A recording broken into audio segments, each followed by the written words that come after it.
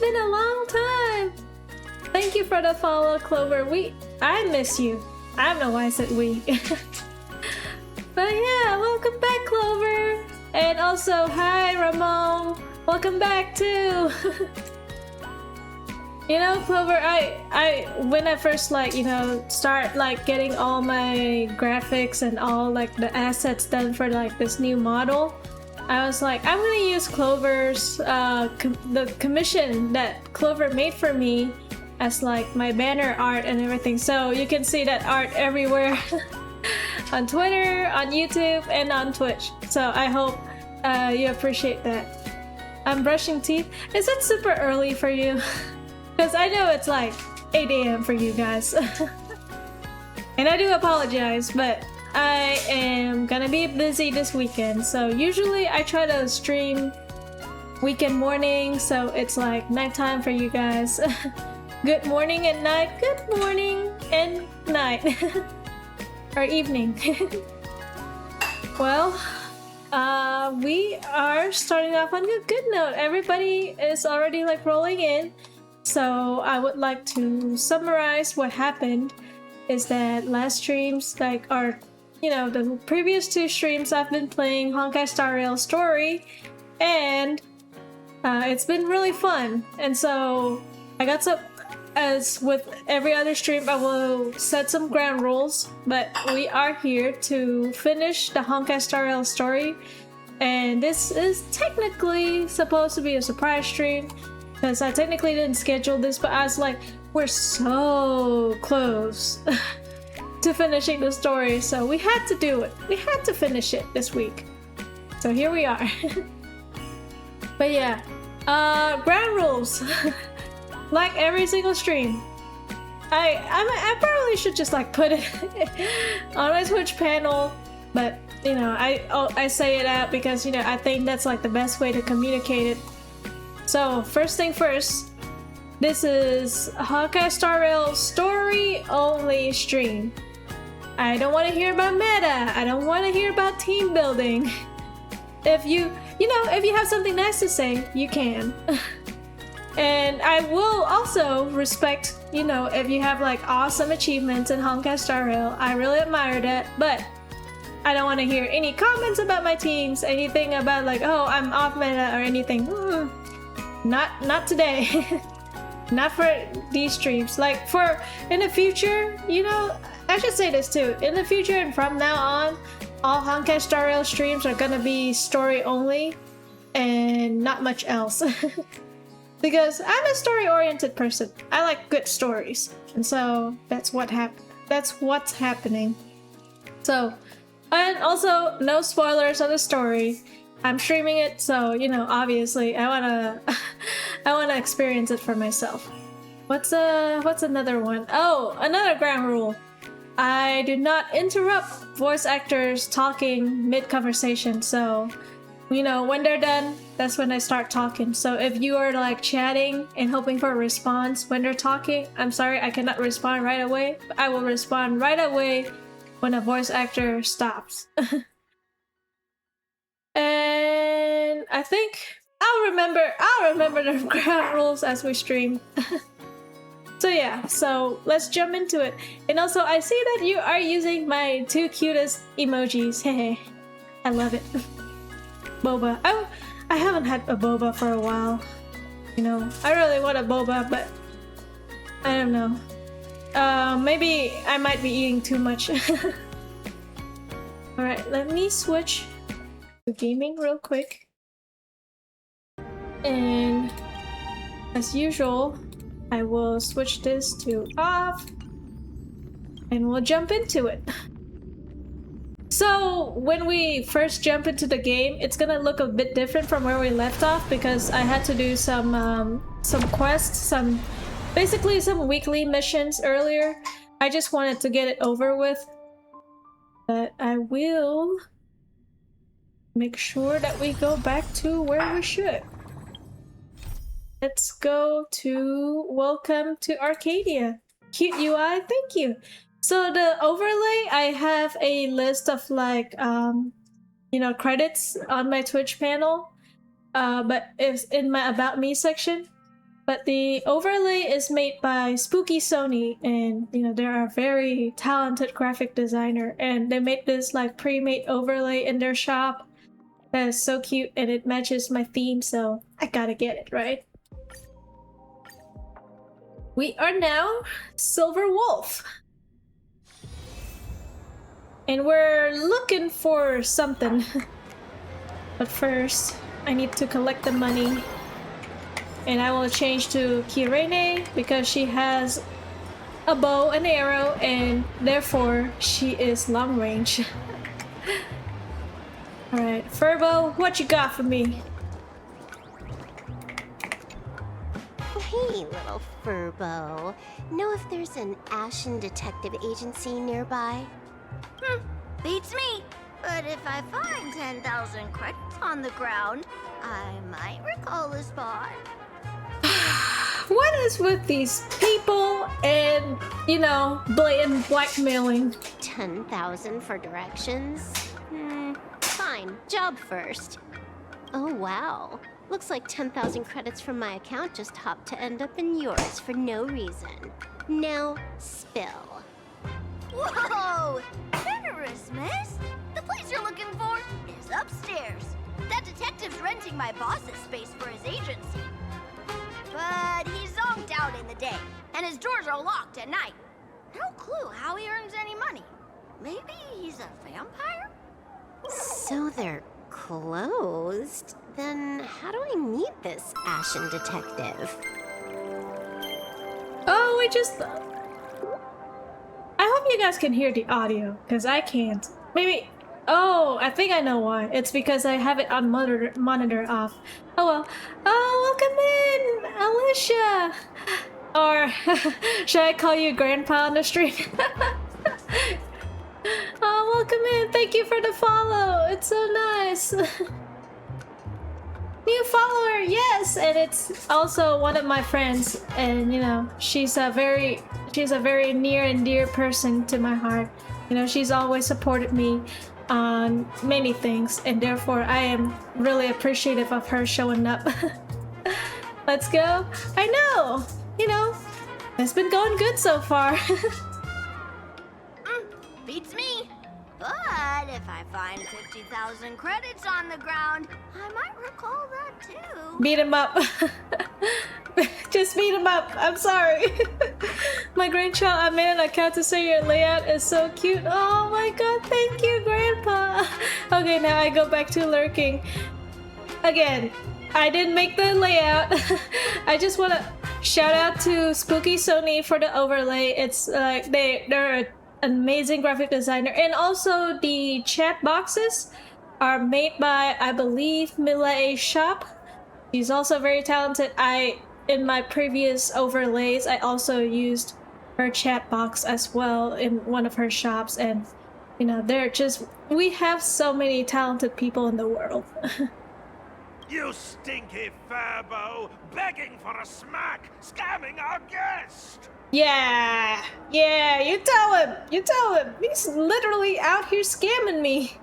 Oh, time to go! Oh, banana.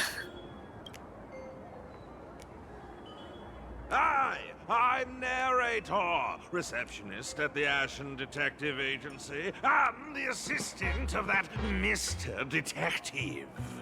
Narrator? What sane person gives their pet that name? That would be the dude upstairs. By the way, that mangy Furbo didn't fleece you, right? He fleeced me out of 10,000 credits. It did. A full 10,000. Do you want me to catch that sneaky Furbo for you and get your money back? Nah, save your breath. Got it fixed. Money's back in my account, plus the last 26.5 credits from that guy's account balance. This guy only has 26 credits? Oh, now I feel... Okay, I feel a little bad, but he kind of deserved it for scamming her. Oh, not bad, Punklordian hacker. You seem pretty knowledgeable. So, would you mind showing me the way? Do you know that way? This way, please, Ms. Hacker.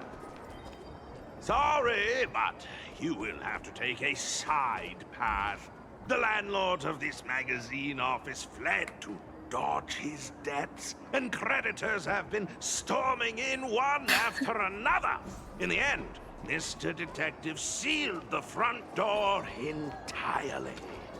Well, I can technically go up here. Oh, I see. All the emojis are blocking the way. Alright, I guess I'll do the thingy interplanar jump. I'm not very good at it, guys. I'm very sorry. Alright, what's this? F to interact. Noise. A new form imbued with special power. Click the ability button to shoot arrows, which interact with mechanisms, picks coins, and other objects. So, there's even a shooting button. That's interesting. Yeah. Well, I think we've always been able to shoot. Why are there so many furbos? They're all employees of this magazine company.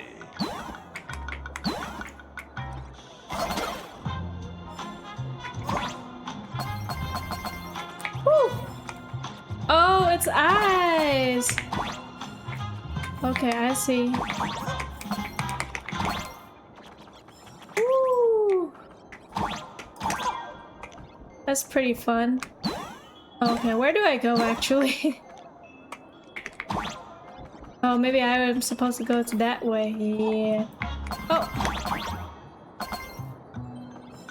Right. Why does this scene feel like a punishment round from a game? Office survival's way more brutal than any game. What the hell is happening here? I don't want to ask. I don't want to know. You know what, Silver Wolf? Woo!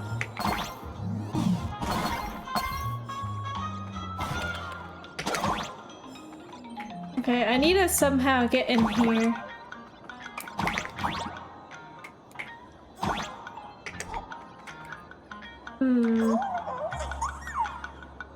Can I get in here at all?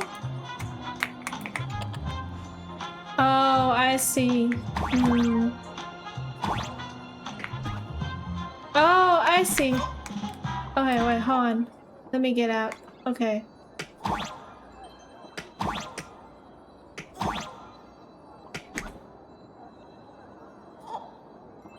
Oh, wait.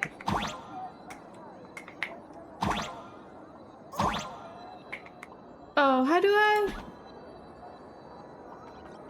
Oh, maybe I need a higher jump, maybe I need a quad jump instead of a triple jump? Wait, I want to see something real quick. You know, jump. Cling jump and wall kick jump. When in clinging state, jumping in either direction of the cling platform will either jump upward or consume jump energy. Wall kick jump will adhere to the wall on the clinging state. Jumping will cause you to jump sideways. Okay, so we do not have something else to cling on. And that's why we don't have enough jump energy. Oh well, that will be a problem for another day. I'm not getting that chest now. Obviously. So, this is where the detective lives? Yes, his office and living quarters are one and the same. It is a little shabby, I admit. At this hour, he is probably fast asleep. Visitors here are rare indeed. Hey Ramon, welcome back. Do you have like some kind of like automated messaging whenever my internet is having issues? I'm sorry to hear that, Ramon. It's okay. If your internet is having issues, then it's totally fine. Focus on fixing your own issues first. Visitors being rare. That really does sound a little sad. Please, come with me. I will wake him at once. Watch streak reached. Oh, you are on a free stream streak. Congratulations, Ramon. Thank you very much for supporting me.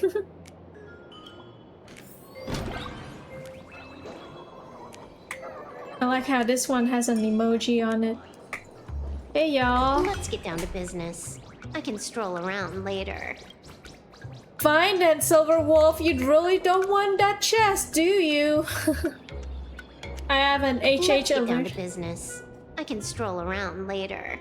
Oh, that's interesting. I didn't know that you could like set up something like that. But again, I appreciate you very much when you set up something like specifically for me. Thank you. Alright, how do I go back? I'm getting stuck in the tree. My mortal enemy. Time to get up, Mr. Ashvale.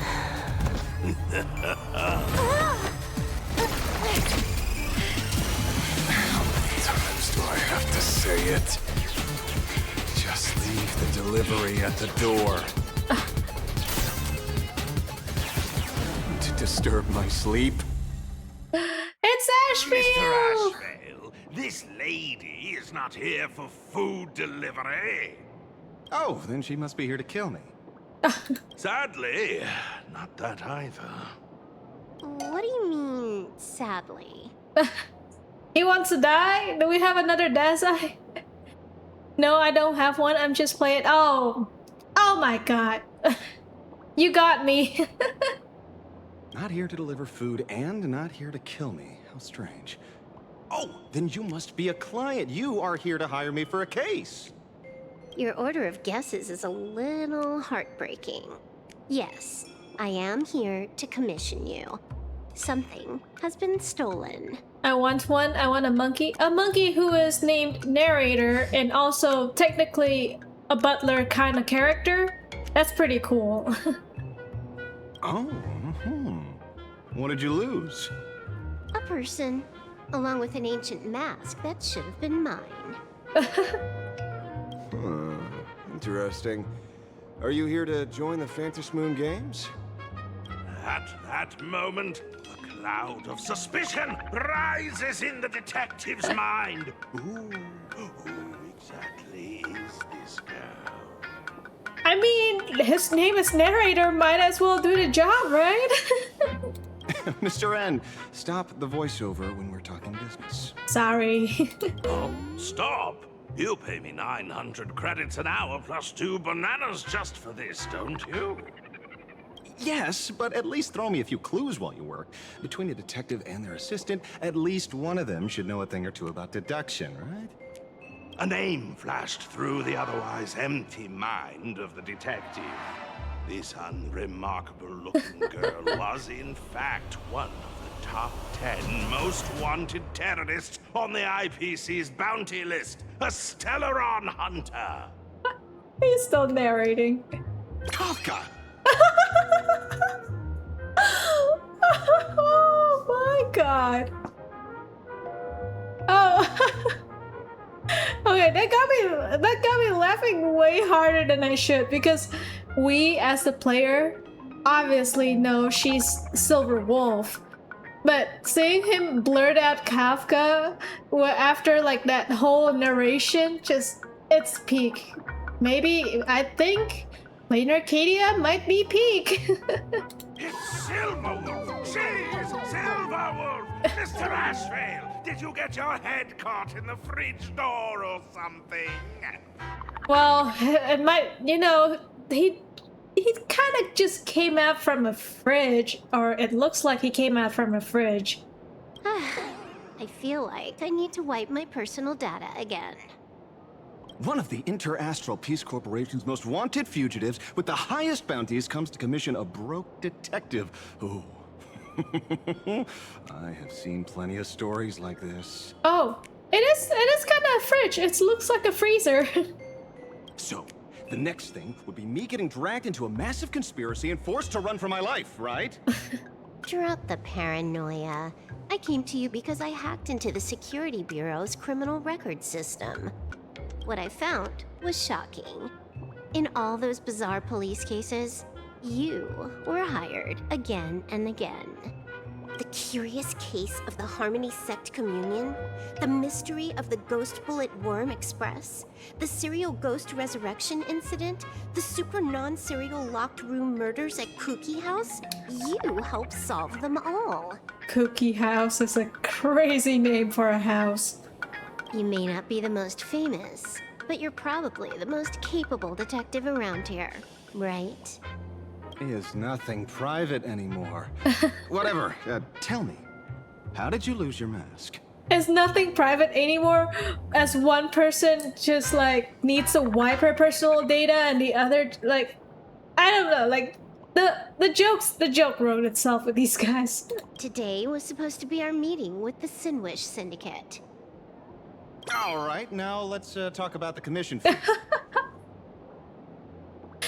Everybody in this freaking country, in this freaking land, just wants my money. Whether I'm Silverwolf, whether I'm Trailblazer, whether I'm somebody else, they all want one thing, and it's money. How desperate are you guys for money? Having breakfast while watching you so fun. I'm glad you're enjoying your breakfast, Cloverine. I hope me laughing and all that doesn't kill your appetite. Excuse me, I haven't even finished my sentence yet. A true great detective can know a case without ever leaving the room. But you didn't know she was Silverwolf. While he sleeps, I gather the intel. We already have the basics about today's fiasco with the Sinwish Syndicate and those 3 Cienjo #1 assassins who scammed the mask. Can you handle it? Money is not a problem. Do you take dirty money? I feel like he's more, you know, he's the detective, but he's like the bronze detective here. Like maybe he'll like just like kick the criminal or something, and then the narrator is the actual head in the detective agency, like the actual brains. Sorry, no dirty money. And please do not withdraw your payment plus the account balance after paying. Oh, then how about this? This is the IPC's turf, right? Turn me in for the bounty. Ooh. You take the reward, and I bolt afterward. We Stellaron hunters sometimes use that trick to raise funds. Or maybe we could discuss the possibility of taking dirty money. 30 million credits. Pay us after the work's done. Deal. I'll try to get that money over the next few days. Here's my contact info. Update me the moment you have any news. So, what does she need a detective for this? Like, obviously, the mask is gone. Well, maybe she doesn't know that Sunday wore it, but the mask is gone, so there's a high possibility knowing that they already wore the mask. So why does she need a detective for this? Like, maybe, again, I'm just saying, he might be the bronze, he might be like the muscles, she's just hiring him to do like 1-2-1-2 with the Astral Express. Pay us after the work? When did our office have a rule like that? That rule got made just now. Oh, my dear Mr. M, did you truly want to take dirty money? I have come up with another way to make money. Let me reach out to a certain big shot first. Madam Pearl, I've obtained solid intel. Ooh, he has connections with Pearl.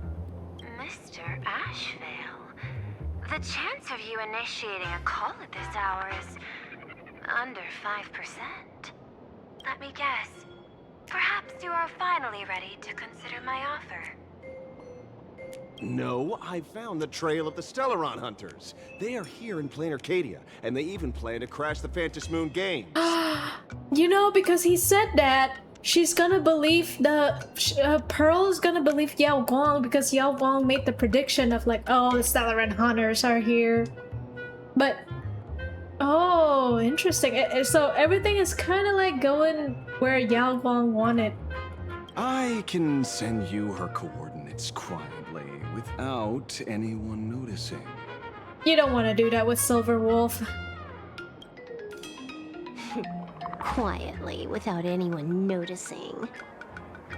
The Phantom Moon fact your IPC chose to speedrun it, it was fated to be more than just a game of fun. And you want me to take part? That is asking a bit much of an old man. We should have taken that hacker's deal earlier and turned her in for the bounty. An unexpected bonus. So Pearl still has other masks hidden away. That makes things much easier. You just gotta snatch one from her, if you can. Seems that listening in on one's partners after wrapping up business is a habit worth keeping. Everybody, I just think that, like, in this case, it's like somebody is like double tricking, triple tricking, quadruple tricking. Like, everybody is just like, you know, flipping their faces like pancakes. I don't know if that makes sense. Like, when I say flipping their faces, it's like showing their true colors one after another. Anyways. Hey, lady, where are you? Did you find the mask? No. Not yet, but I've got a new lead. We might have lost one mask, so I just need to find another. Fine. Promise me this. Next time, don't take contracts on the dark web using names like Xianzhou's #1 assassin. Okay. By the way, can you tell me what script Elio gave you this time? A completely blank page. Oh, so Blade is free to do whatever he wants in Plain Arcadia.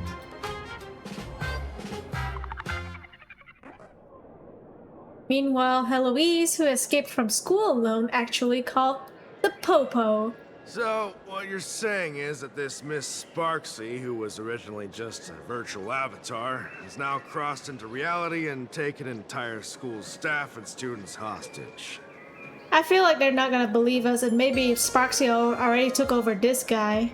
I get it. So, it's just a typical case of the idiogenerative imagine phenomenon. The what? It gains sentience of its will? Yeah, you could say that according to the old superstition. Modern science believes that when something receives excessive attention, it would suddenly gain life and becomes an imagine due to the accumulation of too much wish power. What kind of modern science is that supposed to be? I know, right? Plain Arcadia's modern science, of course. He reminds me of someone. I cannot put my finger on it, but he reminds me of someone. Outworld visitors might find this kind of thing strange, but it's not exactly rare around here. Certain historical eras had imagine popping up non-stop like mushrooms after a shower. Things are different now, but if you're not careful, you might still find characters from popular comics suddenly show up in the flesh. Adiogenitive? Sorry, used a bit of jargon there. Idiogenerative here means something born of chance and circumstance. Yeah, something very familiar about his voice. I thought about Scott. So he could be Scott's voice actor too, but no, I'm thinking of another character from another game. These imagine arise from incidental events. That's quite different from progenitive imagine, which reproduce by having artists draw their offspring. Oh.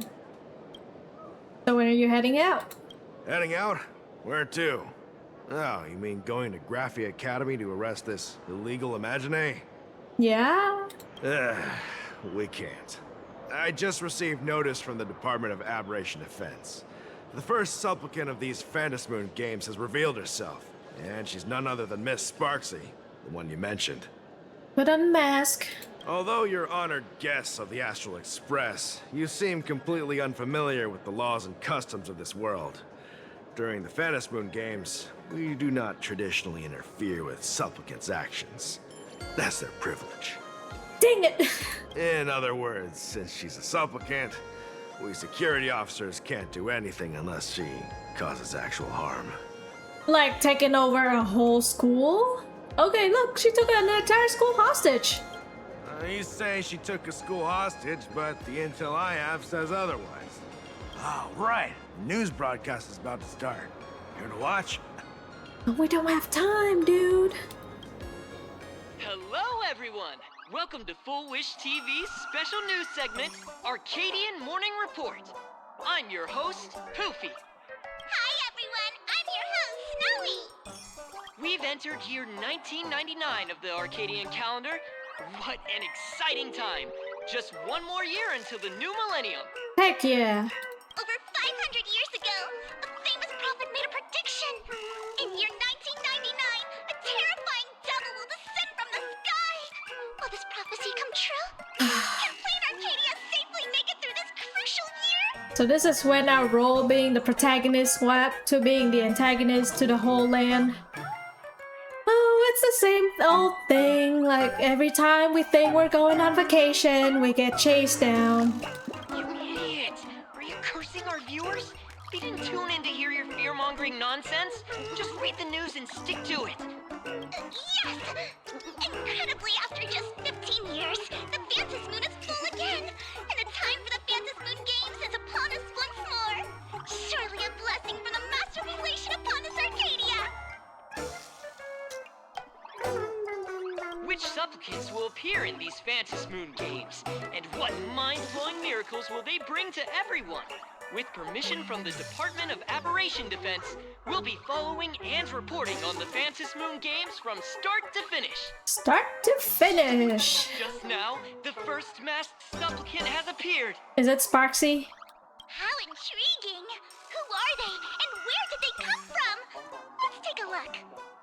Wow! Internet-famous streamer Miss Sparxie announced 2 hours ago that she's donning a mask to become a supplicant! The Department of Aberration Defense has confirmed the news is authentic! As an ideogenitive imagine, Miss Sparxie's birth wasn't approved by the Department of Aberration Defense. But that hardly matters at this point. What sort of miracle does this live streamer plan to produce during the Phantom Moon Games? Let's switch over to her stream and see.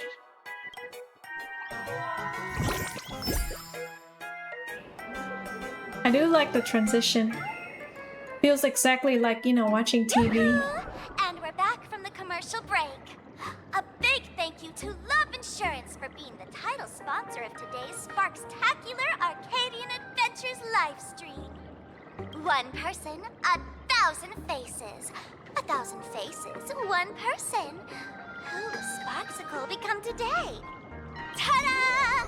Time for the big reveal! Everyone, follow along with me, Sparxie of Graphia Academy, as we check out how our new transfer student is settling in. Marge, say hi to the camera. Oh no, Marge!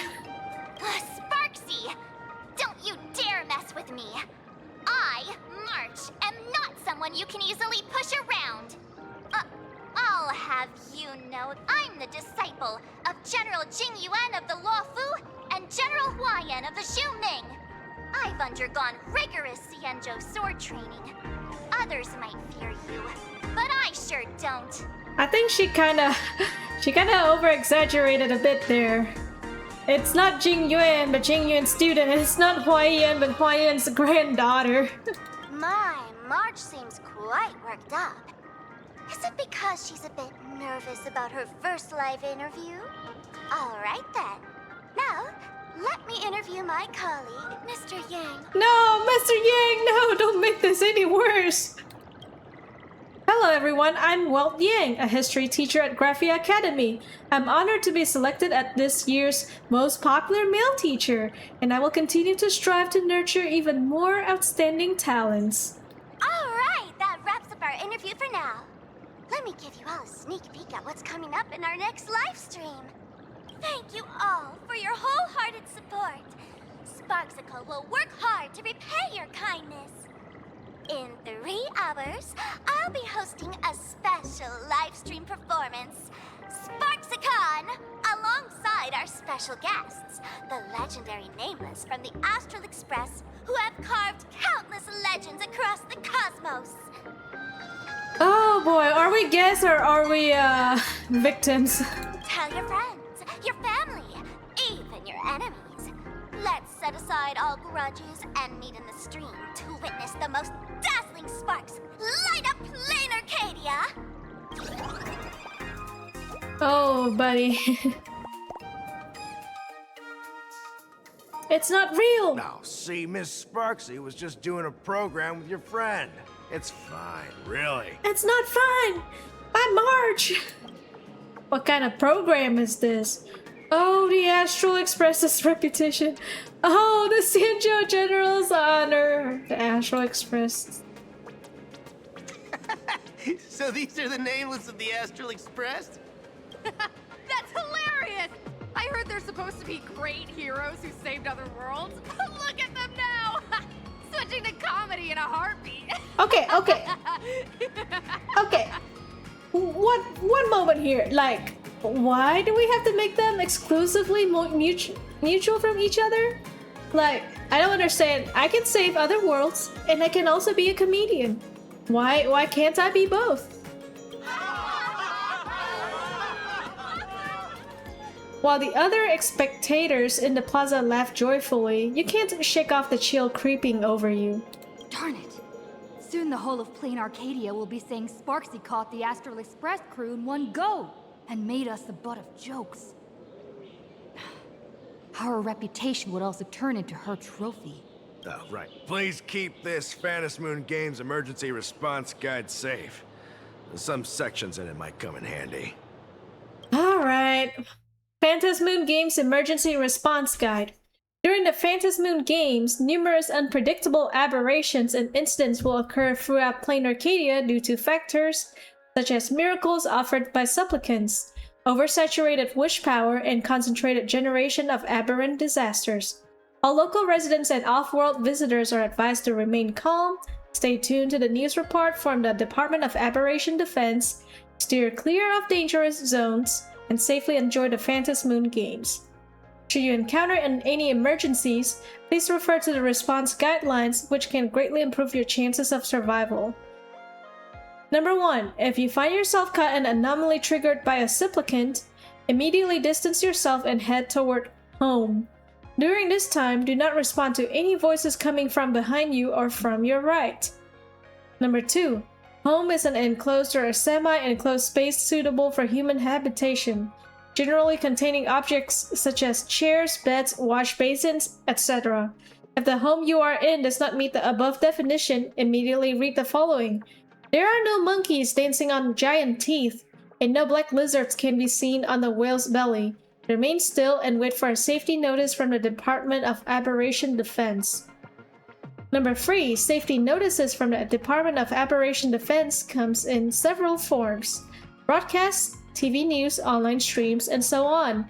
The broadcaster's head should consist of eyes, ears, a mouth, and a nose, not a pineapple or an apple. Related report. Masks of elation were stolen by the Riddlers. Nouns and verbs in the cognition of ternary city citizens have been swapped, causing mass chaos. Perpetrators still at large.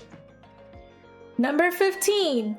If you lose your way and find yourself within a supplicant's sphere of influence, you can take refuge in a nearby fragment of the world in Canvas.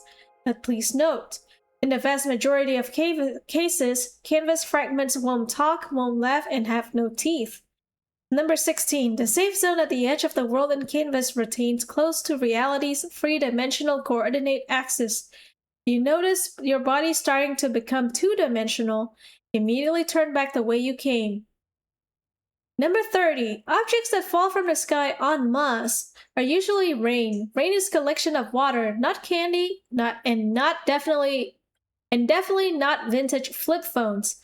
If you encounter a similar phenomenon, do not answer messages from the candy and do not eat the phone.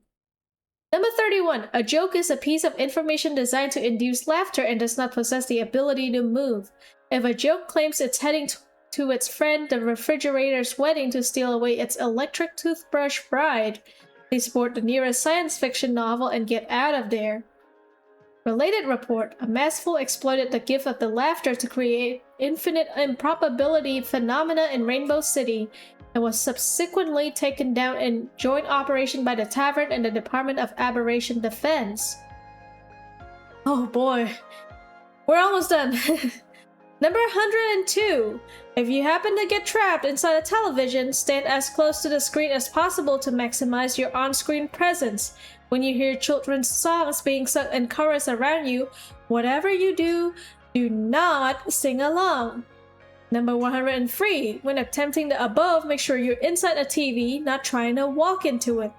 Related report. Children's program host lures massive audience into a carefree fairy tale kingdom, now officially classified as a kidnapping case. Friendly reminder, this guide will be updated and revised after each round of Phantasmoon games. Please ensure you have the latest version published for the current Phantasmoon game. If there's nothing else, I'll be going now. See ya. What good are you? I told you so. Even calling the police was useless. Right now, you're their only hope. And that red boss lady of yours.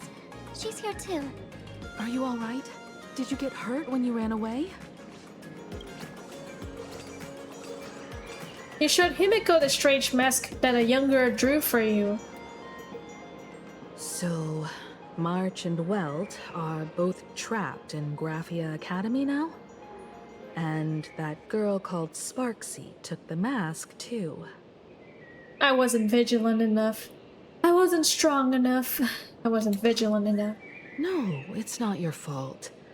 I underestimated the complexity of the situation behind these games. Coming back to my homeland was meant to be a relaxing vacation for everyone. And I also wanted you and March to experience the atmosphere of elation in this world. We're never getting a proper vacation, Himiko. It's impossible. Throughout the history of the Phantasmoon games, there have been many instances of cooperation between supplicants. But this time, forces from across the cosmos have turned this into their own high-stakes poker table. Rather than honoring the elation, these players are far more eager to savor victory for themselves, itching to knock everyone else out of the game. Is this hinting that Himeko is like maybe related to elation and maybe getting a version in the elation path? Sparxie is one such troublemaker. We can't let her get away with this. Do we head back to the school and save everyone now? It's dangerous to rush back to school on courage alone when we don't know what Sparxie has done and what she's planning to do. For every supplicant, there are 3 key acts that must be completed once the Phantasmoon games begin. The roll call, the miracle, and the promotion. Sparxie has completed the roll call. She took the mask and declared her entry into the games, drawing everyone's attention to the news that the first supplicant has appeared. Next, she must strive to make a miracle happen, bear the people's wishes, and answer with a great feat. If I'm not mistaken, Sparxie is waiting for us to walk right into her trap. For her, there couldn't be a better opponent than the Astral Express for this first battle between supplicants. What could be more earth-shattering than defeating a renowned cosmic hero on a battlefield of her own meticulous design? So here's the question, Sparkle. Based on what you know about this imposter, what's her real agenda for joining the games? Simply toying with and defeating the Express crew alone won't be enough. What kind of world-shaking miracle is she after?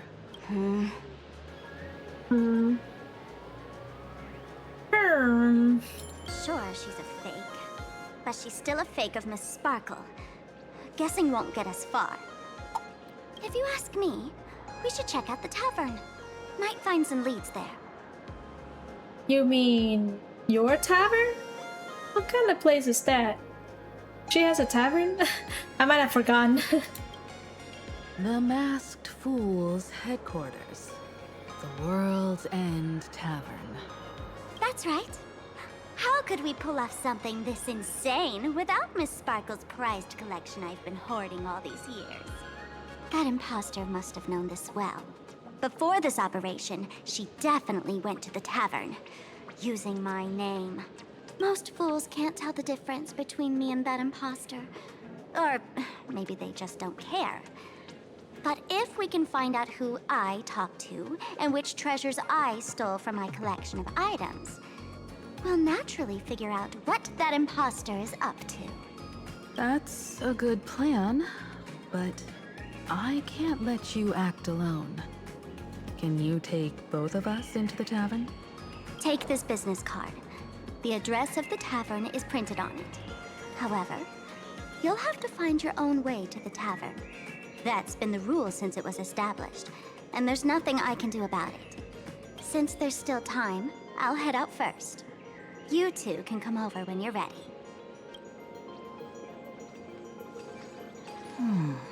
So is this tavern like in a fixed area? Like, can Sparkle be trusted?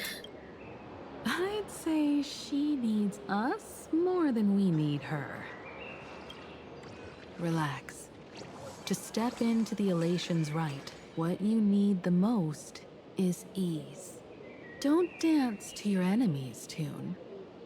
Find your own rhythm. Now it's our turn to set the steps. World's End Tavern, location Dovebrook District, near the Sinwish Syndicate office. I don't know where that is, but I know that we've been near there. Dovebrook District.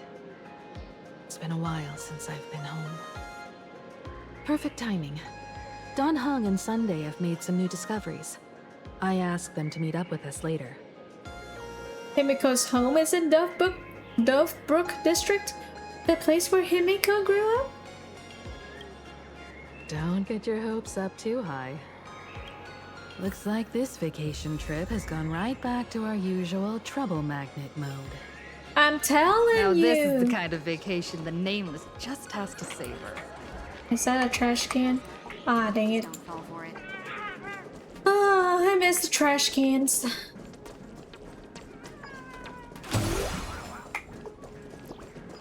Aw, look at this. It's so cute. It's Cat Dango. Designed very well. If I were the designer, Alright. Where is Dovebrook District?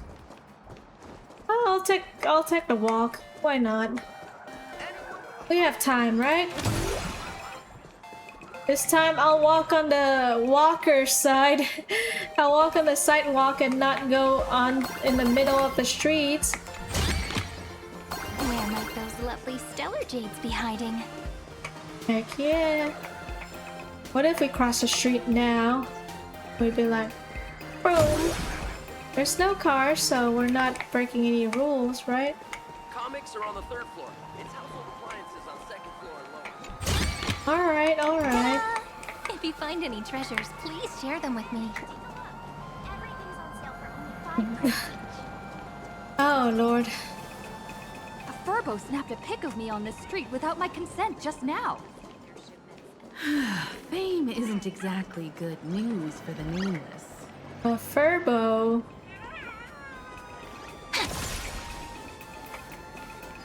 A Furbo? Are we looking for a Furbo? Or did you just say that out of nowhere?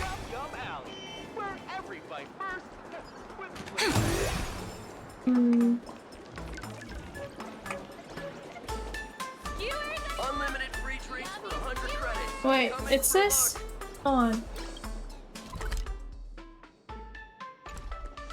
It says the Furbo is right here, right?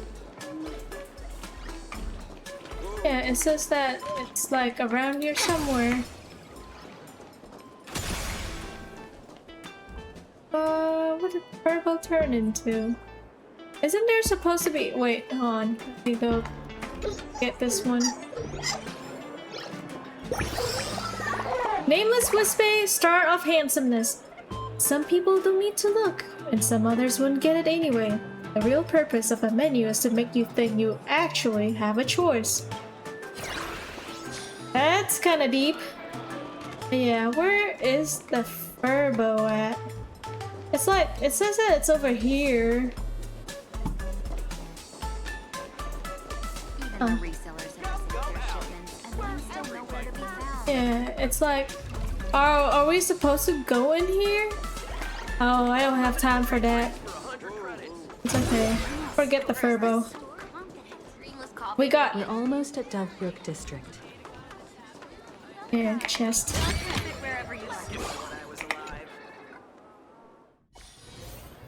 Here we are, back where Ting Yun started. Our Fugui. Quite a bustling district. Is this really where Himiko lived back then? It's been 15 years since I've been back. I wonder what's become of these houses now. If they're being rented out or if they've been sold off already.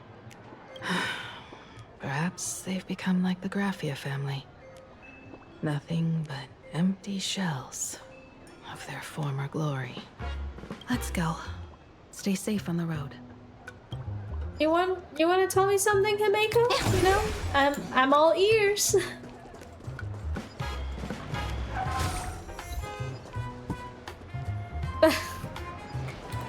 Sorry, that's my fault. Just got hit in the game.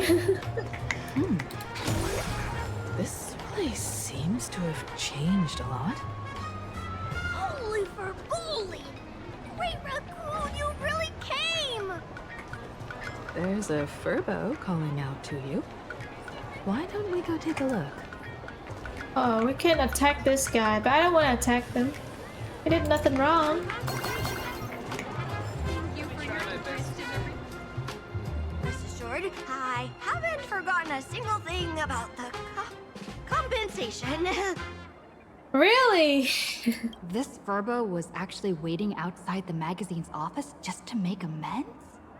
Furbo absurdo. And you are? The tabloid journalist who took my picture. It's quite the escapade. Long story. You told Himeko about the whole series of events with the tabloid journalist, following you and the compensation claims.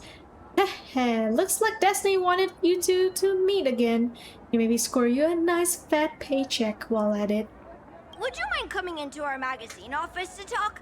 Let's discuss compensation, shall we? It looks like the magazine publisher has taken over this entire building. Could it be this is Himeko's home? Strictly speaking, the entire street where this building stands belongs to my family's estate. Himeko is a Nepo baby? It's said that in their heyday, the Graffia family owned property all across plain Arcadia. But by my generation, very little was left. Himeko is a... Himeko's last name got revealed as Graffia? When my journey reaches its end, will anyone in this world be able to inherit anything from me? Himeko, no! No, don't think like that. Mom! Silly child. What nonsense are you talking about? You're my mom now, Himeko. Come. Let's go inside the magazine office and see what this little Furbo is up to. Mom! Oh, now we don't have to use the... Oh, so... Ashfield's over here. And the office is over here. The poster slogan reads, "Follow the light and trailblaze the unknown. Inherit the will of Akivili." That's us. The raccoon. Himeko is a fox, I think. March looks like a rabbit. There's Dan Hung. There's Wells, and then Pom Pom is just Pom Pom. Hey there, Paraprince. I brought quite an impressive creditor to visit you. Beep beep. Debt collector signal detected. I'm out of here. Don't run! It's the Great Raccoon from the Astral Express. Verbos and raccoons. We're all one big family. Beep boop. Family or not, you're all just here to collect debts, aren't you? I do want my paycheck. So what's it gonna be for compensation? What are you plotting, little Furbo? You guys are canids. What are you plotting, little Furbo? Great Raccoon, that jerk of a company president ditched everyone to dodge the debts. We brothers haven't gotten paid in months. As you can see from our sorry state, even if you sold us all for Furbo Hot Pot, you wouldn't get much money back. But I've got a plan. We can work together for some mutual Raccoon Furbo benefits. After all, Furbobo Weekly does have quite a readership. Right now, the hottest news in all of Plain Arcadia is the arrival of the Astral Express. Well, I hate to break it to you, but the hottest news right now is Sparxie. Once you become the company president, Great Raccoon, Furbobo Weekly can go full throttle for you, becoming the Express's exclusive media outlet, churning out a string of hot scoops. Hold on, you say president? In no time, Furbobo Weekly will be the #1 gossip magazine. We won't have to worry about our salaries, and Great Raccoon won't have to worry about compensation. You want me to work for you? For free? No way! No way! As your devoted fans, me and my bros sincerely want to compensate you handsomely for your emotional distress. A magazine publisher? Now that is interesting. What do you think? I'm very interested. Is Himeko also interested? These Furbos may be crafty and full of tricks, but they can definitely help us out. A media outlet working for you, and a network of informants who can run around everywhere? Having a logistics team like that during the Phantasmoon games would come with many perks. That's true. And best of all, they're free. Hell yeah. So tell me, what does a company president have to do? Being a company president is actually super easy. Just follow me. Alright. Oh, I get my own desk? Heck yeah. Wait. I want my treasure. Wait. If you find any treasures, please share them with me. Wait, no, this is the same room as where Ashfield was in. Can we go in here?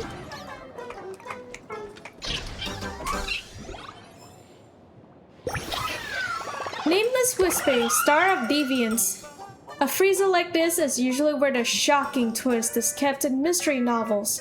Sadly, the resident claims there's nothing inside but frozen food. And incidentally, he's the one who helped me write that bit. Oh, I know. Ashen Detective Agency. Sternest father a villain could ask for. This seems to be how Ashfield sees himself. Alright. I guess we could just like waltz into Ashfield's office. For Bobocom. New CEO Starter Guide. Ding! Successfully logged into the Bobocom editorial backend system. Your position, President. Operating guidelines. Oh, sorry. I'm not done reading. I didn't know what you said earlier. Gotta have a look at the VOD. Operating guidelines. The Furbobo journalists will invite you to their work group chat. Remember to save any good stickers. Number 2, help yourself to the coffee and tea in the break room. Number 3, though it's usually not that great. Number 4, from 2 PM to midnight is when the magazine is most active, so try to stay online as much as possible. Number 5, the Furbos are very obedient. As long as you know a little about management and handling subordinates, they can write any article. Number 6, but if they run into problems they can't solve, well, the staff might be entry level, but the president sure isn't. That's on you. Number 7, remember, there are only Furbos and the president here. If you notice anyone else's presence, don't look at them, don't respond. Number 8, last but not least, once you're here, you can't leave. Oh. From your caring predecessor, the former president. I mean, I guess number 7 is for Ashfield, like he's just like gonna waltz in and out with, you know, his monkey friend. Start your life as president. Heloise's little scheme is crystal clear now. Paraprints official, Plain Arcadia. Oh no, it's a hit piece. President, don't look. Just shut it down. I've already written a new one. Oh, really? No, I'm reading it. Beep, beep, boop. According to reliable intel, the Astral Express's trailblazer Heloise is joining the Phantasm Moon Games. The Phantasm Moon Games are a Plain Arcadia local event, so why would some outlanders be fighting tooth and nail to get in? The answer? She's using it as an excuse to get close to Sparksicle. Heloise wants to stir up gossip. She is desperate for clout. This is disrespectful to Sparksicle and all us Sparksheads, crossing the moral line for both humans and Imaginary. CEO Pearl needs to conduct a thorough investigation of the Astral Express crew ASAP. And don't even tell me to wait for the facts. Ever since she announced joining the Phantasm Moon Games, every defense just makes it look worse. Hashtag stop blind worship. Hashtag taking a stand. Display name expired. Sparxie's clout isn't even worth chasing. They're the Astral Express, so get it straight who's riding whose coattails here. Paraprince said, this is Plain Arcadia, so of course Heloise is mooching off Sparksicle. Hee not hee. What kind of trash is this? You know the media could get slapped with a defamation suit for publishing this kind of stuff, right? Paraprince said, is your age even as high as your shoe size? A fool knows themselves. Help, my friend is totally obsessed with baseball raccoon. Paraprince, please save me. Paraprince said, cut ties with them. They're so not worth it. The freshly written script is here. Step right up. I'm Fur Preso and satisfaction is guaranteed. Fur Bobocom magazine will always support Heloise by Furbulitzer. President, please take a look. Are we good to go live? After a thorough investigation, the defamatory remarks regarding Heloise were made by one of our staff members acting on their own accord and do not represent the stance of Furbobocom. We sincerely apologize to all our Furbobocom users and friends. The Furbo in question has been suspended pending review, and if this happens again, it will be immediately terminated and permanently blacklisted. Regarding this matter, we once again convey our unwavering position to all users at Plain Arcadia. Furbobocom is the media outlet that loves Heloise the most. Alright, I guess I cannot scroll then, so I'll just have to publish it. Furbobocom will always support Heloise, bestseller plan level 1. Publishing articles will increase our subscriptions and raise our bestseller plan level. Next, I would like to introduce something else. I hope we can all support Heloise together. Autonomous debater. Don't just talk the talk. How many copies of this issue of Fluffy Across the Blue did you actually buy? Display name expired. I told you already. Sparxie paid for a hit piece. Astropolis aspirant. Why's Sparxie gotta be so mean? Sparksicle. Lol lol lol. Fun fact, slander's a crime too, you know. Nuddle doesn't eat noodles. Arrest this Sparksicle. Love. Dovebrook's district's top heartthrob. The rumor's fake? Then the raccoon's mine again! Oh, this is interesting. Oh, there's so many. I kind of want to read them all, but I am on a mission. Time to introduce you to the team, boss! You can claim rewards here by leveling up's bestseller plan. Hot topics are all gathered here. The more you investigate, the more you can post. Don't forget to exchange those Arcadian tokens you've collected for rewards. That wraps up the introductions. I'll hand things over to you now, President. Sorry. Alright. That's all it takes? Okay, from now on, I'm your new company president. Hell yeah! Green Raccoon is our new company president! Ha! Whatever mission you assign, we brothers will get it done for you. Anything else you'd like us to do? Change the name of the gossip forum. Boss, you don't like Furbobo gossip? What name would you prefer then? Moonchat, Death Notes, Gossip Grove, custom name free. Never mind, let's stick with the old name. I'll name it Moonchat. Chatting about the Phantasm Moon Games together? Oh, cool name. Hell yeah, that's me. Sure? This is the one. In return, make sure you create some big news stories. I got you for Bobo. Oh, and that journalist Furbo who wrote that slander about you? HR will fire him. We don't need an employee around here who's got beef with the company president. Wait. Send him to gather intel at the school. I heard a supplicant has appeared at Graphia Academy. Should we have him take some pictures there for you? No problem. I'll arrange it right away. This Furbo will issue the order. Stay tuned for his first-hand report. Got you. Oh my god, this guy's actually kind of nice. Except for the fact that he's kind of broke. Looks like you're already getting into the groove of being a company president. We're pretty much done here, and Dun Hung and Sunday should be arriving soon as well. I'll just have them meet us here at the publishing house. Wait until companions arrive or wandering about. I'll wait. I gotta move on with the story. After a brief moment, Dan Hung and Sunday arrived. Miss Himiko, we're here. Oh, and we meet in a room with a chest right next to us? How convenient. Slower than expected, huh? Looks like you had quite a harvest. That's, difficult to say. Ah, Miss Himiko. And Benefactor is here too. It's been a while. I've missed you all dearly. I miss you too, Tingyun. Miss Tingyun, are you representing the Xianzhou on this diplomatic mission to Plain Arcadia? This is a matter of great importance. A humble girl like me doesn't have that kind of standing.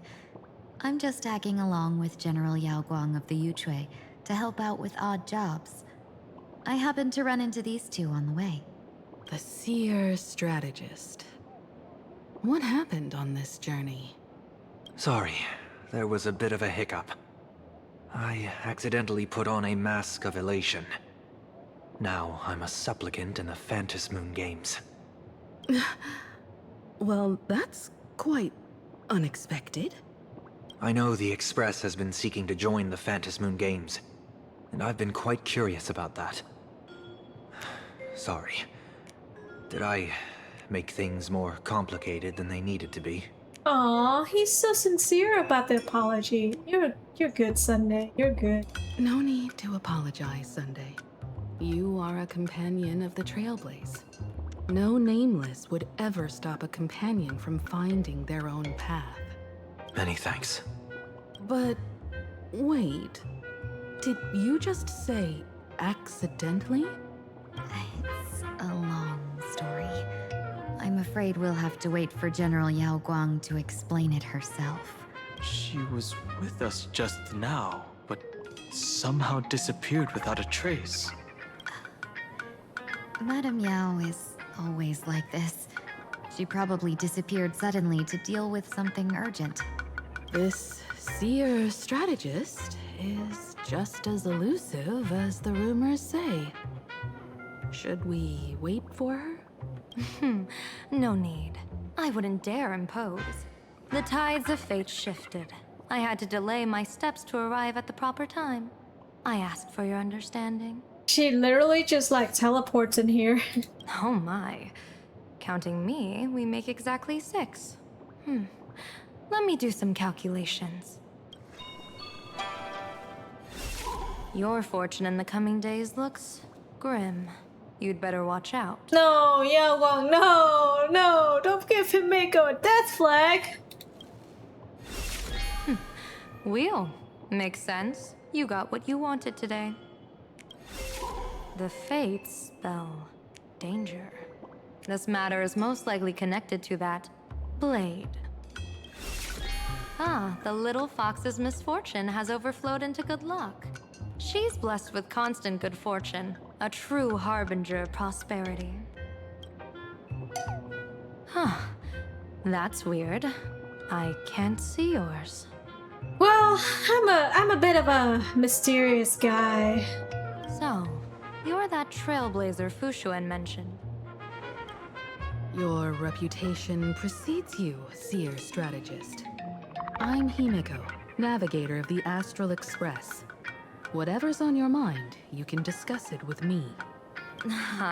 My sincerest apologies. When a diviner encounters someone whose fate is unfathomable, we can't help but feel 3 parts excited, 3 parts flustered, 3 parts curious, and 1 part awestruck. What do you mean by unfathomable? My eye of Ishvara can scan the aura of fortune surrounding each of you, manifesting as weal or woe signs above your foreheads. I'd like to divine your fortunes as a welcome gift. However, this person really surprised me. I can't see anything from her at all. Well, let's just say everything is luck or misfortune. Like, it's both. Are you really free to try any choice? To do anything you want? Does an Ishvara like you actually exist in this world? I can indeed see the options. I've seen Terminus. That's just how we Stellaron's are. I can indeed see the options. Everyone has options in life. But some options, they can't help you escape your fate. No, they can't. What do you think this means, General? As an Ishvara, their mere presence in the playfield creates a variable in the game. It's both a blessing and a curse. As I said before, the weal and woe of us 6 align with the 6 lines of divination. If she represents woe, then the hexagram falls to water, where dangers lurk above and below, spelling doom. Oh no! If she brings weal, then the hexagram shifts between wind and water, presenting a great opportunity to strike. Auspicious. I'm wheel. So, the fate of our journey in plain Arcadia rests on her decision. That's way too much responsibility for me to handle. What should I do? That's way too much responsibility. It's not as mystical as it sounds. While an Ishvara has far greater freedom of choice than ordinary people, they're still caught in the currents of fate. I just want to remind you to choose wisely. Alright. I remember last stream I talked about how I want to make a choice that I don't want to regret, and now Yao Wang is really hitting home with that idea. Back to business. I take it you're not just here to read our fortunes? I am here to greet everyone, to apologize to the Express Navigator for my previous indiscretions, and to borrow someone from you. Miss Himeko, now you understand how I ended up wearing this mask. I get it. She says she wants to borrow you for an operation. I want to hear your thoughts.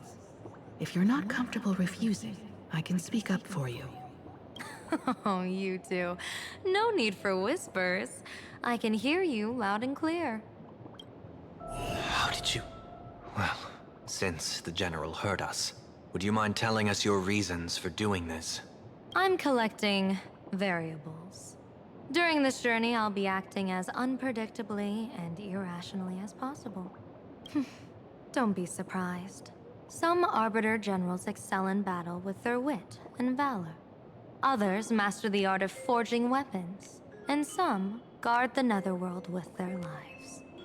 I, however, fight for the Alliance by calculating and manipulating fate itself, peeking into the future. I'm here to discuss matters regarding the Anti-Destruction Alliance, and then I'll head to Astropolis for the vote. That's the real business. But according to the divination, this Arcadian world faces an extraordinary danger. When a bird's nest falls, no egg will remain unbroken. Are you saying we'll all perish along with plain Arcadia? What's going on here? Intel indicates that a serious Xianzhou criminal is attempting to join the Phantom Moon Games. This individual has been infected by the flesh of Shuhu, the emanator of the abundance, and is extremely dangerous. According to my interpretation, his long-suppressed violent nature will eventually become uncontrollable, bringing catastrophic disaster to everyone. There's no way he could do that. That's the divination's answer. Rather than asking whether he could, we should ask, how would he do it? My divination shows dragons clash in the wilderness, their ichor dark and yellow.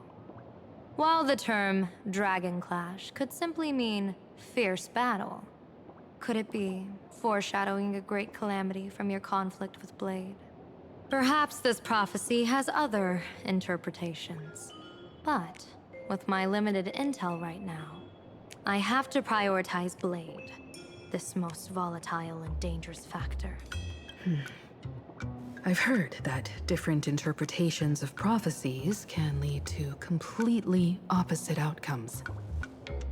Until things become clearer, it's better to reserve judgment. Let's put that aside for now. In any case, I've brought along a creation forged by Blade himself. If things get out of hand, it might temporarily restore his sanity, giving us a brief chance at victory. What is it? I'm sorry, but fate has shifted once again. I must take my leave. Oh, really? Right. Like, you gotta leave right when we ask you a question. To put everyone on the express at ease, I solemnly swear that Mr. Sunday won't be obligated to do anything for the Cienjo. On the contrary, our delegation will give him every ounce of aid within our power. What did you say, General? Aid within our power? She's gone. Whoa, that was quick. Madame Yao must be really busy.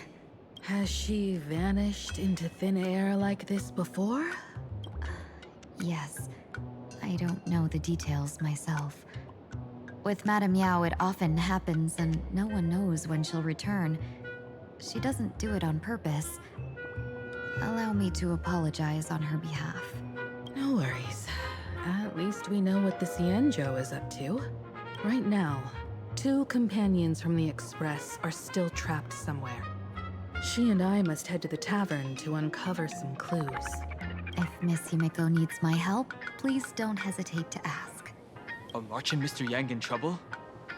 I'll go with you. No, you and Sunday will act together with the Seer strategist. We're not at the point where we need to call in reinforcements yet. The situation with Blade is unusual. That Seer strategist's concerns aren't just baseless worries. I don't want to see the Phantasmoon games bring catastrophe to my homeland. So this is also my request. To put it in the General's words, please do your best to introduce new variables. Alright. That is a lot of things that just happened. Where is the office that we were in? There we go. Talk to everyone. I understand Miss Himiko's intentions. I'll leave March and Mr. Yang in your care. About Blade. Blade's appearance means the Stellaron hunters are also on the move in this world. From everything we've seen, this mission to play in Arcadia is of the utmost importance. I will accompany General Yao Guang to uncover the Stellaron hunters' schemes. Whatever happens this time, I hope it won't put any of you in danger. I'll do my best to make sure of that. Aw, it's okay. You're fine. Don't worry, I'm here with you. Whatever happens, keep me posted on how things go. Let's talk to Ting Yun. Greetings, Benefactor. It's been many days since we met in Penacony, and I've been thinking of you day and night. Aw. Ting Yun, it's been a while. How are things these days? Though my skills are meager, Madame Yao praised my resolve to kill my enemies, saying that was just the variable she sought. That's why she assigned me to temporarily serve under her command for this expedition. And look at that. It's brought us back together again. What fortune. I wished I could travel with you longer back in Penacony, Benefactor. After all, I've yet to reclaim the opportunities Fantilia stole from me. Oh, thank you. Okay. We will create more memories from now on. What kind of person is Madame Yao? As Madame Yao treating you? I know, don't they? I'll drop by to see you would not get the chance. Don't go back on your word, benefactor. We can find a local bar and share a drink while we chat. Heck yeah. Madame Yao instructed me to meet her at our agreed spot if she disappears. It's growing late, so I'll take my leave now. Sunny! Mask of elation can reflect the shape of one's soul. You're a bird. Sunny, can I take a look at your mask? Sure. In Penacony's decorative arts, ravens often symbolize the hidden desires and whispers of humans' dreamscapes. Don't get too carried away now. Don't worry. I once tried to ascend to godhood myself. I won't be dazzled by the honor of an audience with a deity. Taking part in this grand event is also about gaining a deeper understanding of this Arcadia. Just as one cannot miss the Charmony Festival when visiting Penacony. Makes sense. Will we become enemies? There's no rule saying that supplicants of the Phantasmoon Games have to fight each other, right? On the contrary, for the elation, shouldn't laughter be a resonance that comes from within each other's hearts? Let him cook! Let Sunny cook! What's the deal with this mask anyway? After putting it on, I seem to hear curious voices. The mask whispers to me, urging me to show my elation to the god, to create miracles that will make the people of the Arcadia laugh with joy. Now would be the perfect moment. Sunday will now embark on the path of elation. That's a good one. Oh, he laughed at my... So Sunday, you don't have to be so nice. When that general, Yao Guang, shows up again, I should discuss our collaboration plans with her. Good luck. Alright, let's go, Himeko. The IPC, Masked Fools, a Cienjo General, the Stellaron Hunters, and the Nameless. Some came for the Alliance. Some for the Eon's game. Whatever their reasons, a storm is brewing in the skies over this world. But at least we got some good news. Sunday has joined the Phantasmoon Games. He can help us in our showdown against Sparxie. Let's rendezvous with Sparkle at the tavern. We must uncover why Sparxie entered the Phantasmoon Games, and what sort of Sparksicon she's got planned for Graphia Academy. So, how do we get into the tavern? When I was little, I heard a few urban legends. They say the entrance to the tavern exists behind every single door in this land. But those who aren't invited, or haven't found their destined path, can never step inside. This time, we already have the Fool's invitation in hand. As for the key to open the door, there's a silly rhyme on the back of the business card. For revelry and drinks galore, no need to search from door to door. Heed the fool's riddle with care to find the key that leads you there. The Riddlers again? That rhymes worse than what Rappa comes up with now. The Riddlers? So, about the fool's riddle, got any leads? Oh. A long time ago, you scoffed to yourself, who even remembers after all this time? But you do remember, when Sparkle first met you, she told you a riddle. Whether they look up or down, the moon that humanity gazes upon in the sky is always the same Phantasmoon. Looking up makes sense, but looking down? How exactly do you gaze at the sky? Reflection! Water! By watching the sky reflected in water, by gazing at the reflected sky. Oh, it seems fate ties you to the tavern. I get it now. The answer is Dovebrook. I think we have like a river in Dovebrook. Well, brook means like, you know, a stream, you know. Many generations ago, the Dovebrook was already a river flowing with countless legends. It's no surprise the door to the tavern lies hidden among them. Legend has it that the master painter Grappy once drew water from the Dovebrook to wash her paintbrushes. Many later, looking at Dovebrook's scenery. Memories from my student days just come flooding back. I am so sorry, Himeko. I didn't mean to cut you off. Himeko's student days? Tell me, I want to hear all about it. They're not exactly interesting memories. Back then, Dovebrook District was teeming with gangs.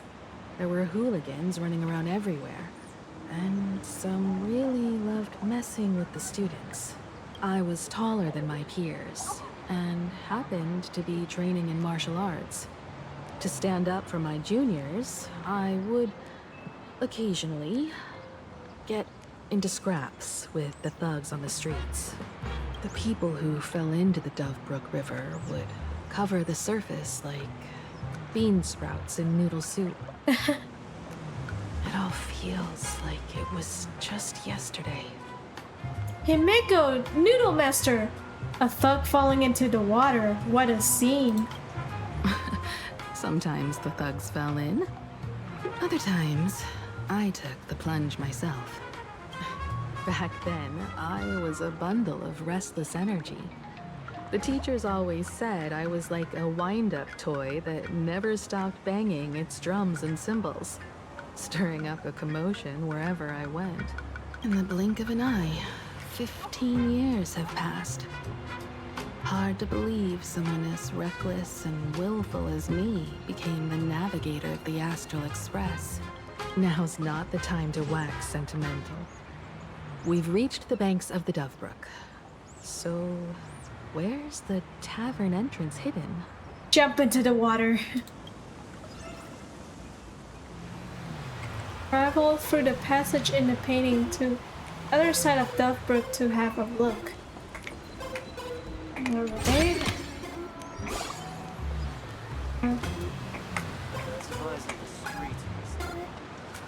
The gang's gotta look like a gang. Alright, let's go. According to the business card, the tavern is near the Sinwish Syndicate headquarters. In interplanar jump, there are special water surfaces. Some special imaginae, such as platforms with eyes, will appear in the water's reflection, where a trailblazeman can stand on and use them to explore more areas. Let's check the other side of the river. Okay.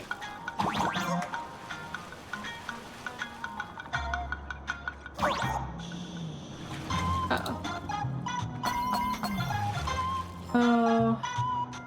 What the hell is this?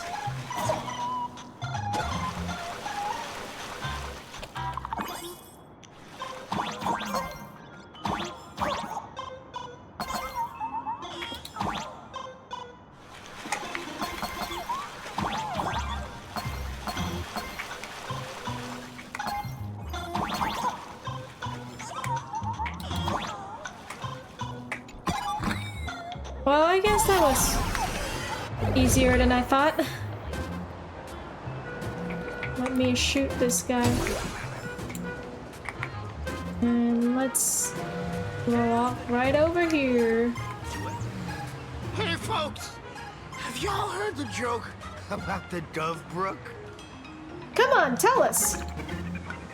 Yeah, one day, a criminal escaped from prison. He ran for his life, but just when freedom seemed within reach, the Dovebrook blocked his path. With his pursuers closing in, the man prayed to the river. I am hammered by the law, stained with filth. Oh, pure flowing waters, please do not swallow me. A voice from the Dovebrook replied, there's a pedestal of light upon the water. Step on it and you can cross. The criminal wept. What pedestal of light? It's only the moon mirrored on the water, an image that shatters at a touch. If I step on it, I'll fall in and drown. Guess how the Dove Brook answered him? The Dove Brook said, "You're not hammered at all. Otherwise, how could you still tell the moon from a pedestal?"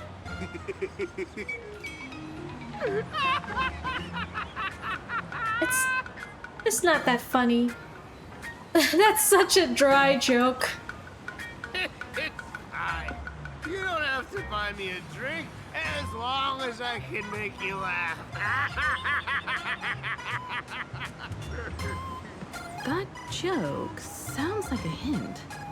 Could he be a fool from the tavern? Maybe if we find the fragile moon he mentioned, we'll find the way into the tavern. The fragile moon is on the water. We just jump in the water, Moon's right? reflection. So fragile it shatters. Aw, they're dating and I shoot them.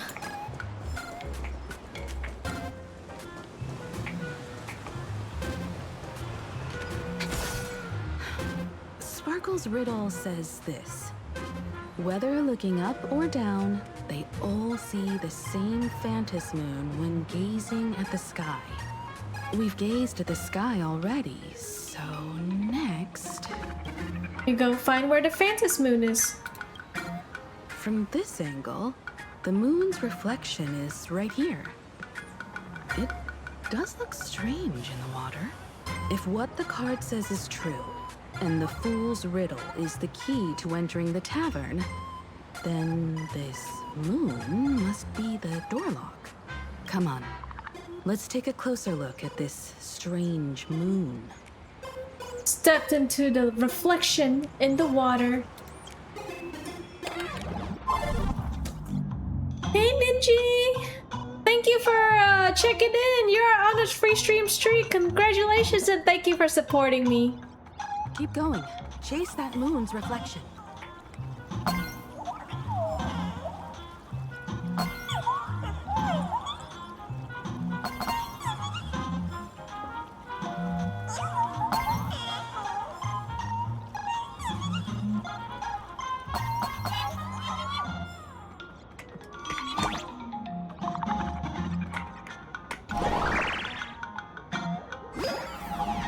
Oh.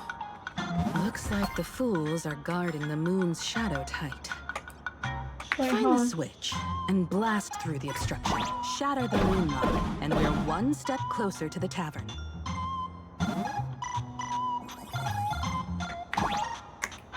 Oh.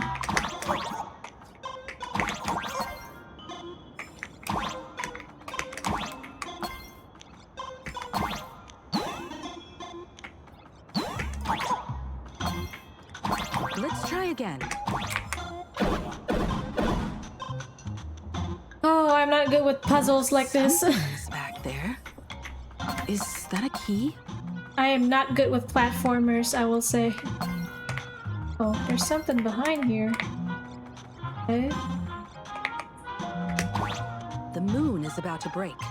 Let's try again. The key has dissolved into the water. The water's surface is about to change. Oh! Look, the tavern's shadow has appeared. Oh! That's pretty cool. Hello, Heloise. You're welcome for the streak. You deserve support. Thank you, Ninja. You're so sweet. No, you deserve like my gratuity for like coming to support me and coming to check me out. I'm really appreciative of all you guys.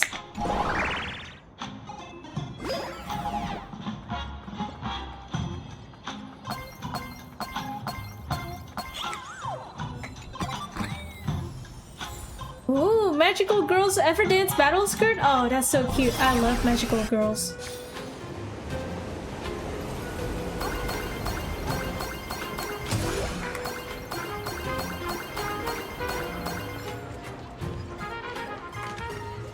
Eyes on the street. Oh man. How many platformers do we have to go this through? path ahead, we should reach the tavern.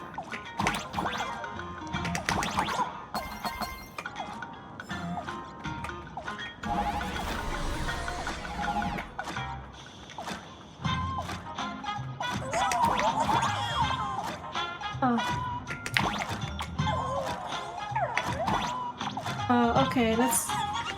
Oh, it goes around. Of course. I forgot about that. Watch out! I almost forgot. You're a full-fledged trailblazer now. Wait, no, hold on.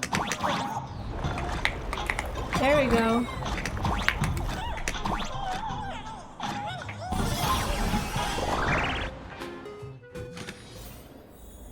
World's End Tavern!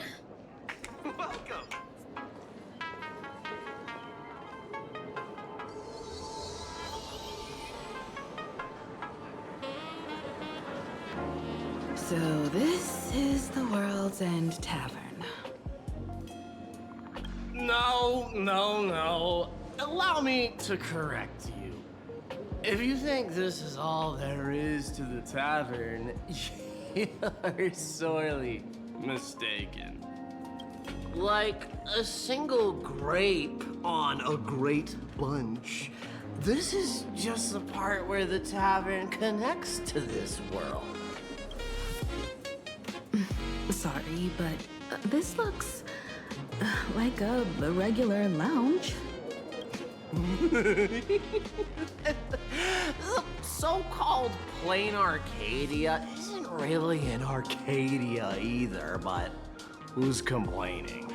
Life goes on, doesn't it? Oh look, there's Asheville in the background with his friend narrator. You know, like, dude really thinks that he's blending in the background. If you're looking for something that's true to its name, take a ride on the Astral Express. Funny thing is, it's literally a train. You know, can't find a single trace of astronautical engineering on it. Oh. Wait, you two are navigator of the Astral Express and the raccoon on board, right? I've seen you in the news. Nice to meet you. What raccoon? I'm the galactic baseballer. Galactic baseballer.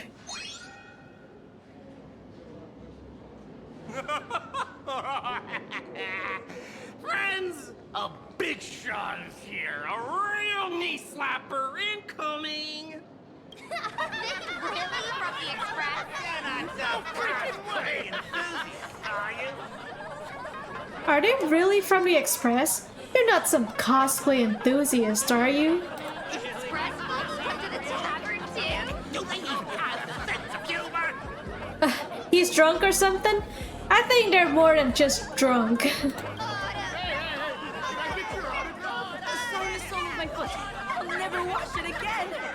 Everyone, curb your curiosity. These two are my guests. Even the most mischievous among you should know when to stop and mind your manners. Oh, well, if it isn't little Sparkle. We've all heard your joke. Take the mask from a masked fool, and what's left but a fool? Oh, he tried to sound so deep.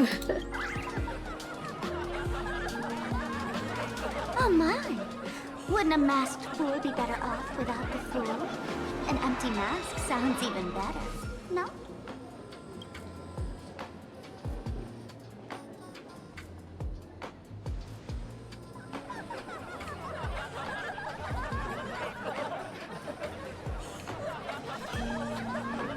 What did you do to him? Is he still alive? Did he just say your joke? Is he still alive? Alive-ish. Depends on how you define alive. Most fools won't even admit they're alive. So he isn't exactly dead either. I I don't understand you guys' sense of humor.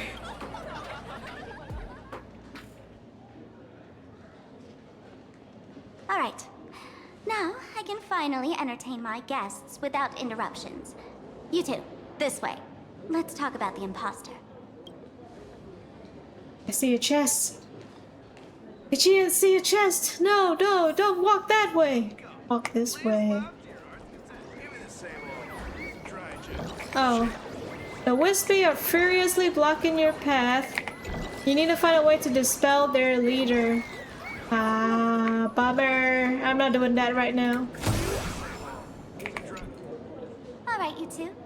First round's on me. What'll it be? Hot chocolate.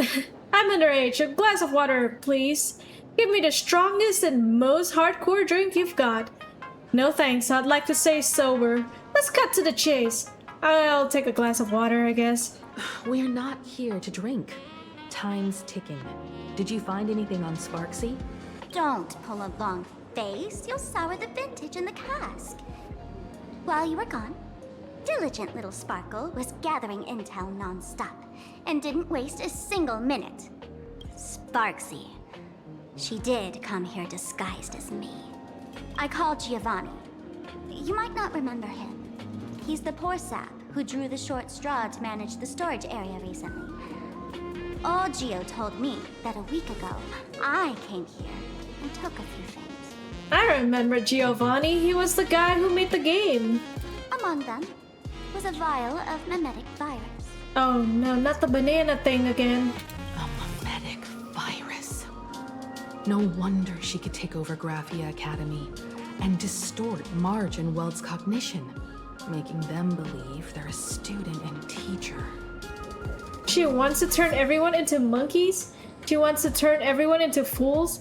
She wants to undercut Dr. Primitive's business. Close enough. The so-called Sparxicon is a front for spreading a mimetic virus. Knowing that isn't enough. What type of mimetic virus is she spreading?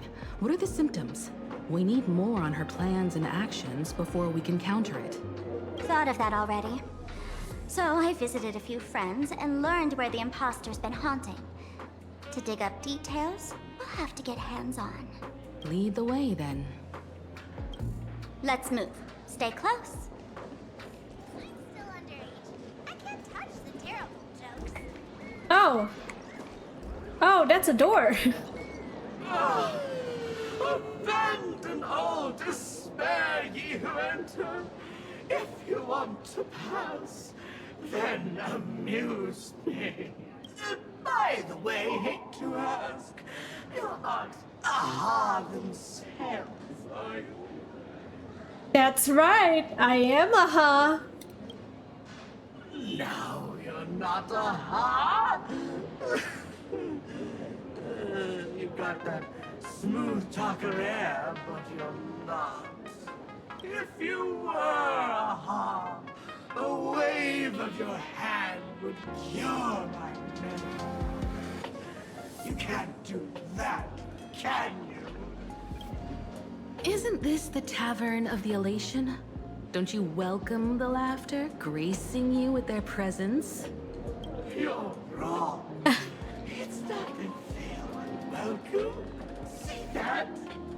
The fools put up a sign over there.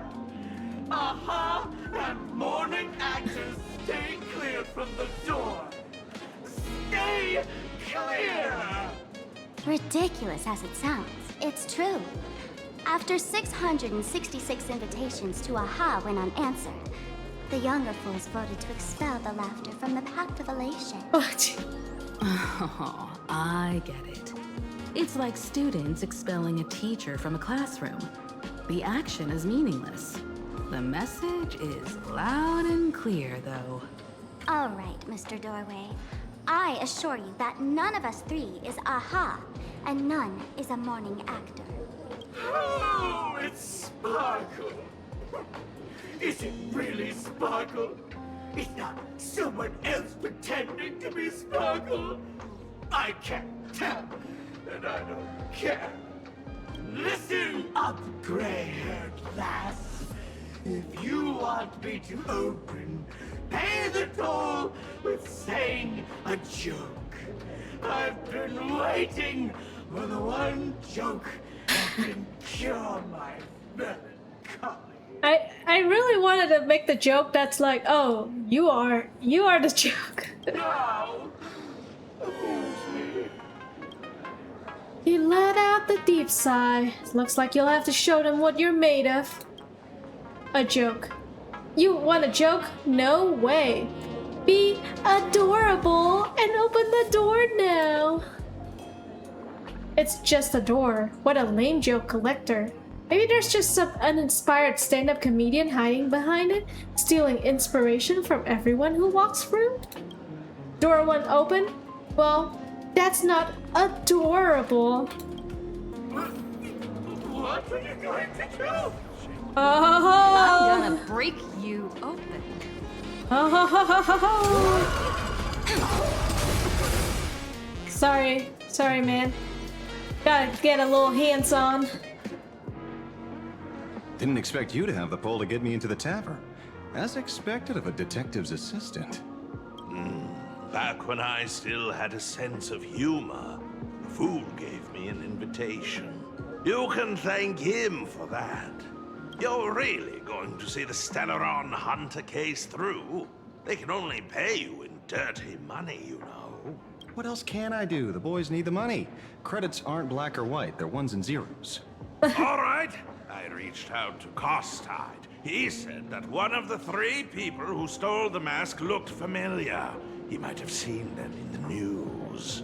Based on his description, I spent ages sketching the suspect's portrait.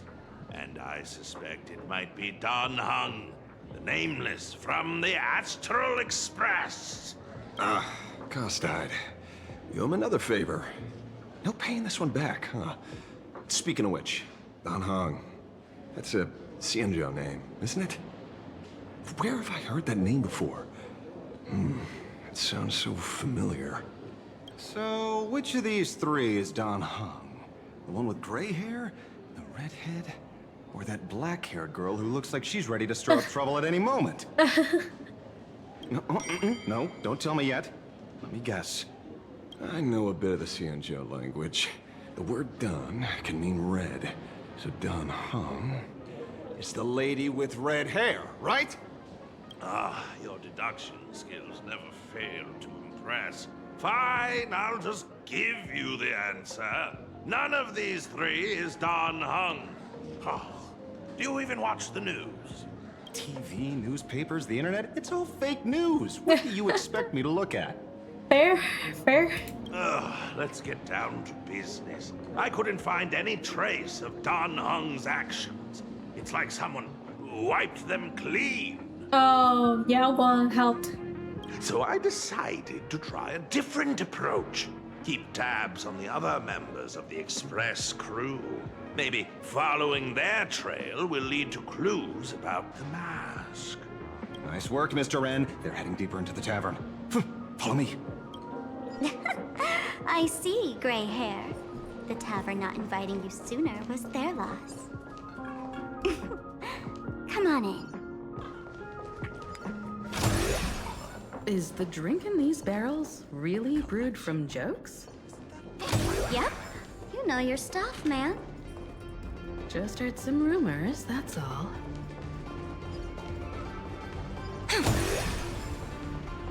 Chest.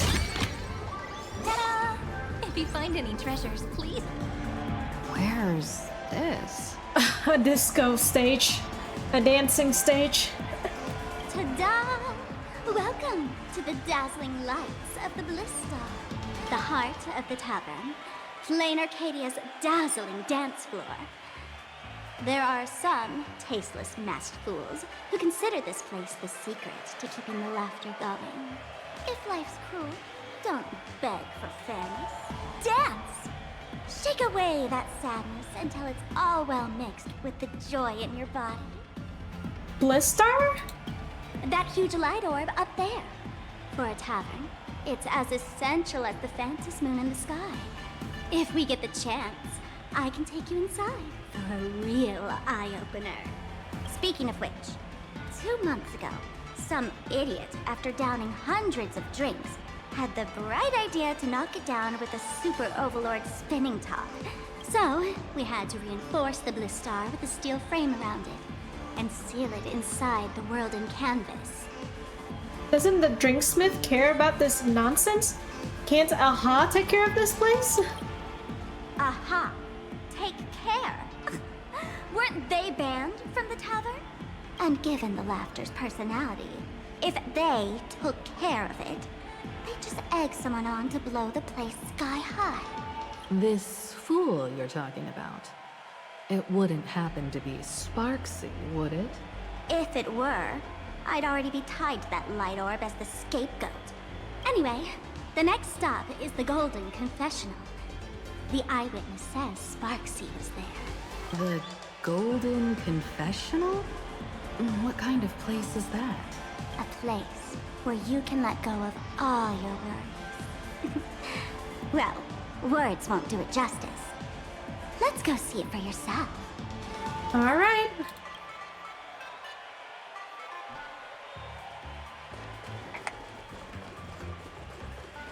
Ooh. Tavern declarations.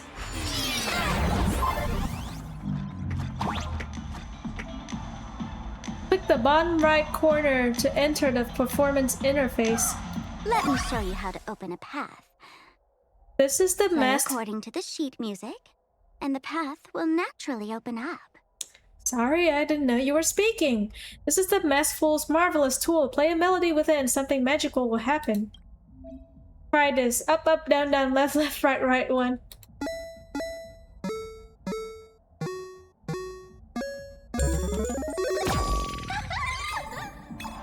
There has to be a Konami code in here. Frame actually opened.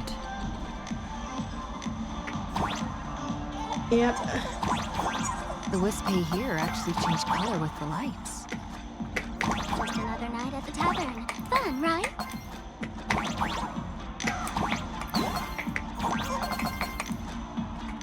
What's that guy doing? Oh, they're just the one, like, you know, switching the thing around.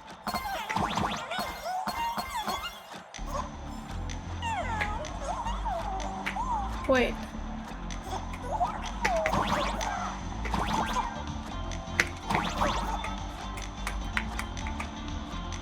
F.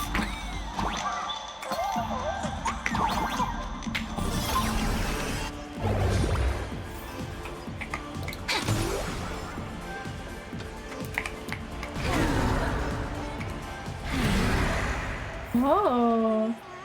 He'll do anything to get you to laugh. So many.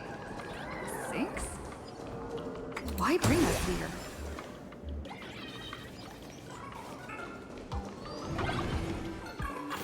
Ooh. Oh, dang it. Witnesses say a week ago, I came to the bar, knocked back a few shots of Bomb's first drop, then headed here. The Golden Confessional is an emergency shelter for fools who've had one drink too many.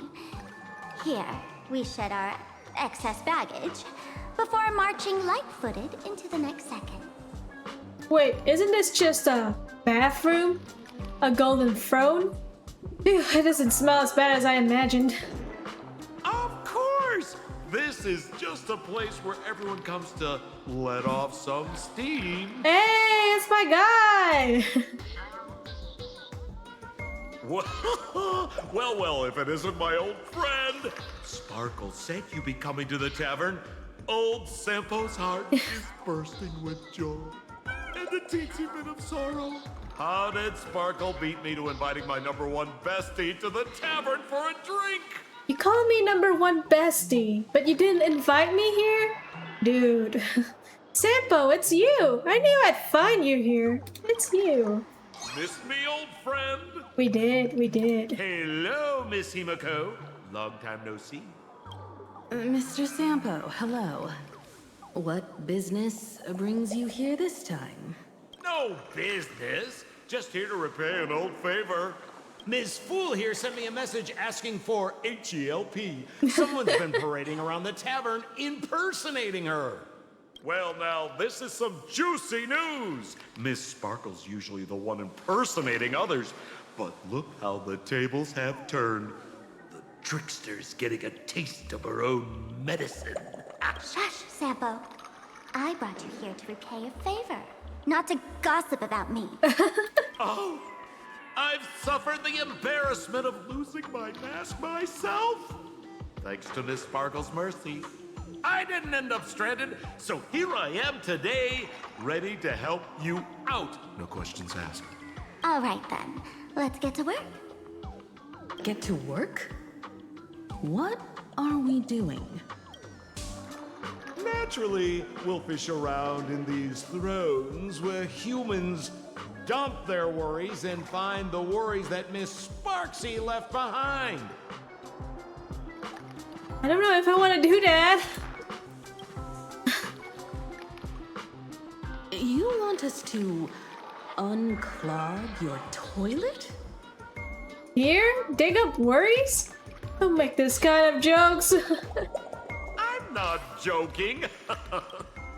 Don't be too shocked, you two. Let me share a little secret about how we masked fools stay mentally healthy.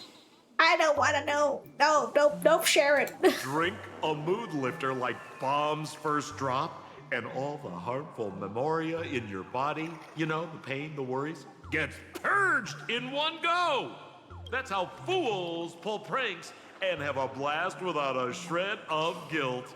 So, all that memoria has settled under this bathroom.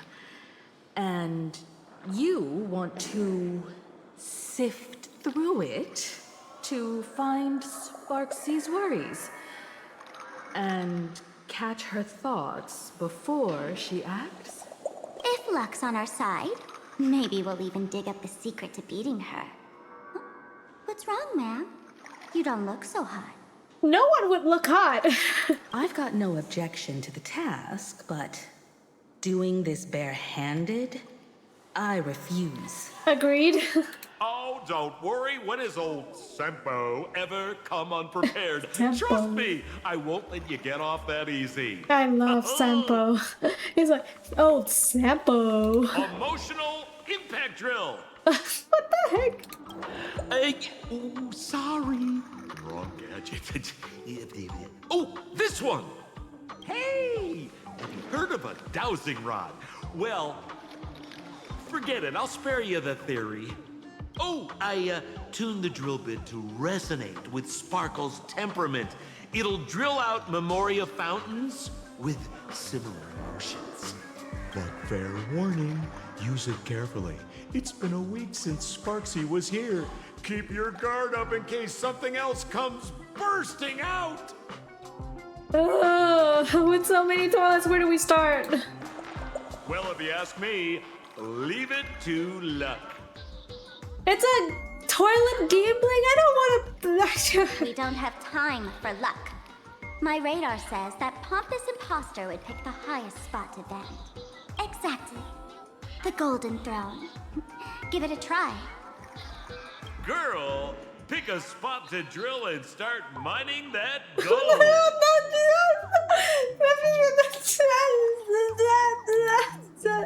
I don't... All these toilet jokes, man. Sampo, does this thing even work? Of course it works. Don't you trust your old pal, Sempo? Oh. Okay, never mind. I ain't going there. Wait, walk around and try your luck as an optional? Okay, fine. I'll do that. Please. Violent splashing sounds came from the bucket as if human worries were about to burst forth. Suddenly, something emerged from the sewer. Is this what's bothering Sparxie? What in the world is this? Watch out, sis! Must be some weird thing a fool dumped into the sewers, huh? A battle. Which irresponsible exorcist did this? The tavern sewer system is not a dump. Guy with Who made it with? Next time, friends. I'll be there. Umbrella in Destroy the hand. sky. Thanks. All energized.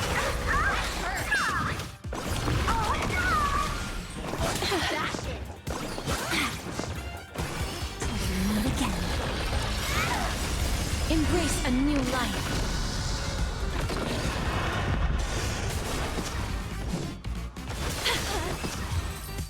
Oh, I cannot with all these toilet turns jokes. into ripples. Oh, I accidentally did that. I pressed the wrong button. Sorry, guys. Oh, chest.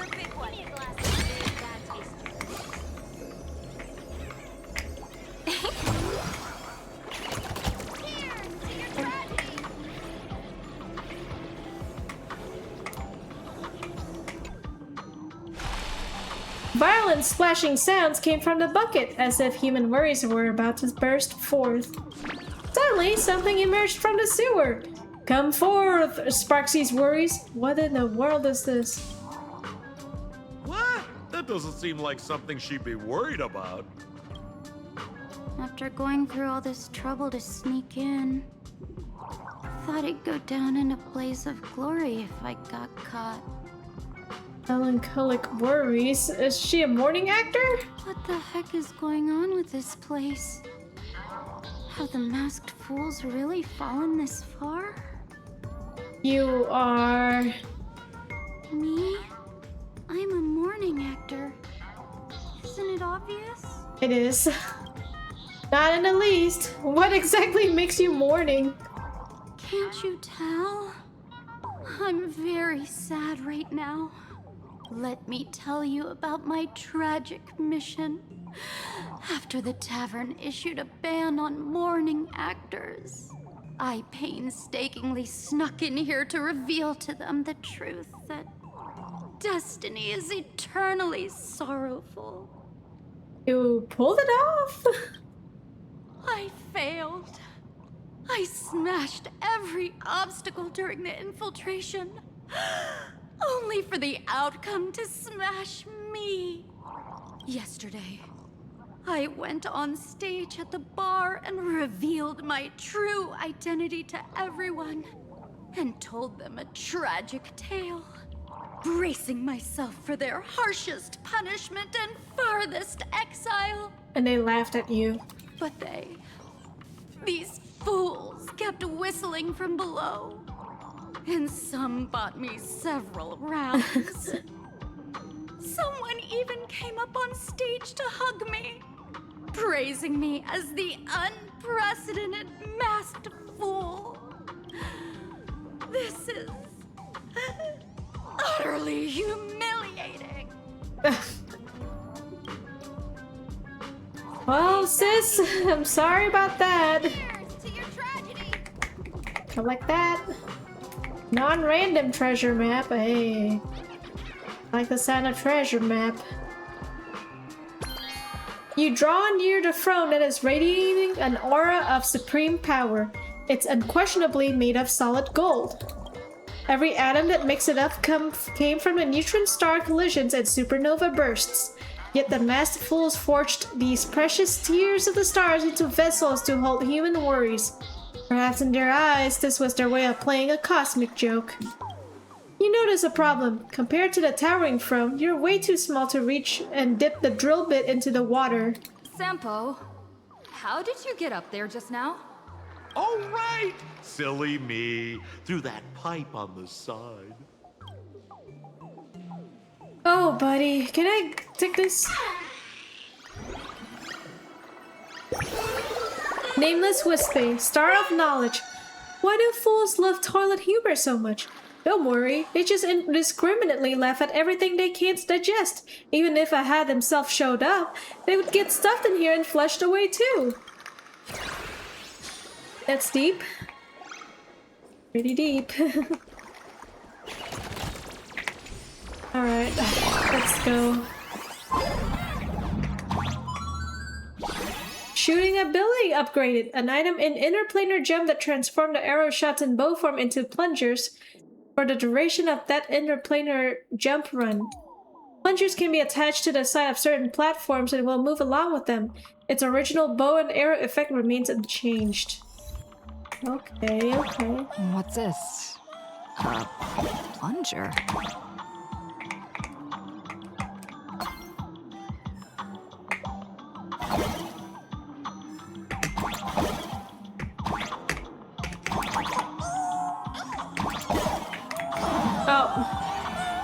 How do I do this? Oh, wait. Hold on, I know.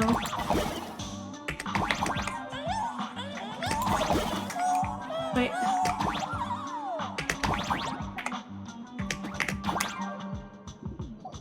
Oh. Okay, oh, I use it to recover my thing.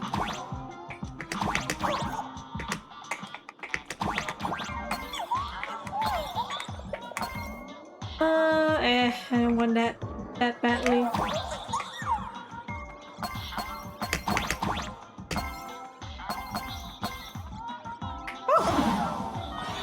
Oh. Let's just say you guys didn't see that. Got a plunger. I got the plunger. You can have it.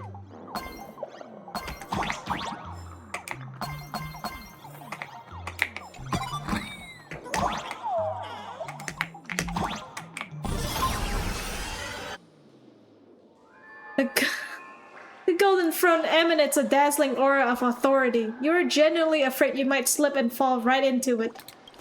You forcefully thrust the drill bit into the toilet. Suddenly, the toilet starts gushing water violently and something emerges from the drain. Come out, Sparxie's worries! See? What did I tell you? The imposter's worries have appeared.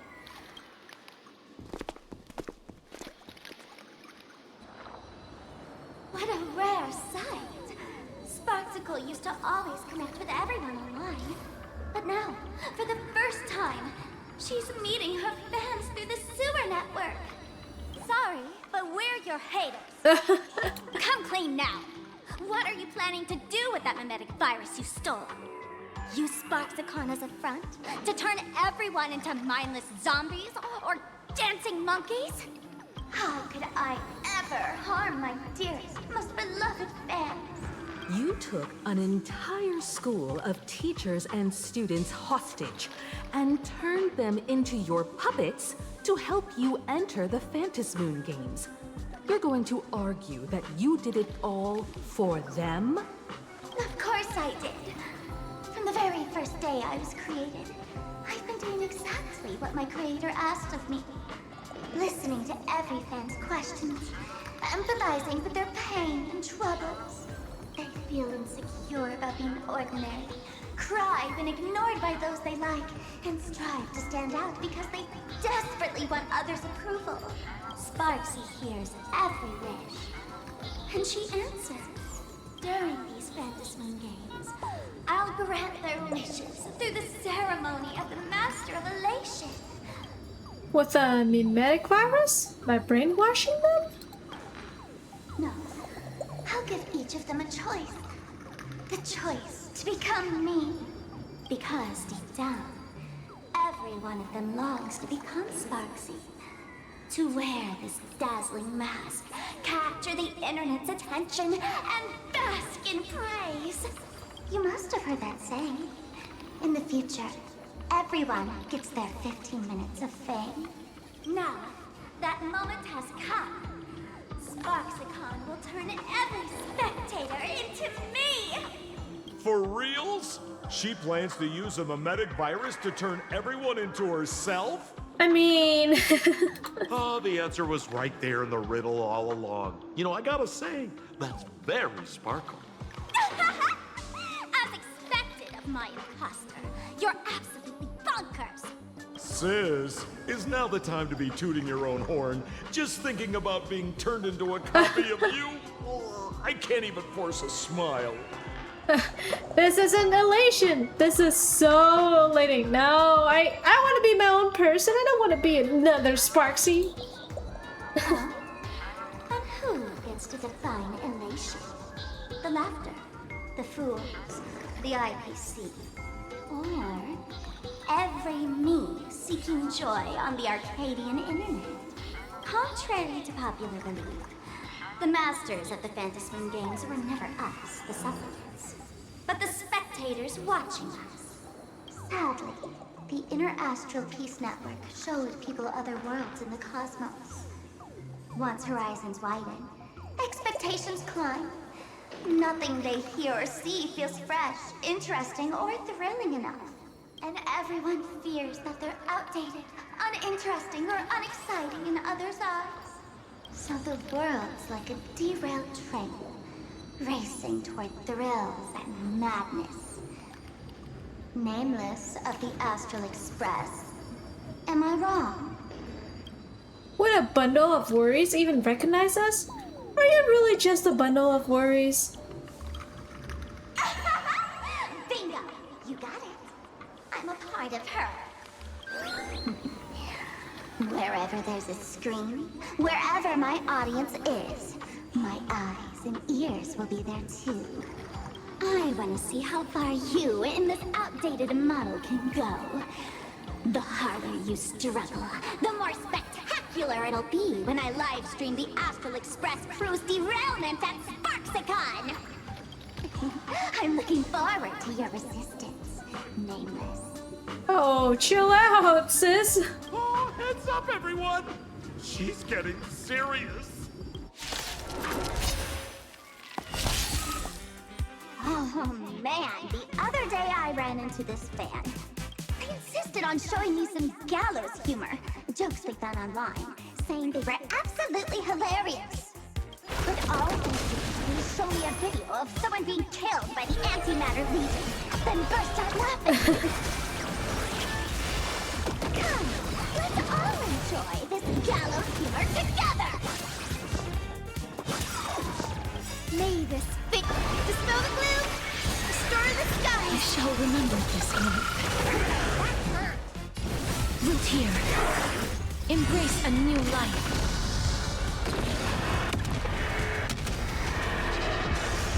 Please open up!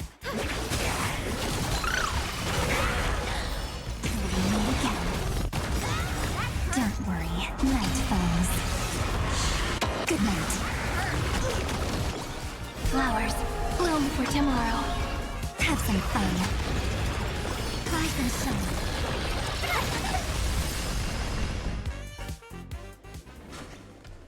Listen, Sparkle. You only asked me to do your dirty work, but you never said anything about being your thug. You owe me compensation for emotional damage. Everyone's going to become me soon. Sampo, crawl out of your money pit for a moment, will you? To think, plain Arcadia's elation would end up like this. Back when I still lived in this place, the internet was just for sharing information. Hey, Miko. Live streaming and virtual idols. We'd never even heard of them. She's such a boomer. She's so cute.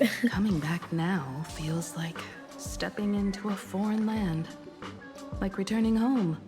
Only to find home isn't where it used to be. Either way, this is definitely not elation. It's just madness wrapped in a cheerful shell. She's convinced that we'll be powerless to stop her plan, even if we know what it is. But I'm not ready to roll over just yet. Hell yeah, girl! I know.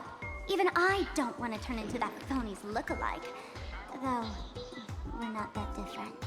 Since the fools stash dangerous things like mimetic viruses in the tavern, I assume they must have also prepared some countermeasures? Ma'am, you give us fools too much credit. This is the tavern, not the well-ordered Herta space station. But I do know a place.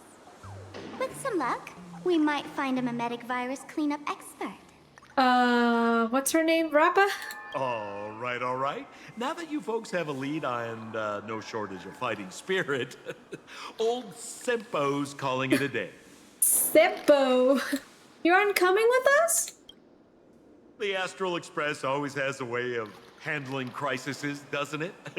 With big shots here, a sidekick like me doesn't need to steal the spotlight. Oh, if you run into trouble, you can always ring old Sempo then. I'll even give you folks a special discount, sort of. Well then, farewell, everyone. Bye, Sampo. So, where are we heading next? Let's check out Fatal Joke. Oh. Uh-huh.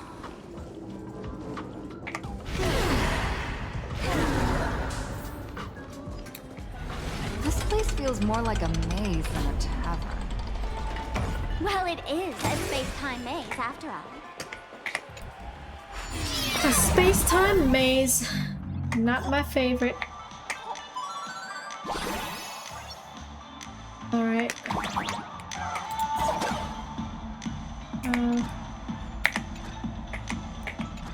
Oh, I see.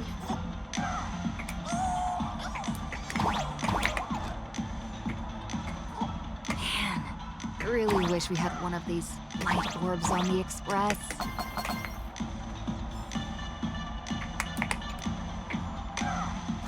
Oh, what does this do? Oh, let me see. Oh.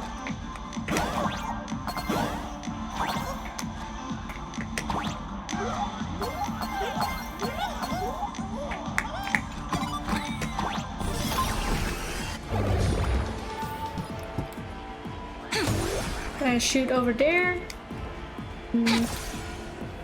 Oh, nah, well. Maybe I'll go over there from here. Attention patients. Please refrain from eating beef hot pot in the hallway. If you wish to dine, please invite the hospital director to join you. Sorry. Alright. Fatal Why is joke. there a hospital hidden inside the tavern? Well, because those who can become fools are all a bit sick in the head. Not your regular headaches and fevers, but matters of the heart. Every time someone goes bonkers and stirs up trouble in the tavern, like scattering nosewalker parasite ticks in every corner, or spiking the beer barrels with truth serum that makes people spew insults. For each time the whole place goes topsy-turvy, there's always some fool who, in the spirit of elation, volunteers to treat them. Yep, they get sent right here to Fatal Joke. Strange. Why isn't there even a fake doctor around today? Fake? So there aren't any real doctors here? Even if some fool claims to have a legit medical license, you wouldn't dare trust them, would you? Attention patients. Please refrain from eating beef hot pot in the hallway. If you wish to dine, please invite the hospital director to join you. Thank you. Would Dr. Hartman from Plastic Surgery please report to the director's office immediately? This hospital doesn't even have a plastic surgery department. Who on earth are you? Dr. Zhongshan from Mental Health Care, please report to exam room 1. We're one player short for cards. Thank you. Is this a theater or a hospital? Alert. Patient detected ahead. Patient detected ahead. Please line up in an orderly fashion for registration and wait for the doctor to begin consultations. Patient number 01, Akavilli. Is there a Miss Akavilli? That will be us. Miss Akavilli, diagnosed with Stellaron symptoms per the records. Are you present? Please proceed to exam room 1. They called you by name, Miss Akavilli. You might as well go take a look. Aww. Sorry.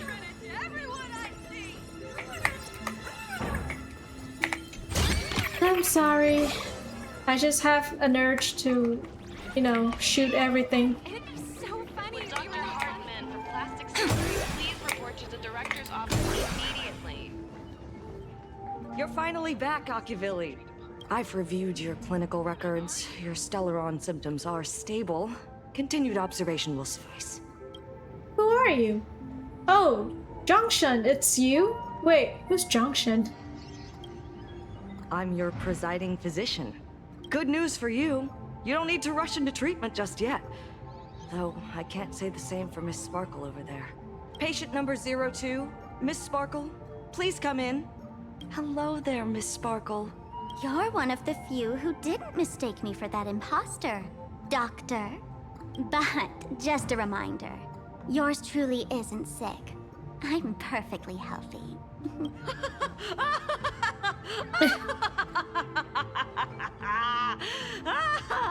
Oh, everyone who comes here says they're perfectly healthy.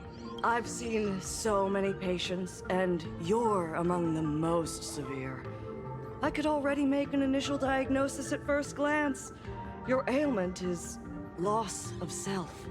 That's what I was wondering too, because Sparkle feels very vanilla in this whole patch so far. If someone can transform into 10,000 characters, would she still remember her original self? Or that. Good question. But if someone could become 10,000 characters, does the original even matter anymore? By the way, Doc, are you familiar with any treatment protocols for mimetic viruses? Mimetic viruses. I've heard about it. The city sent over a few cases. The patients had one thing in common. They were all heavy internet users. Ooh. The medical records are in the room. You can take a look if you want. Alright. You other patients. This Dual Mention City? How is that possible? The tavern's spatial structure is bizarre to begin with. It's not that strange to see Dual Mention City here. Which one is the other patient's medical records? This one or that one? The medical records are on the bookshelf. First file on the left. Sparxie virus cases and treatment plans. I should have gone for the other one. Affected by the supplicant Sparxie, the Sparxie virus is spreading outward from Graphia Academy to surrounding areas. The Department of Aberration Defense has activated the Phantasm Games Emergency Response Plan, established quarantine zones, and is providing targeted treatment to infected civilians. Based on infection vectors, several preliminary treatment protocols have been established. All Academy mimetic treatment facilities are advised to reference these protocols when receiving patients. Details are outlined below. To ensure the safety of medical personnel, this report has been treated with mimetic scrubbing procedures and is safe to use. Text-based transmission, infection vector and symptoms. The Sparxie virus possesses the ability to spread through written text. Upon viewing and comprehending virus-laden text, the mimetic agent infiltrates the patient's self-awareness, causing them to continuously repeat phrases such as, "I love Sparksicle," and "I want to become Sparksicle."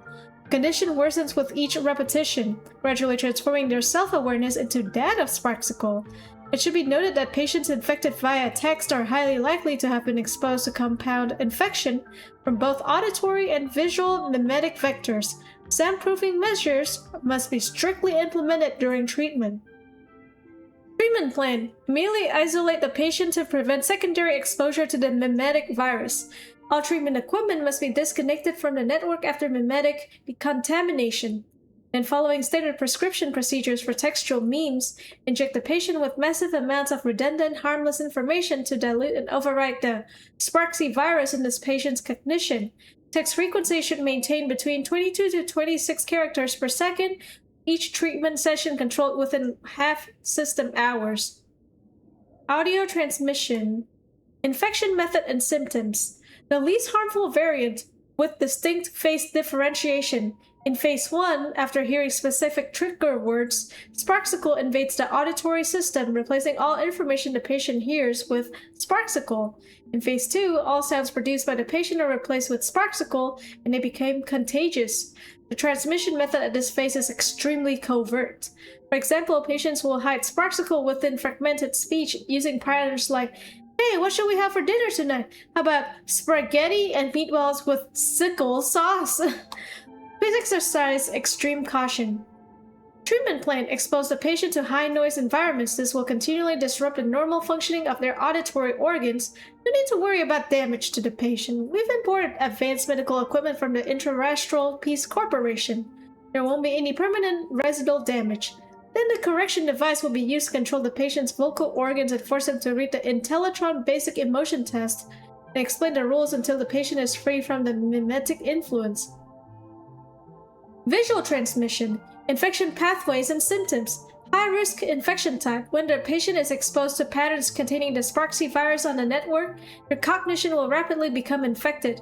Memes will cover their visual senses and causing the patient to perceive all faces as Sparxie, and their own face will also shift into being Sparxie. Additionally, there are also extremely dangerous infected individuals who will sport Sparxie on the surface of their retinas, and anyone they gaze upon will become infected. Treatment plan. Enclose the patient in a dark room and separate them from direct visual contact. Use counter-mimetic images provided by the IPC to train patients with visual functions precisely remove the mimetic virus engraved in their visual system.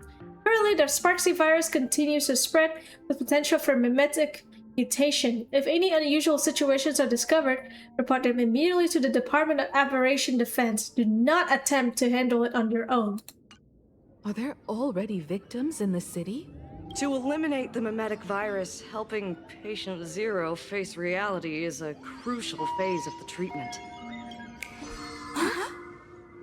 Oh, we are Patient Zero? What's happening? You've never been to Fatal Joke before? That's not surprising. I don't spend much time at the tavern. And to reiterate, I'm perfectly healthy. I love patients who deny their illness. I'll personally shatter their self-confidence. Miss Sparkle, I'm going to write up a detailed diagnosis report for you. In the meantime, why don't you chat with your fellow patients who share your affliction? Gray hair, let's go. I don't want to waste any more time with this quack. Miss Sparkle, please wait in this room until the consultation is complete. Sparkle, you're back! You seem happy. Is it really happy? Yeah!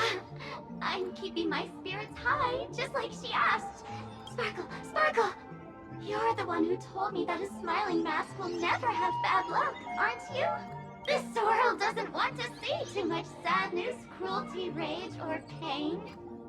You told me that I just need to smile, no matter what. I did everything you asked. But why did you abandon me? Right now, I just want to scream, to cry, to shout. I just want to devour you all. Oh boy. Just how many masks have you thrown away? Don't worry about it. Everyone sheds just as many versions of themselves in a lifetime. Sparkle, do you still remember me? More people got my name right today than in the past week. I'm so touched. I am your original mask. The Sparkle Roll mask. The Sparkle Roll? The archetype of a bright maiden doomed for a short life. The avenger who perishes with her nemesis. The lover who dies for love. The young artist driven to madness. You used me to win fame, applause, and countless eager gazes. So why would you cruelly cast me aside?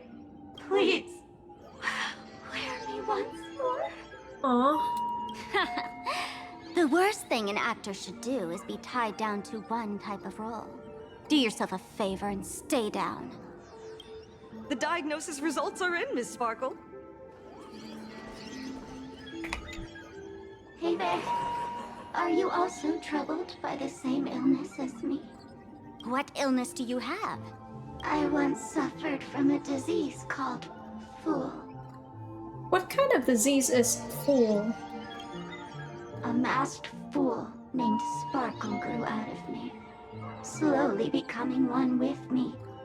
She used me to bear all the pain caused by her performances, left me battered and bruised, while she slipped away from everything. But I was lucky enough to find this tumor called Sparkle. And expelled this malignant growth from my body. You're just a tool I discarded. This is all very interesting. Miss Sparkle, I have your results. Your main components are madness, humor, and a theatrical personality. Unfortunately, the proportions are badly imbalanced. You're beyond saving. But the silver lining is your mask has fallen off. She's free at last. And that's where everyone's misfortune began. None of the masks I've cast off ever had such strong opinions or such a temper.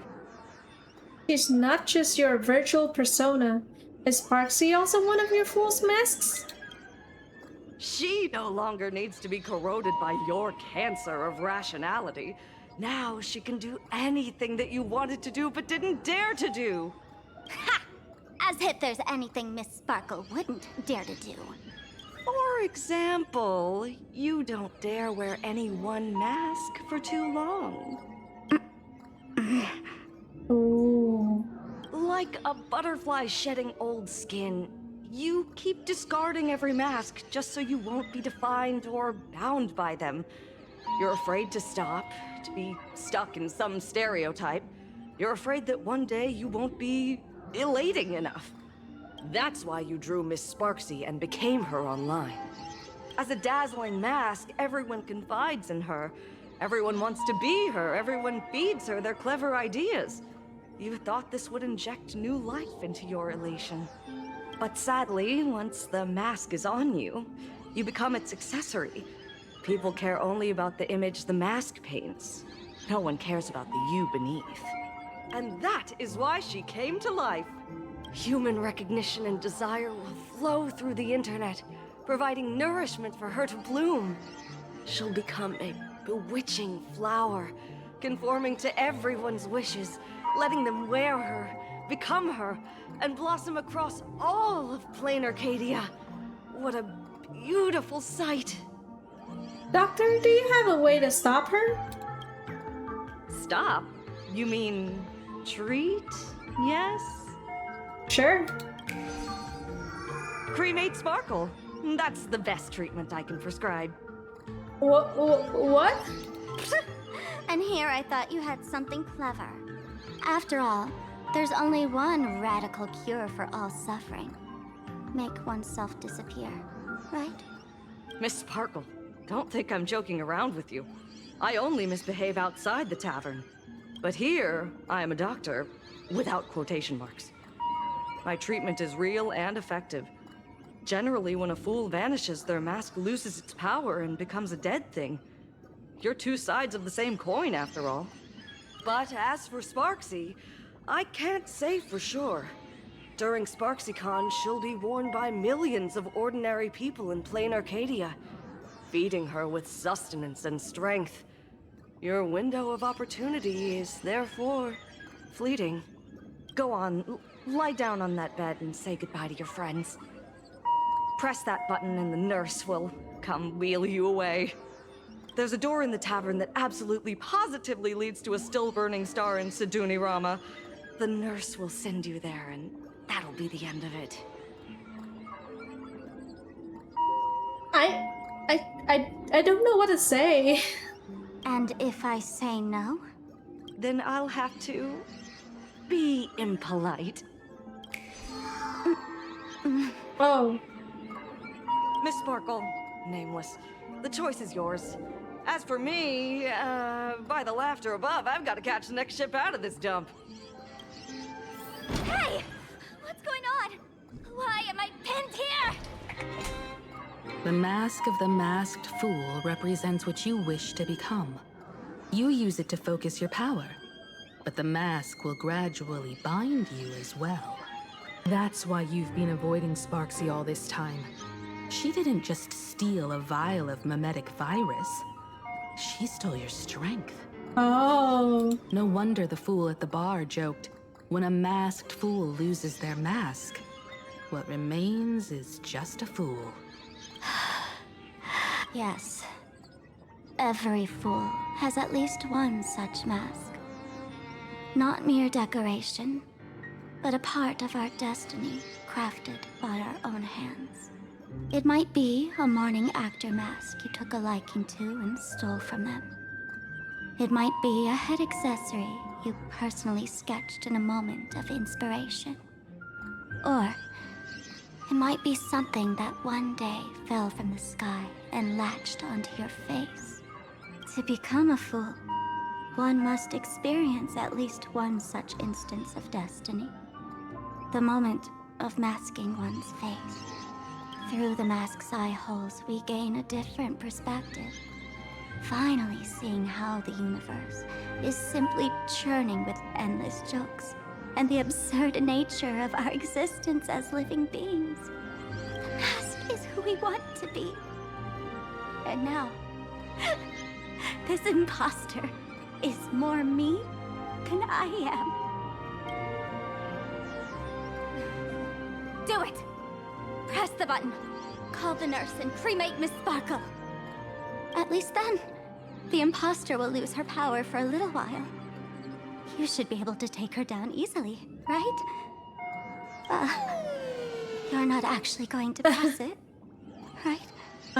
Even if you are like really hateful or something, I don't feel like, no. Give us a moment to hesitate, to think. Waiting is torture, you know. You're not doing this on purpose to punish me, are you? Hey, gray hair! Say something! It is a little funny to get back at her for all the things she did to us. No, press the button. Press the button. Frantically mashing buttons. I won't press the button.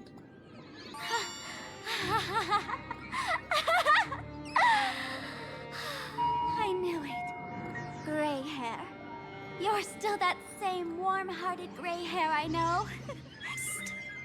Let me tell you something. While no one was looking, I already popped the battery out of the button. This was a test, and you passed. Nice. Since the fool made her choice, she must have a plan to reclaim the mask, right? If you dare say no, I'll press this button and let the orbital cannon cremate you for real. Your sticky little fingers aren't fast enough to steal this battery, are they? There's a way. There's always a way. She got scared for real. Miss Sparkle will definitely take responsibility and work together with everyone to stop Sparxicon. What's with this applause? Have we been watched the whole time? Bravo! Oh.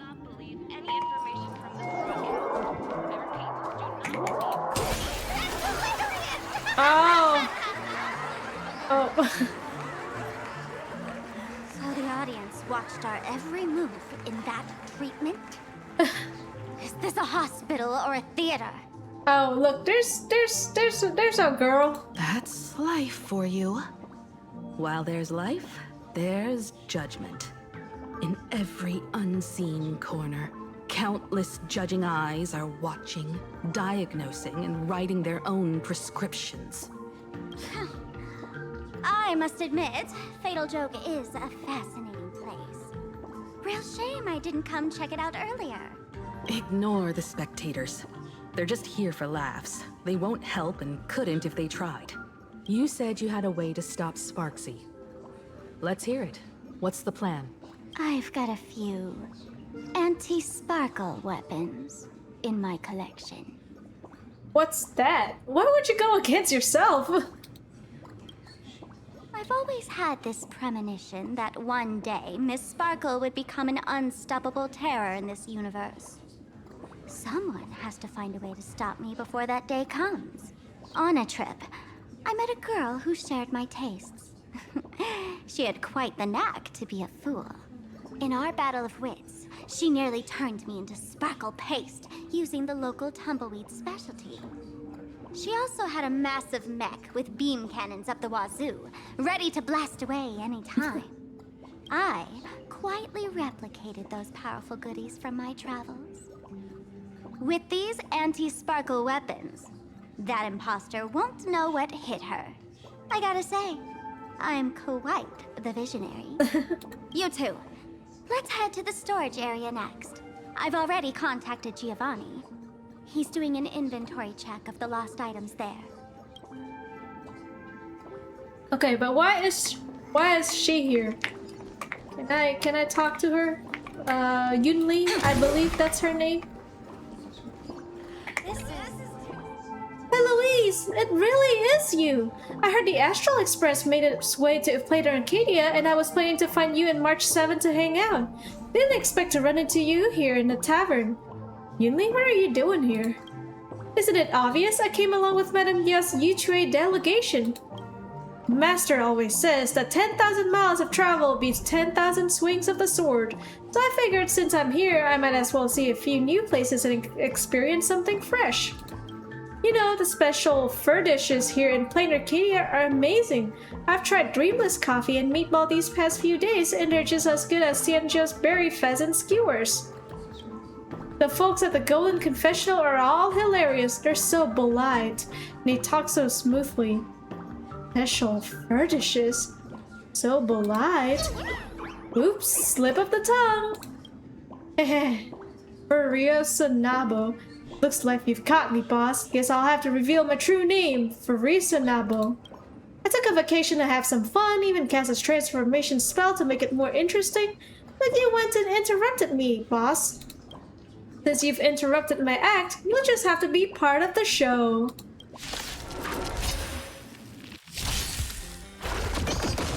It's my stars. Shine for the heroes. Guide me. So leave it with me. May the spit, dispel the gloom, destroy the skies. Power, transform. Slow standardize the contrast. Don't worry, night falls. Good night. Embrace a new life. Till we meet again.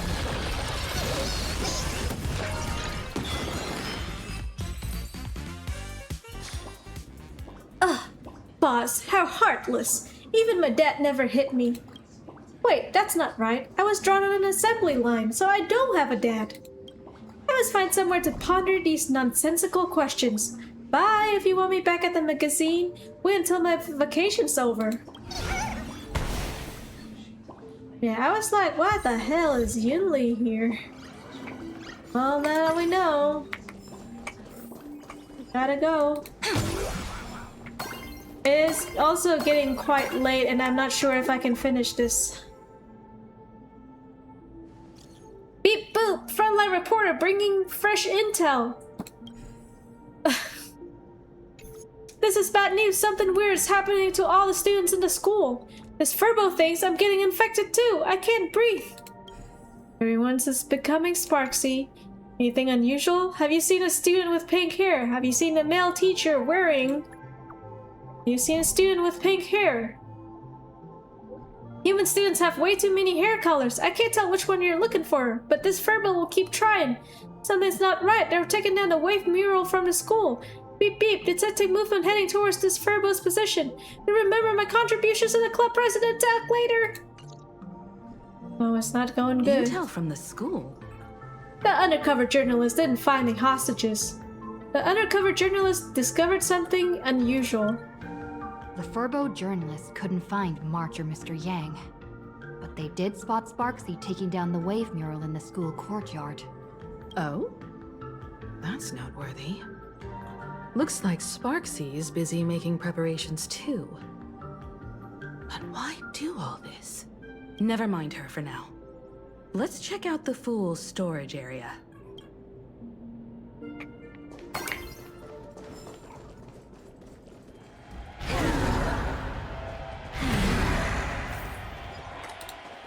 This tavern is huge. It's all right. I just wish there were more fun spots around here. Alright, we gotta go. Wait, there are that many people under the dance floor? Click and hold down and jump. Oh.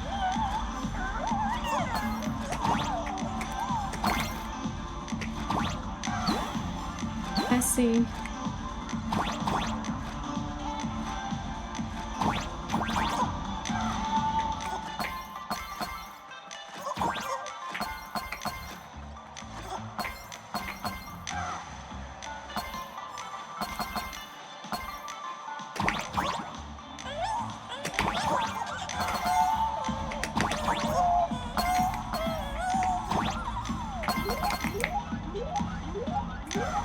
Oh.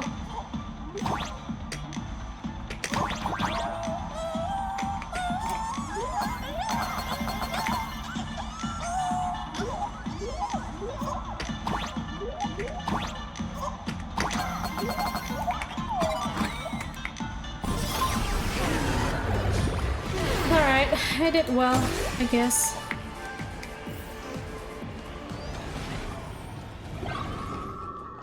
Alright, let's see our good friend Giovanni. I need to collect this. Oh, Braggy's resignation letter. I'm sorry, I cannot English right now. Hey, Gio, what are you doing up there? Working my tail off for you, tallying the losses. Wait, who'd you bring with you? It's me! You know me! Oh, it's Miss Trailblazer. I knew you'd step into the tavern and become one of us someday. Those with the makings of masked fools are naturally drawn to one another. You sure know quite a few fools. Ah, and the lovely lady behind you. You must be Miss Himiko, navigator of the Express. A pleasure to meet you. What? Mr. Giovanni, just call me Himeko. Normally only fools may enter, but since Sparkle brought you, and you are practically an old friend, I can make an exception as the caretaker. Let me show you around. Gio, cut the spiel. Sampo says you recite that intro so often he's grown calluses on his ears. Want the fool's treasures, souvenirs, and prank gear? Come to the Grand Treasury Storage. They've stashed everything here. You stole my line again. Are you trying to advertise to thieves or what? That line sounds familiar. I picked it up on a trip to another world. You've heard this phrase too, haven't you? I'll admit it's catchy, that's why I used it as a slogan. Storage area visits went up by 26% after that. Business first. Did you see my pickup message I sent? Where's my stored anti-sparkle weapons? Well, your storage list is a total mess. You never leave any notes. If I hadn't been called to audit, who'd know how many surprises you got stashed away? As for the anti-sparkle weapons, oh, I'd love to know what on earth that's supposed to be. Why don't you go in and look for yourself? As requested, I've linked the vault entrance to your collection room. Gio, did the imposter leave this behind? How should I know? I've been doing inventory all this time. I only just now noticed something fishy about it. Wait, I was just thinking that accidentally flying to the weird place like this might lead to some kind of fairy tale encounter, you know? And then I met you, dear guest. Tweet. Seeing those hidden feathers, doesn't it just fill you with nostalgia? Tweet. Memories are the prelude to dreams. The furbos around here are way better at hiding than you are. Sorry, no. Memories are the prelude to dreams. Even with scars concealed, the past lingers still. Tweet. Ah, meetings are always so brief. I better get back to Dreamville to look after the little ones. Farewell. Tweet. Let out a wistful tweet. Alright, What's this? Stellar Jade! Stellar Jade. There are many theories about where these gems came from. Some say they're light that cooled and crystallized after the primordial universe took shape. Others claim they're the crystallized essence of ancient leviathans formed over 1 billion of years. Without a doubt, its mesmerizing beauty could be traded for everything in this universe. Material pleasures, light cones of the garden, ancient relics, and the devotion of others. There's such a huge one right in front of you, big enough to drive everyone crazy. That's right, you want it! You really want it! You're about to go into a frenzy! My precious. Is it talking to me? Kid, wake up. This rock is dangerous. Shattered a Stellar Jade. I'll smash it with one swing! And bring it back to the Express. Smash every last one and bring them all back. 60! Oh, let's go! Stellar Jade is the perfect bait for catching the nameless. How generous of you. First time I've seen a thief steal something and leave something even more valuable in the vault. Isn't this exactly the type of phantom thief lair we masked fools adore? Remove a carefully curated piece and leave a gift in place to soothe the owner. A jumbo-sized Stellar Jade is surely worth a jar of mimetic virus and a few anti-sparkle weapons, wouldn't you say? Okay. And you stole my other prized pieces too?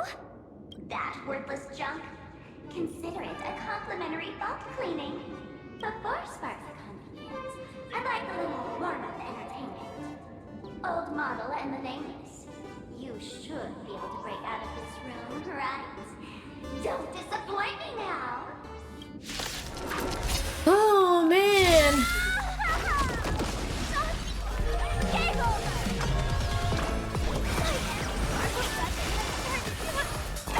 Science project! As you wish. Rise and shine. Treat our guests nicely. Don't worry, night foes. Good night. Let's go, baby! My internet better, hopefully. The chat is empty. Did you restart? Oh, I didn't restart at all. I think that sometimes when you leave the stream for too long, it kind of like resets the chat, maybe. But yeah, welcome back, Ramon. Embrace a new life.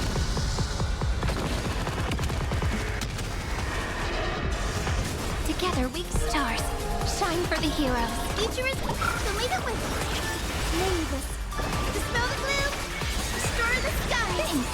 All energized. I understand. That's new. Theo, the security here is an absolute mess. Yeah, I don't understand it myself. But yeah, I never restarted the stream. It's been going on. I don't know if I can finish the story today. You know what? We'll keep going. We'll keep going. You're in no position to talk. Even the drinksmith here is a temp. Count yourself lucky I'm kind enough to help tally your storage. She didn't just steal my power and my collection. She completely destroyed Miss Sparkle's reputation. This is the worst day ever. Just smile and wave. Smile and wave. A correction. Miss Sparkle's worst day so far. Wanna make fun of me? Go ahead. Don't get me wrong. I also don't think gear tumbleweeds and giant mechs would work on someone spreading mimetic viruses. I thought of a way just now that might suppress the mimetic contagion at Graphia Academy. As expected of Himeko, you have a backup plan? You can fight fire with fire, but a mimetic virus can be scoured away with water. What do you mean? Our informant at the school reports Sparxie is removing the central mural there. The imaginated mural, World Breaker Waves, is said to be a work left behind by Graphia herself. Legend says the wave comes from the Dove Brook river water she used to wash off her painting mistakes. The artists say it is blessed. That's why they kept it in the school. I couldn't understand why Sparxie went to such lengths to tear it down. Now I do. Painting mistakes are redundant information that stain a painting. A mimetic virus is redundant information that stains the mind. If someone knew how to harness this Dovebrook wave to wash over the school, they could cleanse the infection she spread. That's why Sparxie wanted to hide the mural. So the solution lies within the school? Maybe we can ask Dan Heng to use Cloud Hint? The waves on the painting aren't physical water. Only those versed in the art of imagenesis can control them. As a Graphia Academy alumna, I know a bit of traditional painting. Right now, our most directly effective plan is to break into the school, regain control of the mural, and use it to suppress Sparxie's movements. Let's go. I'll make this imposter pay 100-fold. Well, looks like our paths must part in haste. I wish you all fair winds on your journey ahead. Oh, if any of you feel uncertain about what's next, here's a small suggestion. Take a detour inside the Blistar light orb. We don't have time to waste. And what is that place? For us masked fools, that light orb holds the same significance as the Phantas Moon hanging above. Aha's in there? Deep within the orb, everyone can find the divine revelations of the elation. Leave the storage area. Turn over this eternal page. I keep doing that. This doesn't look like where we came in. Don't worry. I had old Geo open a... Oh. Sorry. Beep boop, President, we've got another situation here. Well done. After that mean lady ordered students to take down the wave mural, this Furbo has been keeping a close watch. Beep beep, found it, where they're keeping it. This is just one of them. I'll keep at it and find the rest. Holy Furbo, that lady seems to have spotted me. My fate is sealed, all for the President. Furbo, are you okay? You see? Yeah, that's just Sparxie. Furbo? Of course it's not okay. Sending a spy to infiltrate this place? Nameless, you've got some tricks up your sleeve, huh? However, you're running low on both time and odds. Coming to finish you. Pick up the pace. Don't keep me waiting in suspense. I need all these outfits. Darn it. They found something else at the school? The undercover journalist got caught. We need to pick up the pace. Yeah, we gotta hurry up, guys. A Nameless Wisp guide is stationed near a Star Rabbit game console. If there are undiscovered Nameless Wisp in the area, you can submit Pixcoin to have the guide point out their location. Thank you very much. I will take that chest, but I need to go. If you find any treasures, please. Giovanni said we could find the divine revelations of the elation inside the light orb. Don't tell me this orb is another tavern room. Bingo, your intuition's spot on. It isn't just a light-polluting orb. Think of it as a shrine for fools. Wasn't Aha banned from entering? Shrine to worship Aha? Worship sounds a bit too serious, no? Most masked fools treat the laughter like an invisible, mischievous drinking buddy. Fine for a mental toast. But if they really come looking for you, it's usually bad news. Inside this light orb is a miracle tied to Aha. It responds to any fool who approaches.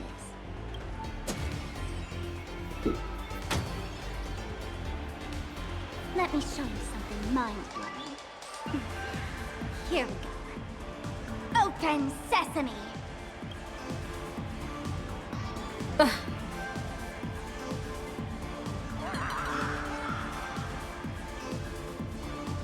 I said, open sesame!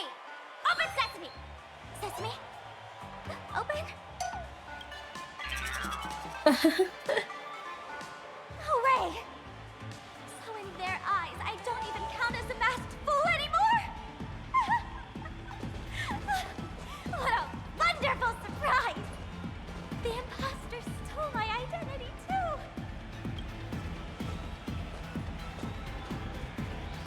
Sorry for your loss. A fool who has lost her mask.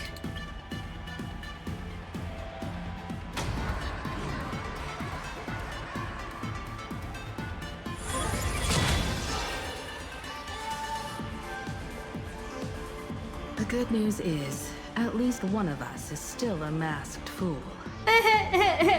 Not me, right? Hey! That's way too harsh.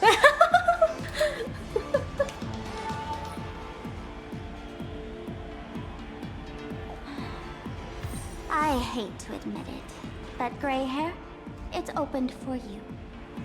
The light orb has acknowledged you. Alright. What's in here? What's in the Blistar? So, this is the miracle you meant? Yes. Among the masked fools, a myth is told. When the Master of Elation climbed the highest boughs of the Tree of Existence, they glimpsed the cold, abhorrent void. The stars turned like machinery, and all meaning yielded to nihility. They gazed further, until they witnessed a newborn fall and cry as if wronged beyond measure. Then they burst out laughing. That crystalline laughter tore through the cold, dead universe, echoing through the realms to this day. Many think the laughter that tore apart the cosmos is just a metaphor. But sadly, it's real. The tavern folks call this thing the echo of primordial laughter. It tore open a spatial rift. Oh, so we just get there faster. They say other tavern branches have this too, in multiple locations. No one knows how many there are, or what their existence means. When we shout into it, there's no echo. Toss in trash, and it merrily swallows it all. No one knows if this thing will keep widening and swallow the tavern whole. Either way, it just sits there, right over there, motionless, grinning at us forever. So how do we get this divine revelation that Giovanni mentioned? Will it tell us what to do?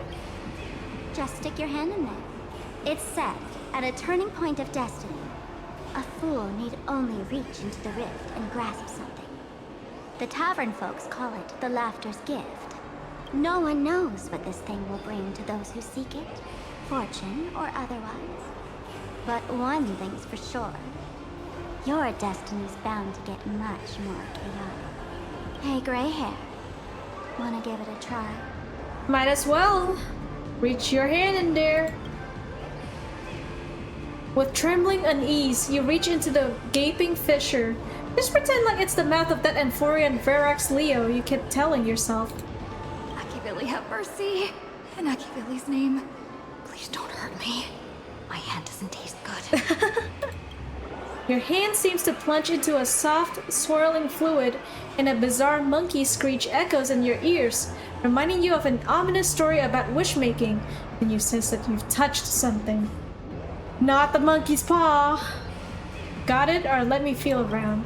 Angular and blocky, it hurts to hold with a slight stinging sensation, like stepping on a small toy, part hidden in the carpet. A banana. Is this? Huh? What's this? You know for sure you've seen this thing before, right there in Penacony. The extraordinary experience of fighting alongside the dazzling ninja, aka Rappa, against the Osaru evil ninja flashed through your mind. The answer, like a banana hanging in the sky, compelled you to reveal its origin. It's a mimetic virus banana.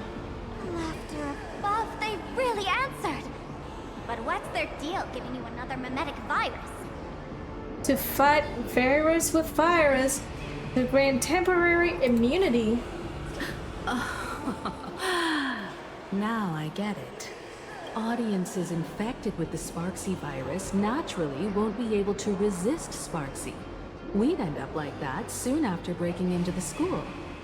But if we're already infected with another mimetic virus, well, that changes things.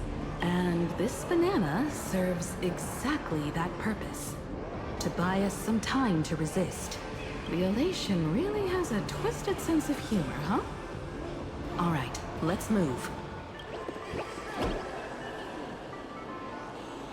Who are you two? Haven't you heard the rule? Only one fool's allowed in here at a time. Who am I? Well, just a passing detective and his assistant. Have I been asleep too long? Or has humanity sunk so low they don't even care if they turn into monkeys? Yeah. Meanwhile, the ignorant criminals believed they had discovered a treasure that could change their destiny. completely unaware that what they held in their hands could shatter the sanity of the entire world. It's not that serious, ain't it? Hey, Mr. Wren, cut the narration when it's time to fight. Well, I got to do something, right? Like this? Whatever floats your boat. Now, listen up, you three. Put that banana down and walk away, and I'll let bygones be bygones. But if you try anything funny... If you want to get to them, you'll have to get through these little toys first. Are these folks really the Nameless? In all my years, I've never seen the Nameless dealing with mimetic viruses. The real deal. Just some Nameless passing through. Mr. Wren, I've got to go after them. You won't be able to keep up with me. Just head home and wait for the news. I swear, I won't let the tragedy that happened to you repeat itself in this world.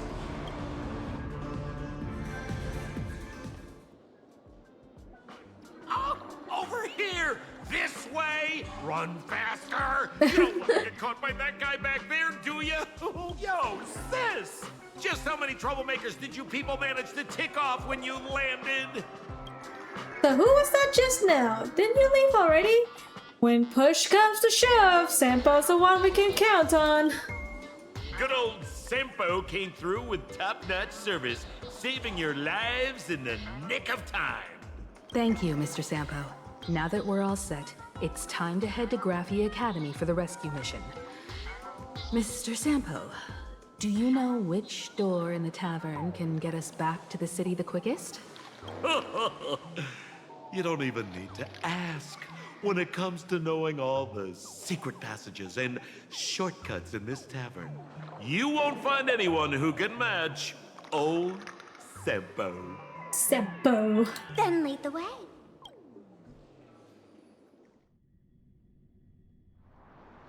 Meanwhile, somewhere in Duo Mansion City,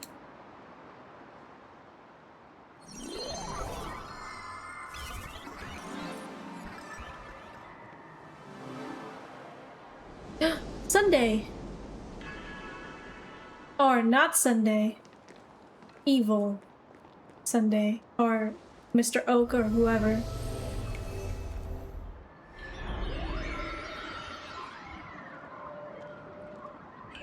Your thoughts tell me that you still have doubts about me. Did you ask to meet here so I could clear up some of your doubts? Greetings, Lady Yao Guang. Being able to hear others' thoughts anytime. This tuning ability sure comes in handy. Compared to the seer strategist's ability to come and go as she pleases, this is nothing but a parlor trick. I've heard that Xianzhou folks are big on etiquette, yet here I am, and you're still playing hide and seek, General. Isn't that a bit discourteous? Sorry. I have this old problem of suddenly disappearing. It's really something beyond my control. As for the reason, I'm afraid I can't disclose it. Please forgive my rudeness. Or, if you're truly that curious, why not use your tuning and find out? You know I won't do that.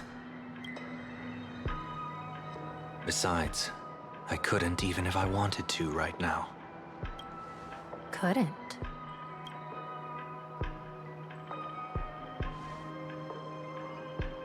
At this moment, the crowd's thoughts are crashing over me like a tidal wave. I can't block out all this mental noise. Just keeping my own thoughts from getting tangled up in everyone else's is hard enough. I see. So that's why. When you were speaking with Miss Himiko earlier, I accidentally intruded on your private conversation. My tuning is spiraling out of control. This mask is distorting my abilities. I see it differently. The loss of control is temporary. That mask is amplifying your power. How is this possible? This tuning power is bestowed by the Harmony. How could the elation meddle with their authority? Perhaps the elation simply poured more fuel into this divine authority. In my humble opinion, this mask binds the supplicant to all beings of plain Arcadia, drawing strength from those who share the same path here for your use. That's why you're hearing others' thoughts surge toward you like a tide. Your tuning is steadily expanding, and you've become the center of this melody.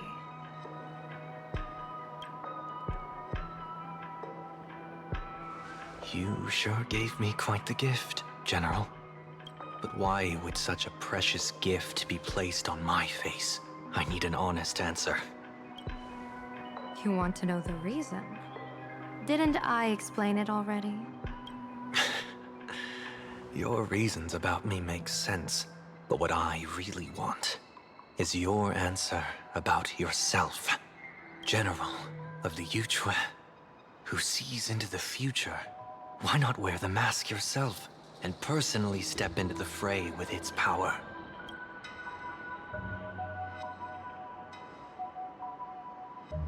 Words can deceive, but only tuning lays the truth bare.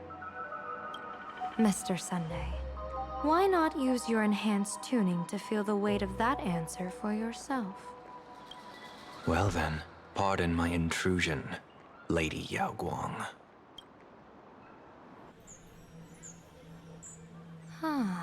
So this bird on my shoulder is the manifestation of the tuning's resonance? Exactly. And these symbols I see floating above people's heads would be the wheel and woe signs you mentioned, General? That's right. To become an Arbiter General, one must undergo 3 ceremonies. The Rainbow Ordainment, the Rainbow's Gaze, and the Bestowal of Spiritus. Only then can one truly take up the mantle and live up to the title. When I was appointed as the Yuchue's General, I was bestowed with the Rainbow Spiritus called Kalachakra Sky Plume, which represents the vision of the hunt among the 7 aspects of the rainbow. A symbol of foresight, verdict, and self-discipline. Thanks to that, I gained the Eye of Ishvara, which allows me to read the flow of destiny. Since the day I arrived on this world, every person I've seen bore a crimson woe sign above their head, without exception. Within days at most, a catastrophic disaster will befall this place. So, that red glow rising from the edge of the city is... The blazing light, formed by the convergence of all those woe signs in plain Arcadia. In that case, General, it's all the more reason for you to wear the mask. Once your sight into the future is strengthened, you won't need to fear the deathly omen in your readings. Mr. Sunday, have you heard the diviner's iron law? Never divine the same matter twice. In Penacony, diviners also warn clients beforehand. You can't ask for another spread just because you dislike the result. There's a reason for that, isn't there? Divining the future is, in essence, a form of observation and calculation. It's an interference with the future. Each reading drives the murky future towards a definite outcome. A collapsed quantum state, even if that outcome isn't to one's liking. To be honest, when I set out for plain Arcadia, I had fully intended to personally participate in the Phantom Moon Games. But the moment I laid hands on the mask, I understood the consequences of wearing it. Once this miraculous item is donned, the Eye of Ishvara would transcend mere sight and permeate throughout this realm. The Kalachakra Sky Plume would predict the future of all beings at tens of billions of instances per second. You're saying that simply by your observation, our future would become fixed. Indeed, just like how the Wisdom Walker expounded the way of destiny, anchoring the fated moments. If I wore the mask, I would become the noose of plain Arcadia, and I would personally anchor a destiny that drives us all into a bottomless darkness. We will become locked in a dead end, with not a shred of hope for salvation. Close one. I passed the trial. There's still a sliver of hope in this round. Now that makes me even more curious. Pardon my bluntness, but the fate of billions in plain Arcadia never had much to do with you, General. Your encounter with the Express and the IPC was merely a chance meeting. You are a messenger of the Xianzhou. Since you foresaw the omen, that an Arbiter General will fall here, you could have boarded your ship and left at any time. Why choose to stay and help us? To help this world break free of this death trap? Because I am guided by great compassion. Every life is precious beyond measure. Such diplomatic pleasantries won't fool the former master of Penacony like yourself, would they? Then, how about this reason? The Astral Express has distinguished itself time and again against the destruction, and bears an irreplaceable duty for the future. I can't just sit idly and watch you face annihilation. Give me a break. I really am terrible at all this diplomatic talk. Mr. Sunday, what makes you think that everything I've done is just to save plain Arcadia? What? Weal is where woe lurks. Woe is where weal leads. The good fortune of some often births the ill fate of others, and a dead end for someone may hide an opportunity for another. This treacherous land where life and death turn again and again, where fortune flips to misfortune, is, in my eyes, the perfect board for a game of wits. A game with whom?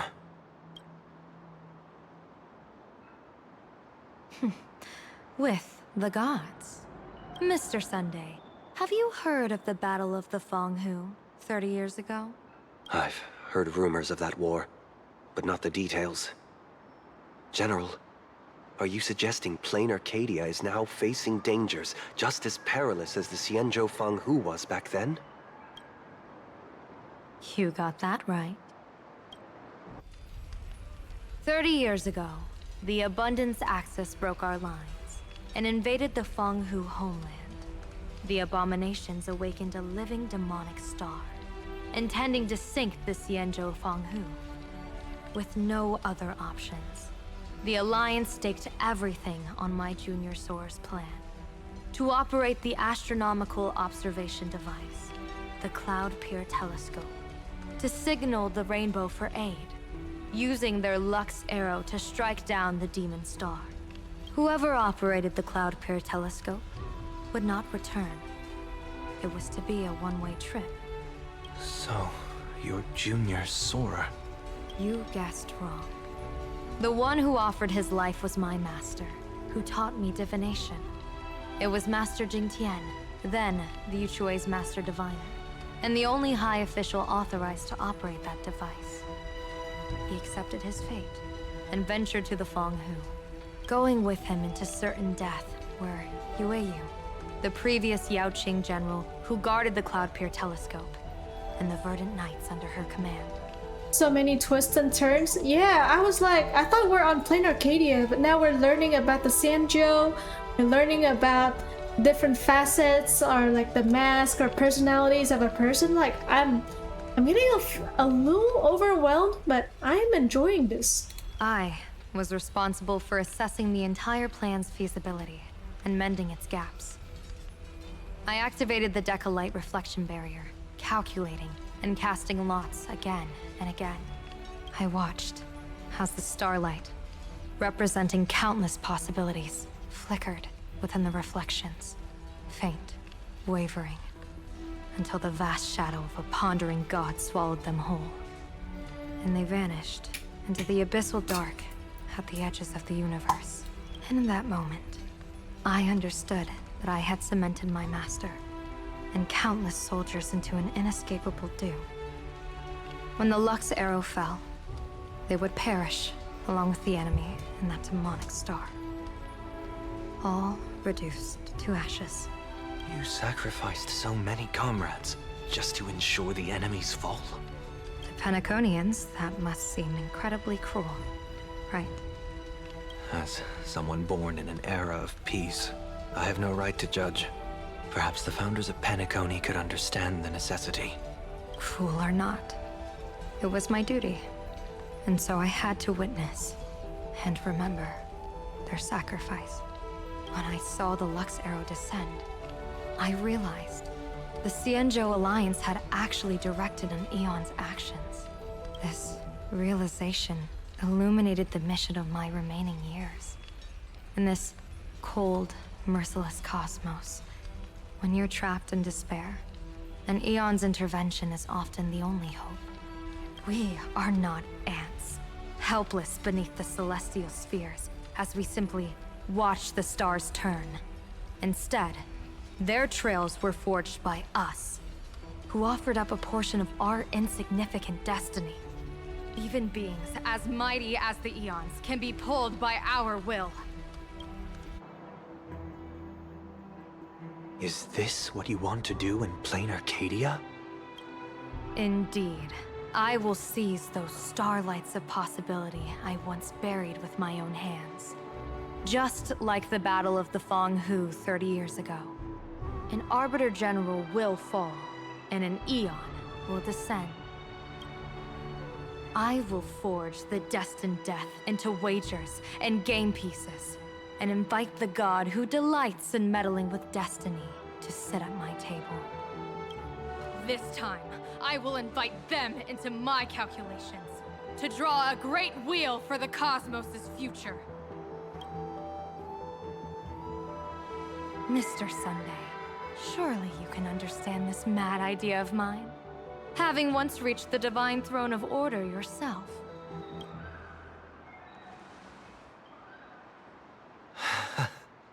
Our common ground goes far beyond mad ideas. But I was reviving a god who already lay dead and buried in the infinite dark. General, how can you be sure that the most capricious Eon would be led by your fancy?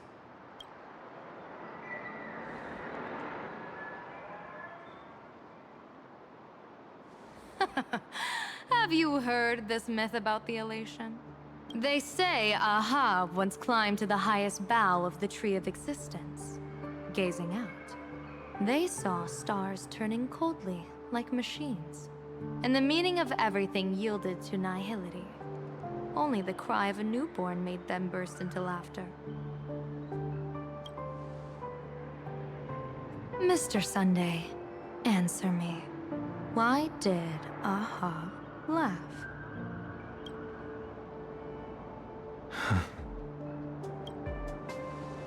I think it's because they finally saw an audience arrive at this long, empty stage we call the universe. Oh, well said. You're way funnier than you look. As divination teaches, heaven creates 49 paths. Humans find the one unseen. We are the greatest variable this blind, mindless universe can produce. The universe and the gods set riddles for us, and we shall give them a surprise. An answer beyond the finality. Ah, looks like it's about time. Don't tell me you're disappearing without a goodbye again, General. No. This time, we will set our eyes on the same place and carve a sliver of possibility out of destiny with our own sight. Could you be talking about the school where Himiko and the others went? Yes. The crimson light there pierces the sky today, marking it as a locus of woe. The Arcadia's first calamity will erupt there. I should have asked you to give them a few secret strategies before they left. Forget it. The stuff in those pouches is all harmless banter anyway. We should let them off the hook.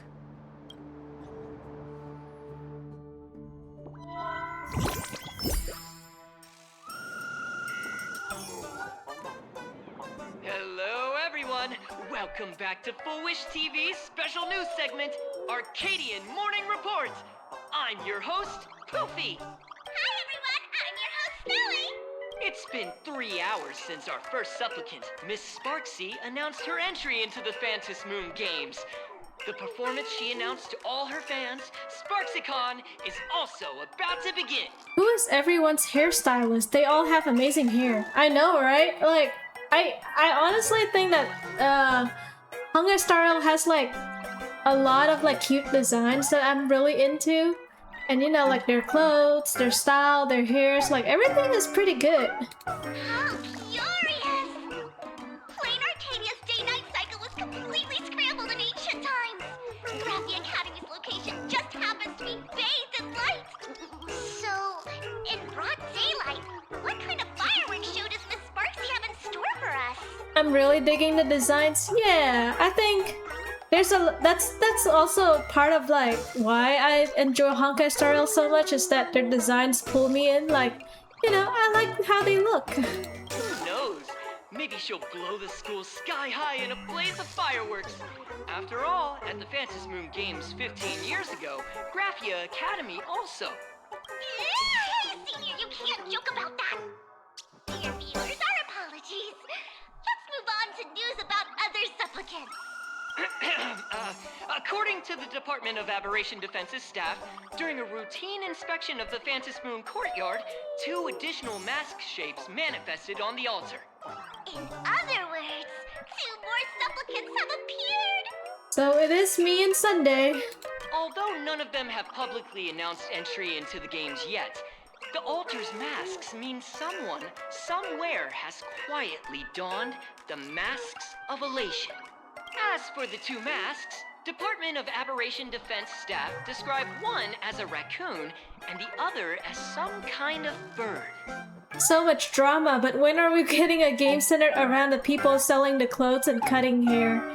You know, that's the whole thing why I love fashion games. Like, I love, like, you know, styling outfits for people. Maybe one day we'll get to see one on here, on the stream. A raccoon mask, huh? Hard not to think of the Astro Express that just arrived in plain Arcadia. Will the nameless from the Astro Express join the Phantasm Moon Games? I hear they've even invited them to SparxieCon as special guests! Will it be a miraculous show formed out of the collaboration between supplicants, or a head-to-head showcase between 2 famed contenders?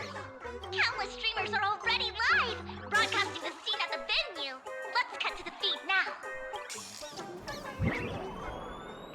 Ah! Look, it's the nameless from the Astral Express! One girl, 1,000 faces. 1,000 faces, one girl. Welcome to the SparxieCon live broadcast.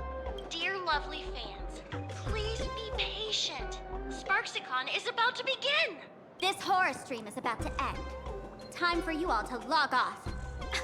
That woman has Miss Sparxie's face. What a pathetic imitation. What? My face is the original! Miss Sparxie's face alone is the greatest masterpiece in the world! Everyone should listen to her sweet voice and gaze upon her adorable face!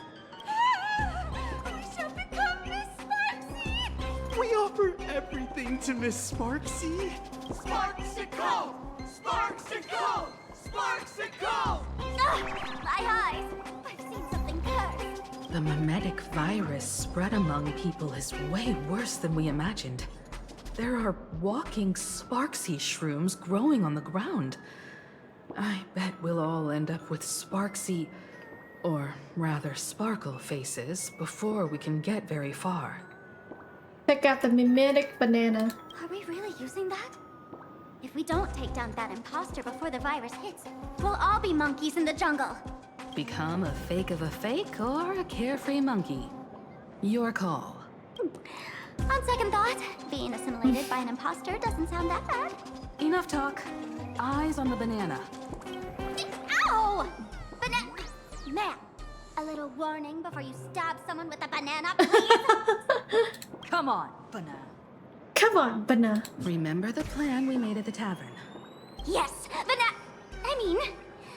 we dig out the imaginated painting Sparxie hid, then use waves to give Graphia Academy a good banana over. Wash over. But what if that imposter figures it out? Just try to keep her busy and buy us some time. Banana. Let's do it. Alright, let's go. I think maybe with the Battle of Sparxie coming to an end, that will be the end of the story patch. So let's hope that we can finish it tonight. Hello, can I go in, please?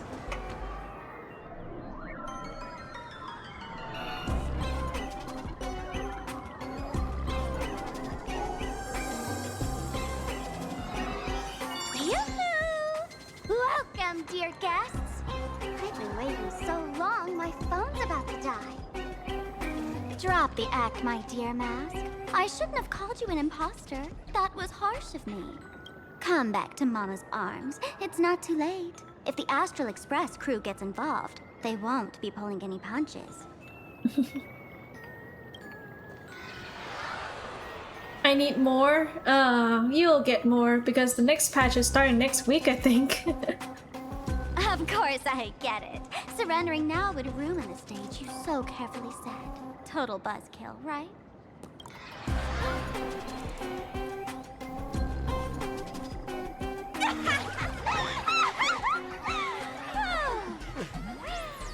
So you still don't get it? The worst thing an actor should do is be tied down to one type of role. That's right, you did mention that. Yeah, that's why I was like rushing to get this out. Standing before you, the loyal friend who's been by your side all along. The masked fool who never played any tricks. She is actually the old mask I have shed.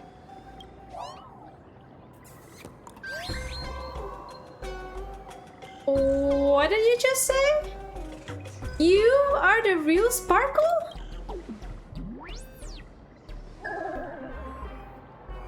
Haven't I been telling you all this time? She's just an old model. No wonder the light orb in the tavern didn't react to Sparkle. For real? That explanation is kinda awesome. Look at those expressions on your faces. This is the best opening act for Sparxicon ever! I shed that old mask, and with it, the weak, timid, all too human me. This new me will break free from all shackles, gather my fans' wish power, and stride onto the stage of the Phantom Moon Games! She got you? She got me? I don't understand what's going on. I don't know which one is the real Sparkle anymore. At first, we all think Sparxie is the mask, and now, actually, Sparxie is real. In return for the wish power offered by everyone in the Arcadia, every supplicant must show them what elation truly means. We will demonstrate the elation we desire! But turning everyone into you? How is this even remotely elating? There's no coercion involved anywhere in this. It's a simple yes or no. Like scrolling to the bottom of the terms of service. No, I'm the real Sparkle. Ah, no, don't do this. One occasion, talent, quick cash, universal praise. Download the Sparxie virus. Ta-da! Click confirm, and you're set. Isn't that exactly what they crave? Elation in 3 minutes flat? Nameless, you're doomed to lose. You can't stop what people desire. We can't stop their desire. But in this stream, we'll show this Arcadia world another possibility. What did you just say? We'll show everyone watching the live stream the elation of the Astral Express. Hell yeah!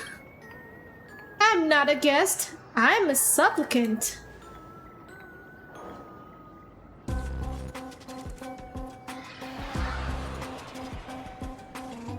You got another mask?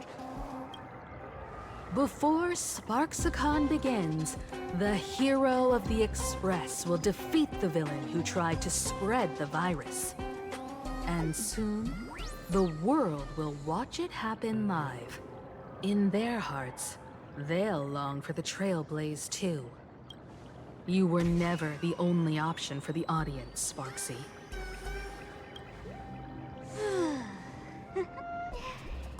You know why I can't stand heroic stories? You lot always wave the flag of justice, then stomp all over the fun with brute force. The elation has nothing to do with justice, and you haven't won yet. Ma'am, gray hair, don't tell me you forgot the plan. I'll stall her. Always gotta steal the spotlight, huh? Now look at you hold her up. Always gotta steal the spotlight. We don't have much time left, do we? I'm trying to give us better odds of winning here. There's one thing I've always wondered. Who's the real Sparkle, and who's just a mask? Shouldn't the last one standing decide that? Then let's settle it right now. I'll make you the opening firework of SparxieCon.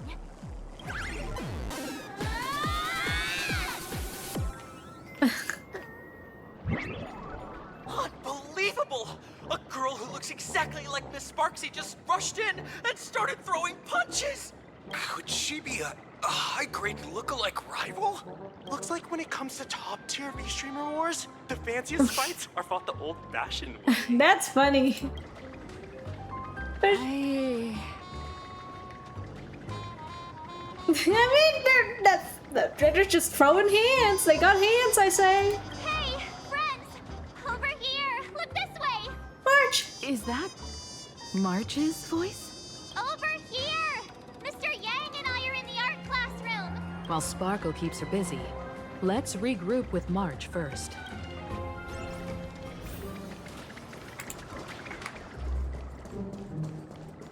Love the sparks! Guard the sparks! Never fear the dark! What kind of trash rhyming is that? I know, right?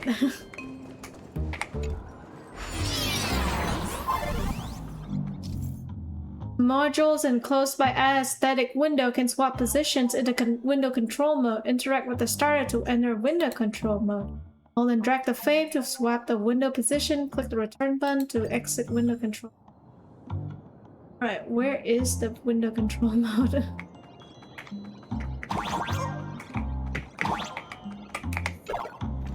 Move this platform, and you should be able to get up there.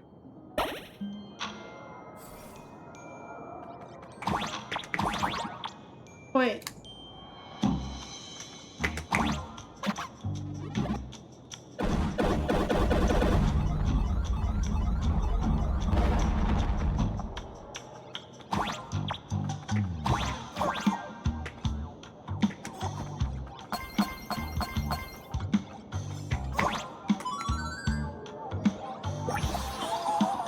Star of Angles, a human lifespan of 50 years compared to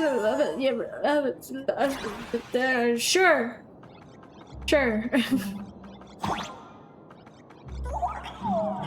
Oh, I see. You can move it back up.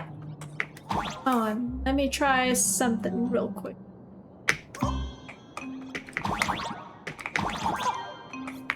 Let me F on here.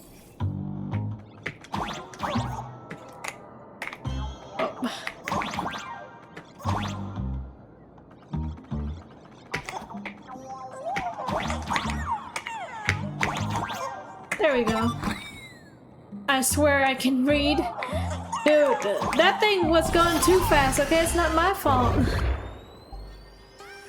It's Himeko!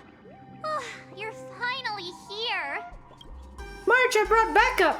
March, thank goodness you're okay, Bana.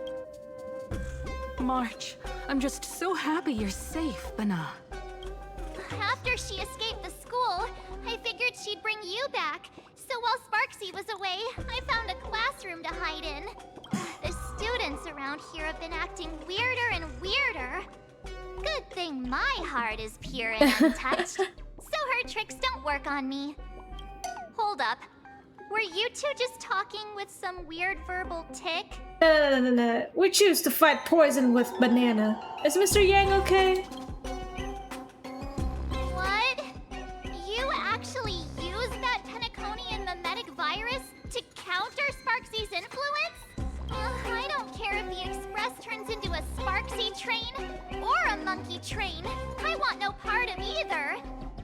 What about Welt? Is he all right? Mr. Yang, it's our friends. Come on out. You look perfectly normal, though. So that Professor Welt she saw in the news... Just a bit of acting on my part. Let's not dwell on that for now. Like March, I realized something was corrupting our cognition when I arrived at school. She even pulled from one of my past memories to strengthen the effect. It was pretty frustrating. Luckily, I've dealt with something similar before. I snapped out of cognition corruption very fast this time, so I decided to keep playing the teacher and hide some students away in secret.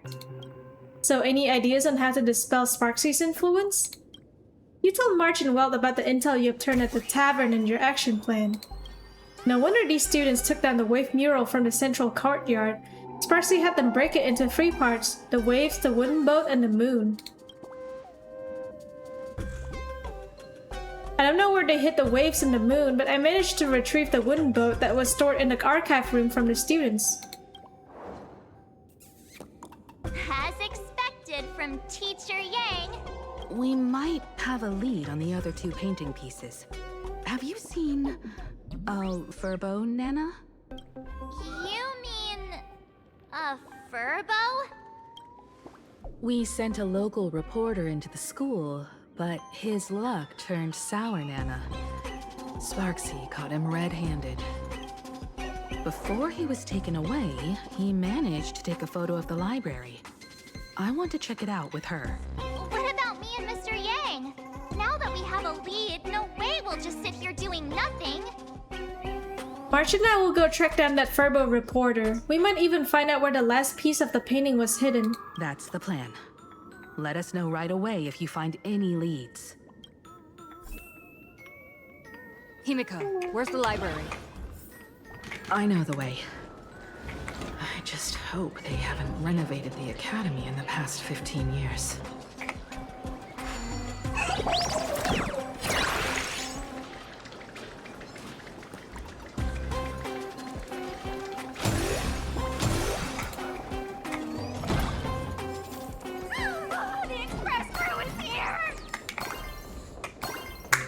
Did I just miss that coin? Please follow my live stream to... Please give Miss Sparxie lots of likes.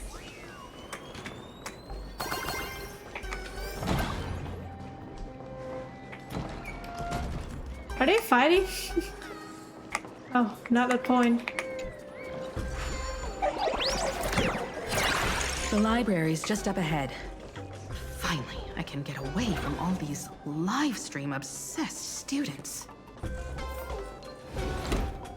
We're here, Bana. But I don't see any waves or moon. Uh-oh. Where could it be? Like I'd ever tell you. Miss Sparxie herself ordered us to guard this place with our lives. Hey, get that stream running. Ugh, kids these days. They ignore their studies just to focus on the internet. Right?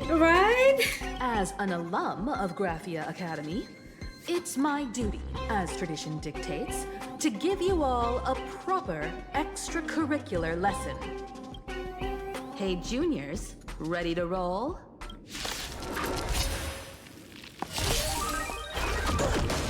It's flowers, bloom for tomorrow. So leave it with me. I shall remember this warmth.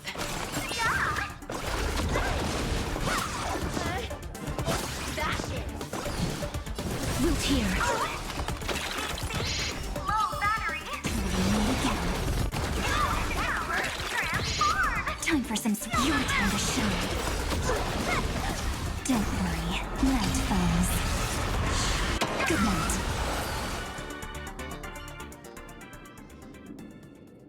Where could they be hiding the landscape painting? After all, it's an image Nana'd thing. Once sealed in a scroll or something, it'll be a pain to retrieve, Bana. Oh, right. Let's check out that photo Nana the reporter left us. Maybe we can find some clues. Could that be hidden near that bookshelf, Nana?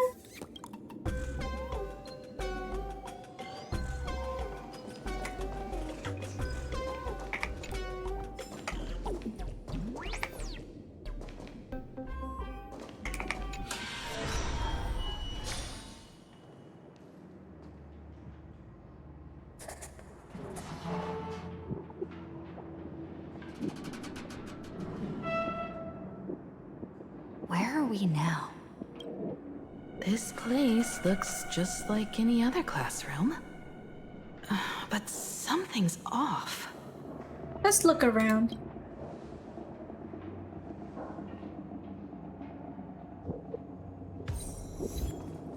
The trailblazer who leapt through time. Oh! Star of numbers. Blackboards need erasers, human needs sleep, and toxic memories need to be forgotten. Wise words. So is this like an anime, like the anime reference, you know, like the girl who left through time?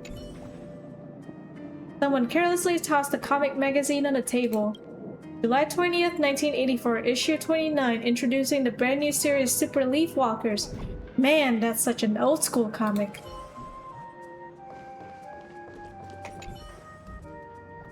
There's a notebook in the desk with a sticky note attached to a page of the calendar. 50th anniversary preparations. Purchase streamers, lanterns, student exhibition planning, 840716. Ooh, chest. 1984. If you find any treasures, please share them with me. I know, it's very old school. Oh, there it is. So this is where they stashed the wave. Did you hear something? Oh, I did. I totally did. I think I heard someone laughing. Something's not right. Is there something hidden here? It's Sadako. Scared.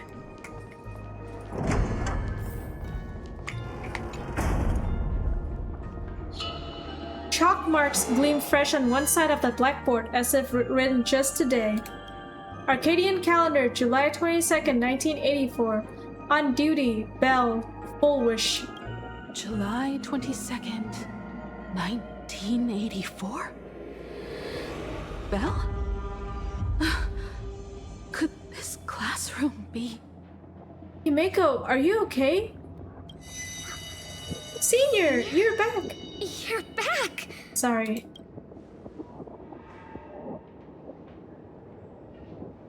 Belle? And you are? But how is this possible? It really is you, Senior! You look so different. We almost didn't recognize you. Still, that dashing aura of yours simply can't be obscured. I, and so many of us, we've been here, waiting all this time. I'm so sorry. I was gone too long. It's unforgivable that I never came back to visit you all. You apologizing so seriously? That's not like you at all, Senior. Yeah. After all this time, the least I can do is smile. But all of you are already dead. Himeko, these students, who are they? They're the shadows cast by my past regrets.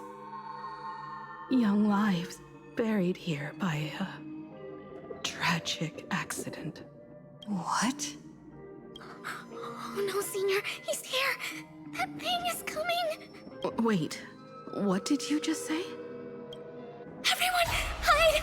We mustn't let that monster find us! Run, Senior! The Herald of Death is back! Belle! Okay. Did we just go into a horror movie? The classroom door closed, and before you knew it, you were standing in the hallway. Peek through the door crack, listen through the door crack, push the door with force. Classroom door won't budge an inch, no matter how much force you apply to it. Peek through the door crack. The gap in the door seems filled with an impenetrable darkness, and you can't see a thing. The door crack. You hear what sounds like light raindrops gently falling on the window. In the classroom, someone carefully paced around, treading across the sticky floor, like a painter walking on spilt paint scattered all over the ground. We've got the wave now. Time to regroup with Welt and the others. But these students, aren't there still people trapped in... You can't save them. They're already ghosts. It wasn't Sparxie who attacked them, but something far more cruel. Oh. Sorry if you guys noticed my model, I was just seeing where my toggles are. And they didn't die in the present, but during a certain twilight 15 years ago. We can't change their fates. However, this definitely isn't some kind of time travel to the past. Someone created this space for unknown reasons, only to reenact before an eyewitness the bloodbath at Graphia Academy from the Phantasmoon Games 15 years ago. The Phantasmoon Games 15 years ago? Were there at the time? That's right. But that has nothing to do with the enemy we're facing right now. I know you have a lot of questions now. But we'll have time to talk about all this in detail after we deal with Sparxie. Okay. Come on. It's time for us to meet up with Welt. He just messaged and said he and March found the missing Furbonana reporter, Bana, and the final landscape painting piece. Aw. Sucks. Aw. Now that... yeah, that leaves a bitter taste in my mouth.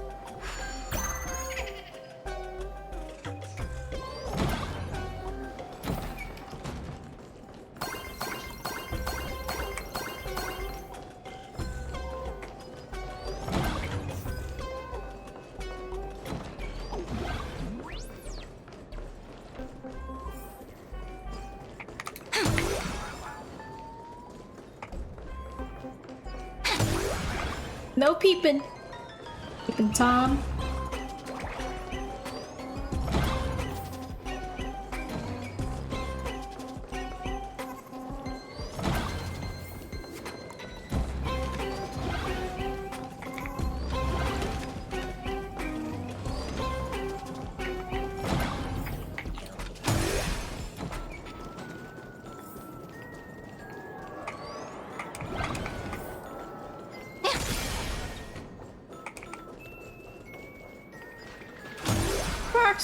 Sparksicle! You okay, Mr. Furbo? Good thing we got here in time, or you would have ended up as a target practice dummy. Beep boop. This Furbo nearly bit the dust. President, you're here! You're gonna give this Furbo some hazard pay, right? You didn't even finish the job, so where's the third landscape painting piece? Mr. Furbo's here said the students put the moon inside the gymnasium. These moons, they're everywhere. These orbs, they're everywhere. What in the world are all these things everywhere? Wispe called emotes. Sparxie must have given the moon to one of the emotes to look after. She really went all out, didn't she? The whole gym's full of moons. Now what? Be it Sparkle or Sparxie, both are equally just as headache-inducing. All right, everyone. Let's round up these emotes and take a look. Where are you? You! Fess up! Did you stash the moon somewhere? The Wispe called emote lets out a sharp, shrill snicker. I pried open its mouth to take a look. Seems this little guy didn't swallow the moon. I think it might be up there. The high and mighty emote is stuck fast in the basketball hoop. Perched there like a monarch upon a throne, it gazes down coldly at the frantic bustle of your efforts below. You eyeballing me, emoji? You know where the moon is hidden? Its gaze shifts awkwardly away, but a smug grin sneaks onto its lips as if thinking, "You've got no knees? Psst. Good luck reaching for the moon." Oh, that sneaky laugh. It probably does know where the moon is hiding. But how are we meant to even reach the thing?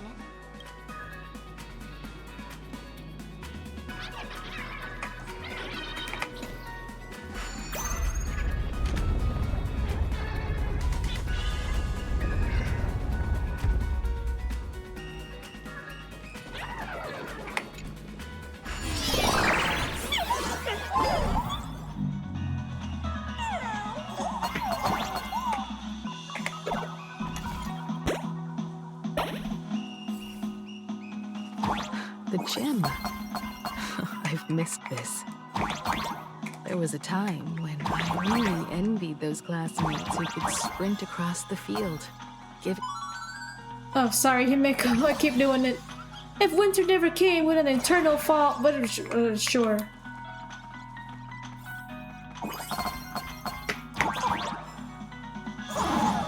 Dude, I got fooled. Here. How do I go down again? It's jump down, I think. Okay, hold on. I want to see something real quick.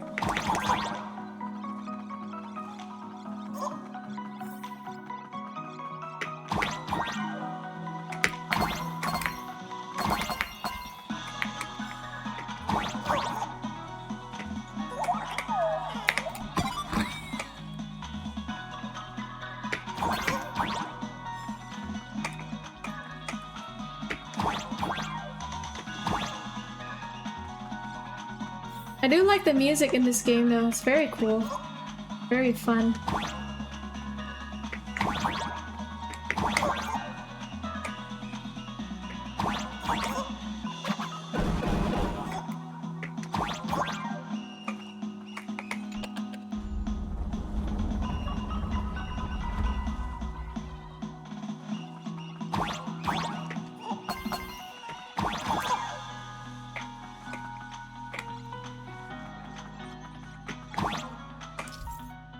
In interplanar gem, there are mechanism gates with indicator lights on them. These gates can only be opened by activating all indicator lights, each of which is linked to a pressure-triggered button. By pressing the button will activate its corresponding indicator light.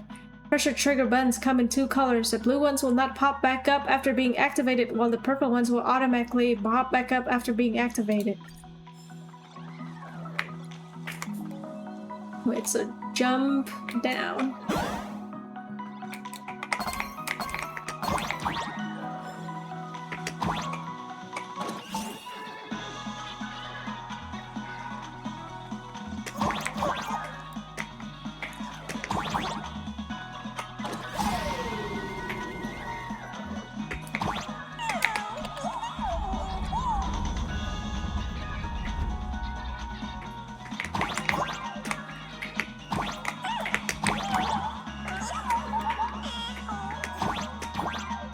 Ah, dang it. Wait, I think I can triple jump, right? Yeah. There we go. I see you. You got skills. Nah, this is nothing. Huh? Isn't this Himeko's alma mater too? This is nothing. Don't tell me Himeko was the quiet type who stayed far away from the gym back in school.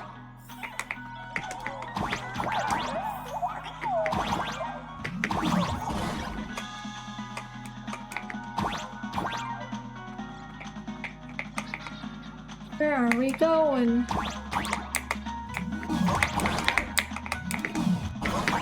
Not quite.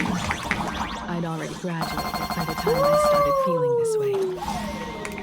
Due to some circumstances, I went back to my father's school to work.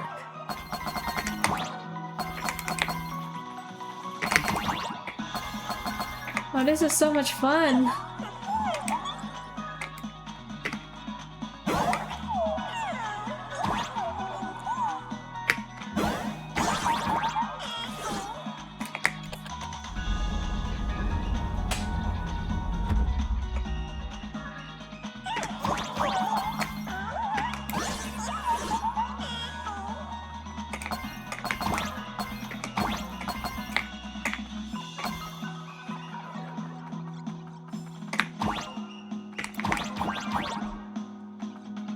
I need to go back up here.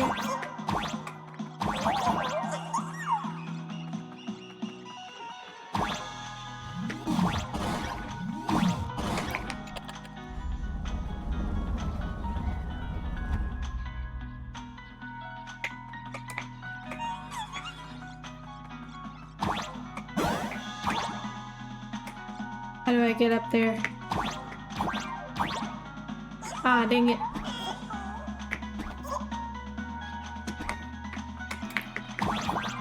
Wait, let me see. Ah, it's okay. We'll find out how to get up there some way. One good jump, and we should be able to reach that emoji.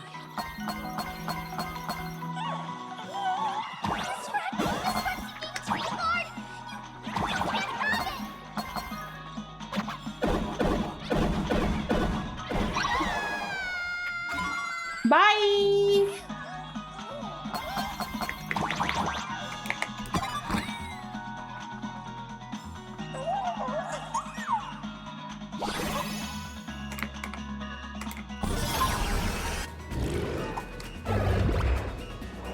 And with that, we've got our hands on the third part of the scenery, the moon. All right. Time to settle the score with Sparxie. My bat's been itching for some action. Since Sparxie dared to target the Astral Express, treating us like stepping nanostones in the Phantasmoon games, she had better be ready to become a spoil of war herself. That was cool. I do like the little platformer game. I just wish I was better at platforming, you know? Like, I feel very out of my element. She and I will head to the atrium next, piece the imaginated landscape back together, and help Sparkle take down Sparxie. Welt, March, I'm counting on you to protect the students at the Academy. Dovebrook's waves should suppress the mimetic contamination they're experiencing, but they might panic and run into the combat area. This time, I truly hope no innocent people get hurt during the Phantasmoon games. Aww. Don't worry, Miss Himeko. Mr. Yang and I have got this. Yeah. You better give that girl a taste of her own medicine for messing with us like some comedy act. Hell yeah! Let's go!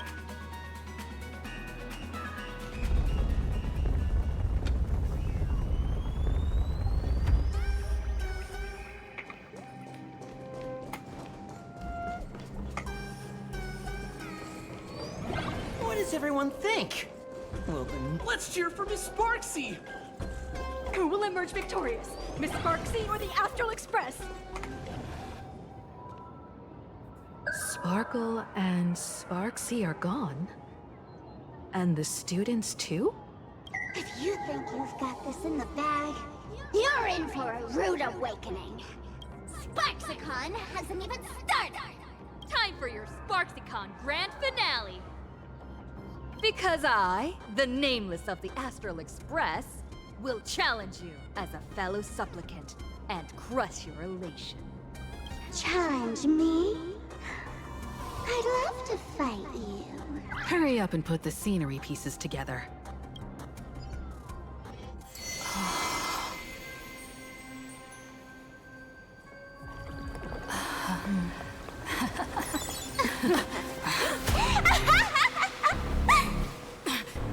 That annoying old model has already fallen asleep. Soon, there will only be one Sparkle in the world. Or maybe everyone will be one.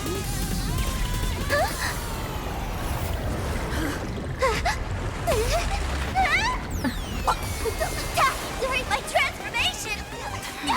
Think of them! The audience has all arrived! Our heroes declare the first battle of the Phantasmoon Supplicants has commenced!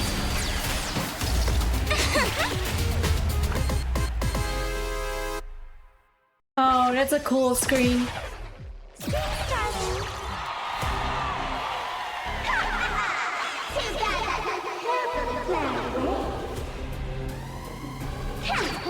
Time for the Sparxie! Which color will convert here?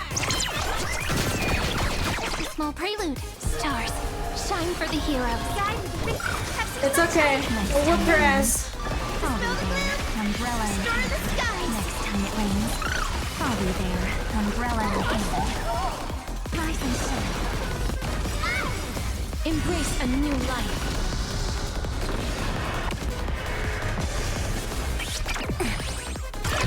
That's okay.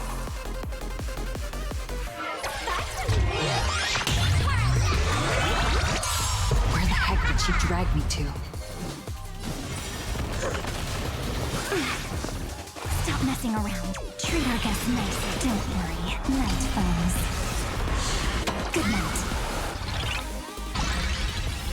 Till we meet again.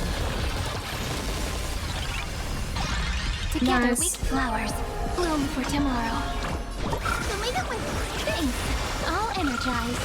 Cyber bullet.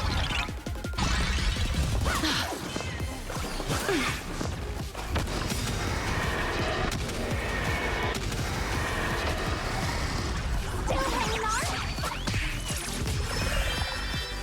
Did everyone really take good care of Sparxicle? May life and death sprout new buds. Don't blink. May time watch over the Evernight. Cleanse hatred with love. Don't worry. Night phones. Good night. Return to dust. Rise and shine. Future is named this. Dispel the gloom. Destroy the skies. Have some sunshine. Thanks. All energized. This is eternity.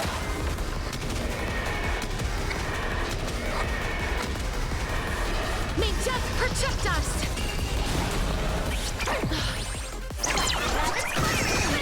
Stop messing around. Again. Don't blink. Rewrite destruction with me.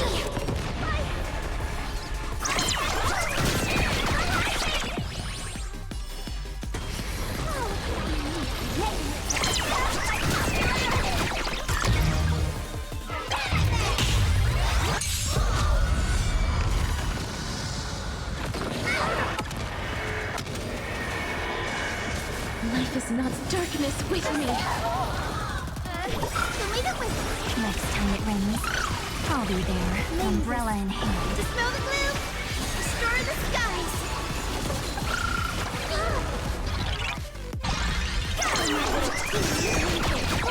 What? It's the answer.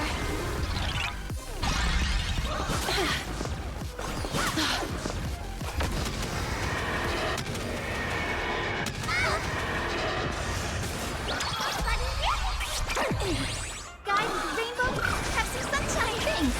All energized. Don't blink. Cleanse hatred with love.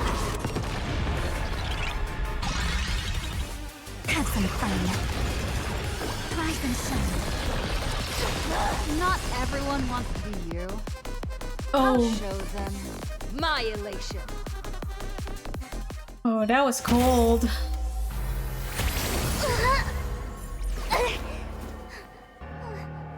Sparxicon isn't over yet. Stop her! She's trying to escape into the crowd!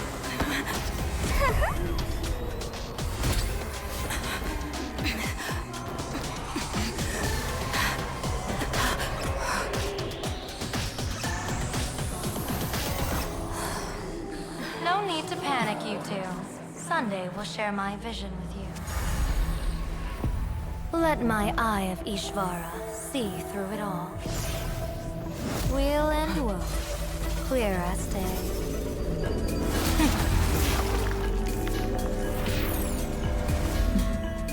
I see where the culprit is. Fought you.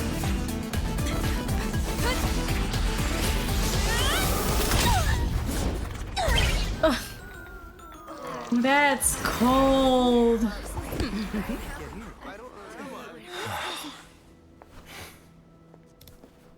Just doing a grand slam on her. Are you okay?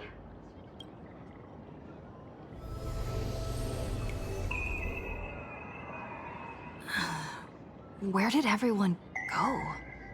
Oh no. Was that all a dream? Look over here. General Yao Guang? Am I seeing things? We're just attuned to each other, that's all. Feeling dizzy? Don't worry, it's just a minor side effect. When I first opened my eyes, I couldn't even conduct basic self-care for nearly a month. Don't worry though. With my reinforcement, you'll be back to normal in a moment. Thank you, General. By the way, above your head... Can you see the sign above my head?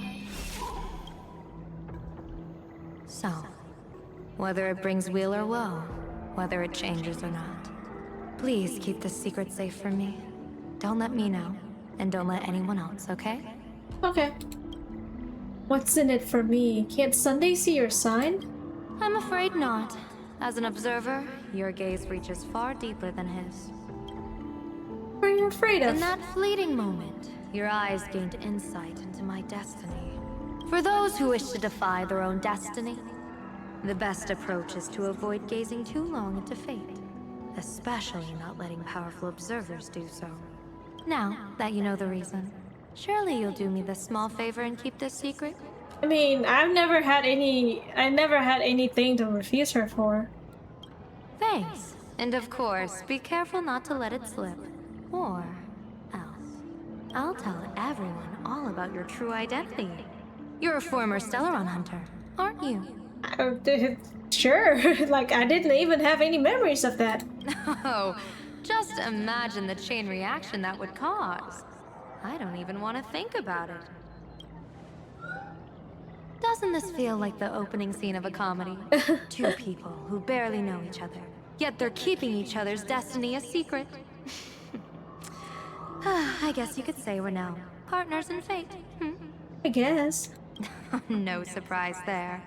After all, both comedy and fortune-telling thrive on unexpected twists and turns of fate, don't they? All right, looks like the side effects have worn off. Time for us to say goodbye. Do-do-do. And you. Are you okay? What just happened?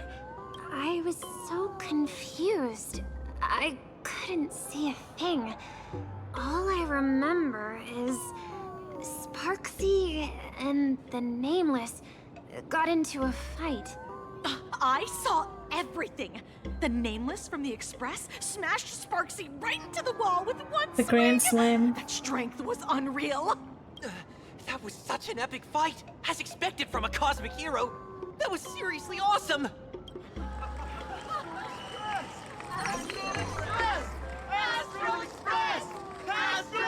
Looks like the students have all recovered from the contamination.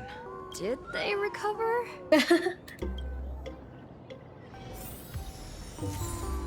Let's see. Perfect idol. Live showdown. What's this live showdown? Ah, enough. I'll talk to Sparkle. When she absorbed me, I thought it was all over. Thankfully, gray hair, you won this one. 1 point for the Trailblaze. Are you really just a mask? Who knows? But come on, doesn't that sound insanely cool? I'm totally adding this to Miss Sparkle's 132 origin stories. Maybe we're all just masks that someone else has shed. Pretty deep. The tavern won't send assassins after me, right? The tavern? They might kick up a fuss about Sparxie's defeat for a few days. Maybe some foolish hotheads might even come knocking to fight you. But trust me, give it a couple days and the tavern will act like none of it ever happened. So what's your plan now? If I really am a mask, then naturally I should return to my wearer's face. But if I'm not, Then maybe I need to reclaim the mask I've lost. I understand. Sparxie probably didn't expect that the first miracle of the Phantasmoon games wouldn't be everyone becomes her, but the Express hero defeats the villain spreading the virus. I'm off to sleep. Great stream. Oh, thank you, Ramon. Have a good night. I think we're almost done at the end here, and I need to sleep too. But thank you, Ramon. Thank you so much for tuning in. Have a good night. Compared to a streamer reflecting people's desires, the fearless trailblazer of the Astral Express is more of an attention grabber. So this is the Phantasmoon games, huh? That's right.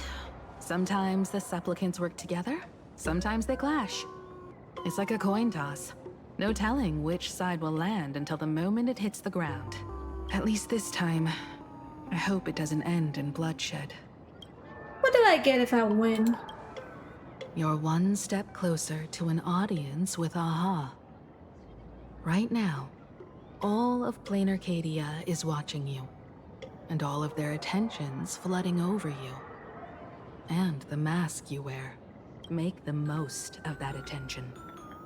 From now on, you'll represent the Trailblaze to show this world of elation what elation is. What should we do with Sparxie? Show mercy. Or don't. No, I'm just kidding. Lower your bat.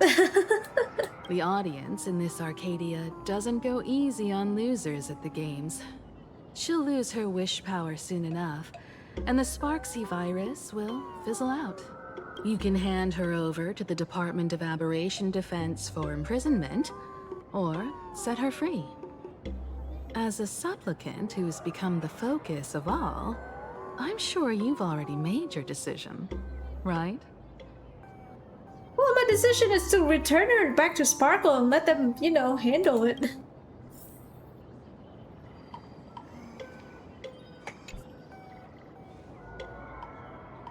So, Victor, here to claim your prize? Very well. Sparxicle has no objections to that. So what'll it be? Gonna hand me off to the Department of Aberration Defense? Lock me up as a hardened criminal? But knowing you, you're not that heartless, are you? Or maybe you want to take away my streaming account as punishment. I'll livestream 24/7 and sing praises of your valor. I'm good. Hand me your mask. All right. Let what belongs to the Graffia family return to the Graffia family. But don't let this little win get to your head. You've still got a long, long way to go before you meet the laughter. We can keep working together. Better to have a friend at the Phantasmoon Games than another enemy, right? What? No parting words? I'm letting Sparkle decide your fate. Yeah, that's my decision from the beginning. It's like, it's not up to me to decide what to do with you. It's Sparkle. How do you like this ending, Sparxicle? Old model. You and your powerful supporters won this one. I've got no comeback. As a mask, what do you plan to do with your original self? Who's the mask and who's the original? Shouldn't that be decided by the one left standing? Your plan is finished. Your elation has been eliminated. You're the one who should be called the old model. That elation isn't mine. It's the elation everyone chose. And besides, wasn't it your idea in the first place? What? You told me to leave you behind. You also told me to take the idea and its relevant memories and go chase my dream. That's totally something Miss Sparkle would do. How do you like this ending, Sparkle? How does that joke go again? Take the mask from a masked fool, and what's left but a fool? But take the fool out of a masked fool, and all that's left is the mask. Come on, Sparkle. Time to end this little charade. No show is complete without a curtain call. Shall we become one at last? Bang! Ladies and gentlemen, are you having fun? A friendly reminder from Miss Sparkle. Don't underestimate the Phantom Moon Games. You won't get another opening act as spectacular as this Sparxicon, you know. After the toy gun went off, Sparkle and Sparxies were no longer there. Well, I guess, you know, it's totally a Sparkle thing to be like, oh, go do your fun, and then be like, oh, god dang it, it's having too much fun without me. Sparxie!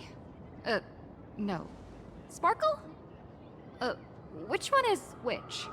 Perhaps it was just a masked fool, playing a harmless trick under the watchful eyes of the gods. Or maybe she just wanted to remind us that the elation in plain Arcadia has become something even the gods no longer recognize. In any case, everything here has come to an end. We should move on and unravel the next plot.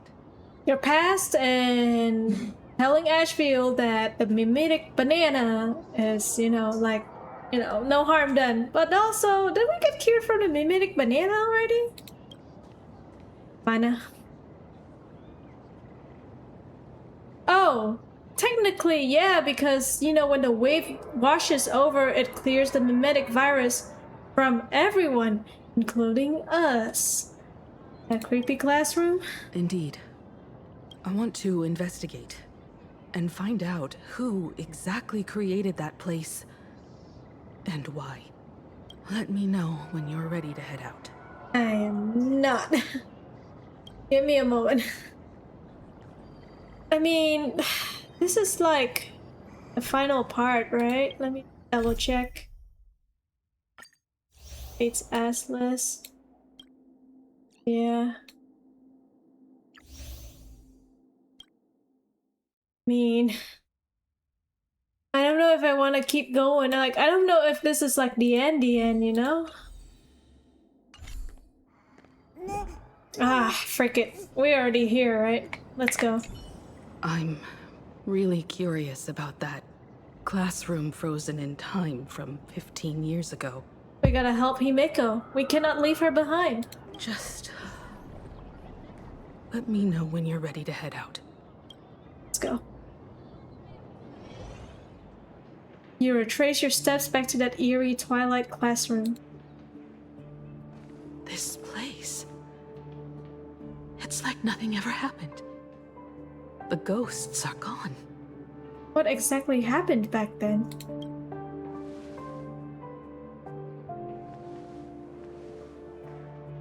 "15 years ago, during the last Phantom Moon Games, I participated as a supplicant.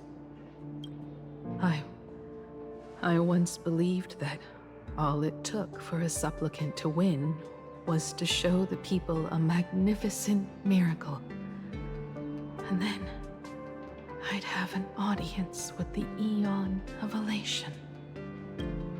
How foolish. How naive I was. Not everyone wants to obtain everyone's wish power in a positive way.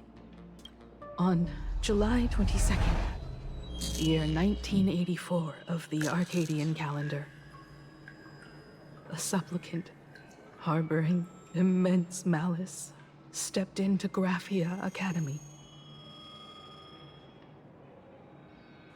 He slaughtered 22 students who had stayed behind after school. Then went on to Dovebrook District,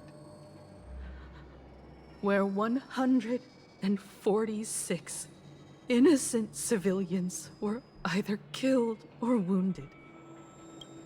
That killer moved like a deranged artist, leaving corpses, imprinting his signature mark.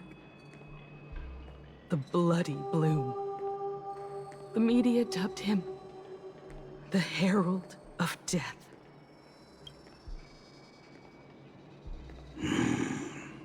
It was a tragedy the world could not forget. The Fantasy Moon Games of that year came to be remembered as the Blood-Stained Games. So many parents lost their children. So many people lost those dearest to them. One of the victims was my very own daughter. Upon my return, I stood before the grave where she was laid to rest. Her name was Himeko.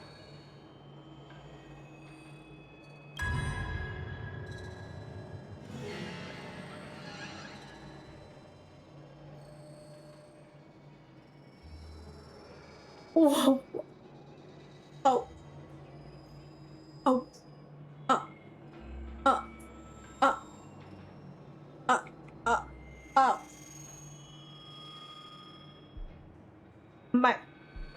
What? Oh. My jaw dropped.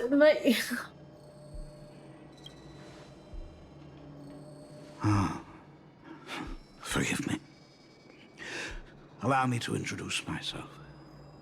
I am Ryusuke, the current dean of Graphia Academy. So, this lady who bears her name, who exactly are you?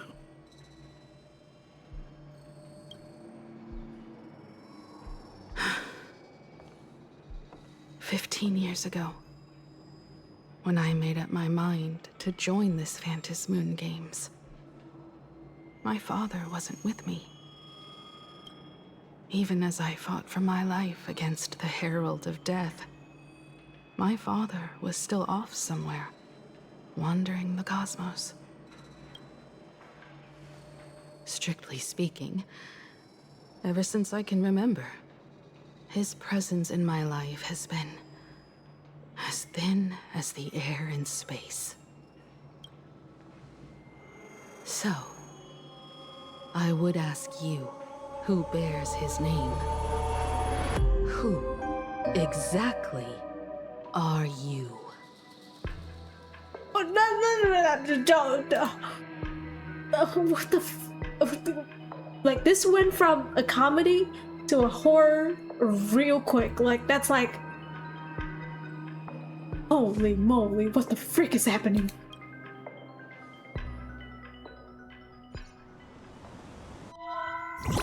Oh, not the time for this. Welcome back to the Arcadian Morning Report Special Edition. We continue to bring you updates on the Fantasy Moon Games. The SparxieCon hosted by Supplicant Sparxie came to an abrupt end less than an hour after it began. Under the watchful eyes of the entire network, the Nameless from the Astral Express went head-to-head with streamer Sparxie in a spectacular showdown. Unbelievable! I used to think all of the Trailblazers fight scenes in director Rekka's latest film, Holy Grail Stay Night, were just special effects. Turns out she's got real moves. Didn't know it got made into a film, but hell yeah. We'll continue following the Astral Express's activities and bring you... Breaking news! Around 4 p.m. today, the Security Bureau uncovered multiple corpses at the Sinwish Syndicate's headquarters in Dovebrook District. Initial reports suggest violent infighting among gang members as the cause. Even more shocking, an IPC employee was found dead at the scene. According to the investigation, the victim was identified as Lyndon Scott. No! Lyndon Scott, age 34. Field operative in the Strategic Investment Department. Ring any bells, Mr. Ashvale? Never heard of him. What was someone from the IPC doing here? Word is, the Sinwish Syndicate recently got hold of a mask. Maybe Mr. Scott came to negotiate for the Fantasy Moon Games, and got caught in the fallout. Apologies for interrupting your work, Mr. Ashvale. Wouldn't call it an interruption.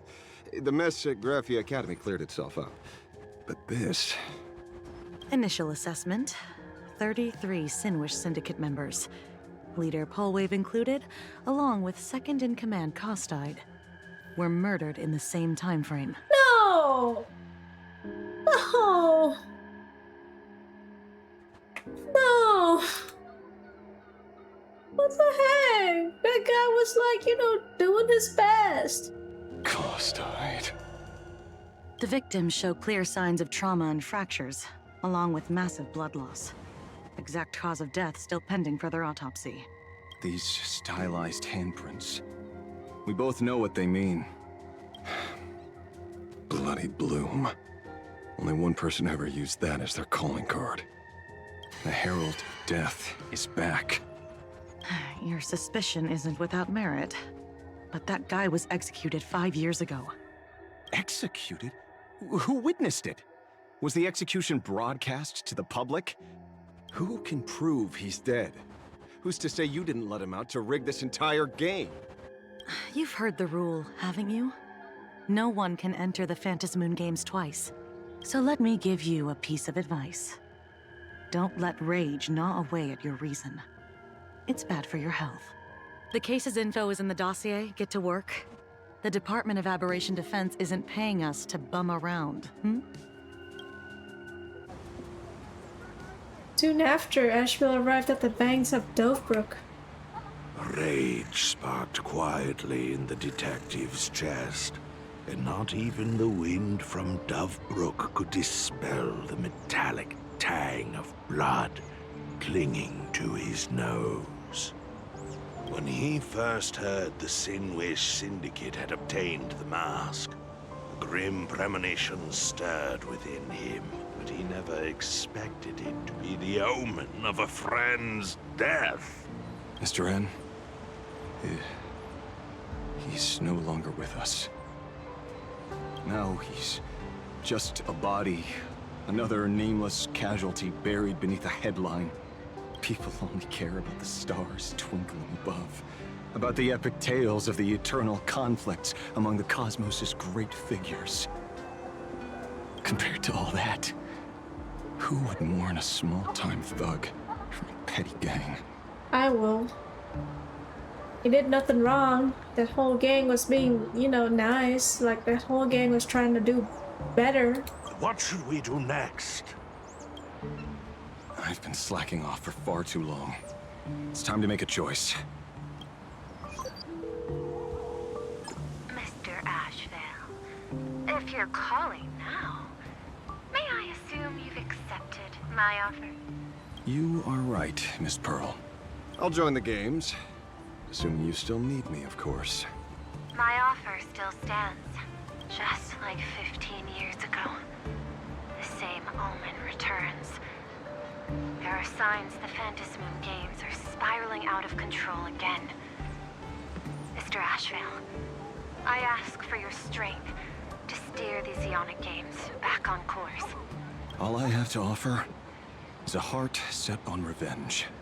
Today, 33 citizens of Plain Arcadia and one IPC colleague perished under mysterious circumstances. Someone is imitating the Herald of Death's methods, attempting to interfere with the games. Only victory can bring solace to the fallen. No, that's not true. Like, if you win, you can do a lot of things, but I don't know if you should participate in bloodshed with more bloodshed. No. What consoles the dead is only justice.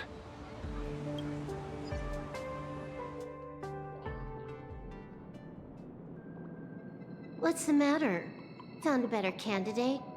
Don't I even make the short list? This is a game shaped by the most capricious Eon. Surprises and twists are its very nature. It's only right I choose the strongest players. Even so, I have to ask, what makes you so sure that I'd hire a wanted criminal to fight in the Phantasmoon Games, instead of tossing you into an IPC cell? Throw me in prison? But the Strategic Investment Department in Penacony clearly extended an olive branch to us Stellaron hunters. No?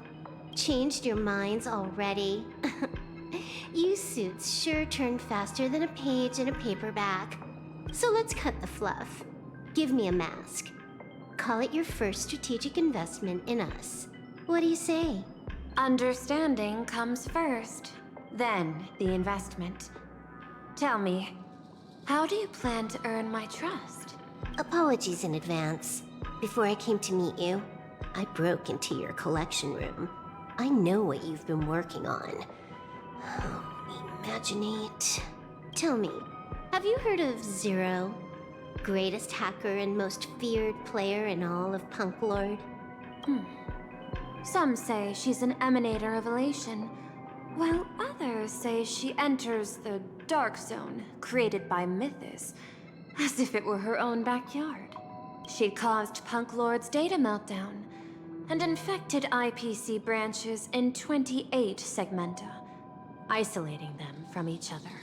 Most information about Zero is half true, half false, much like the rumors surrounding you Stellaron hunters. But one thing is certain. Zero suffered a major downfall, and is now a prisoner of the IPC. It's obvious she left a deep impression on you. Traumatic, even. In that case, you should also know that ether editing and imagenesis stem from the same technological source. Or art. I know. I've studied it. Huh. How could I forget? You stole Zero's tech to make that lousy cash grab game Ethereum Wars. Of course, you'd know all this. But you corporate moneybags will never comprehend it. The fleeting, ever-changing power of the elation. Zero once tampered with a parameter of reality, creating an independent realm that belonged solely to her. Just like that other one. Just like Graphia. Are you willing to trade the secrets of imagenesis? I can think about it. Deduction. You may be lying. I've heard that those who join the Stellaron Hunters have long since abandoned the path they once walked. Who knows? You're in the Arcadia of Elation. Wouldn't it be a waste not to test your luck? Deal, Ether Hacker. And to seal it with confidence, let me show you a little trick of the trade. A hacking trick? Not exactly professional. Negotiating while soaked in a bathtub. I took one of your data slices. This will help us have a more honest conversation. How did you do that? Because I've studied you, including that cyber battle between you and that genius Schoolum. I even logged into all 76 of those banned accounts. I scattered just enough data breadcrumbs online for you to sniff out, leading you to the Ashen Detective. I even let you stroll through my collection room to explore as you pleased. Miss Silverwolf, a word of advice. Don't treat that mask like some 10 Stoneheart's investment in a Stellaron hunter. Just think of this deal as something private, between you and me. Meanwhile, in the Phantasmoon courtyard.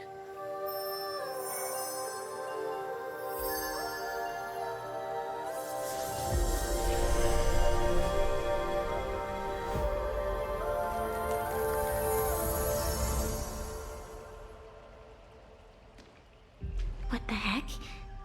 I just blinked and suddenly half the supplicants are wearing masks?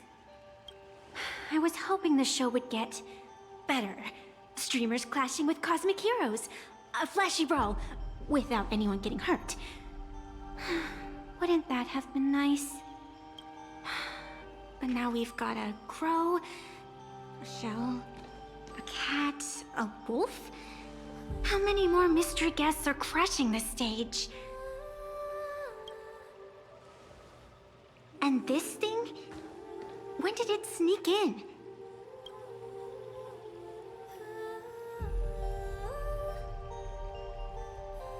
In the end, everything always spirals into the abyss. But you're the rare exception. Your first battle wasn't bad for a greenhorn protagonist.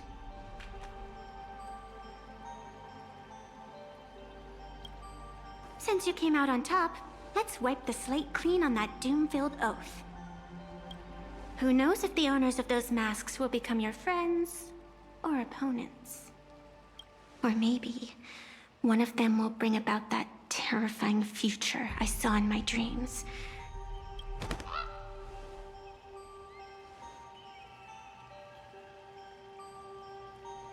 Little one, how'd you find your way here?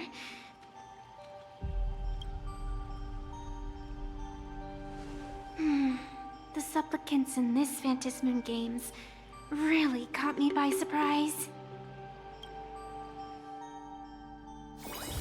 Why don't those people in the Go Home Club? Here it is. That is the end of the story. Sparxie has become a visitor to the Express. You might have come across Sparxie when you return to the Express. Yao Guang has become a visitor to the Express. You might come across Yao Guang when you return to the Express. And we get some press conference site is ready. Boss, the press conference is all set up and ready to go. Our Just waiting for story you is far from over. to do the interview. All right. I'm not doing the presentation or whatever. It's super late right now. I need. Let's just say everything was like, you know, going swell. Like, you know, let me switch to just chatting for a bit. And let me close this. Oh, good work, my grandchild. Thank you, Grandpa. Oh my god. I was on a freaking roller coaster.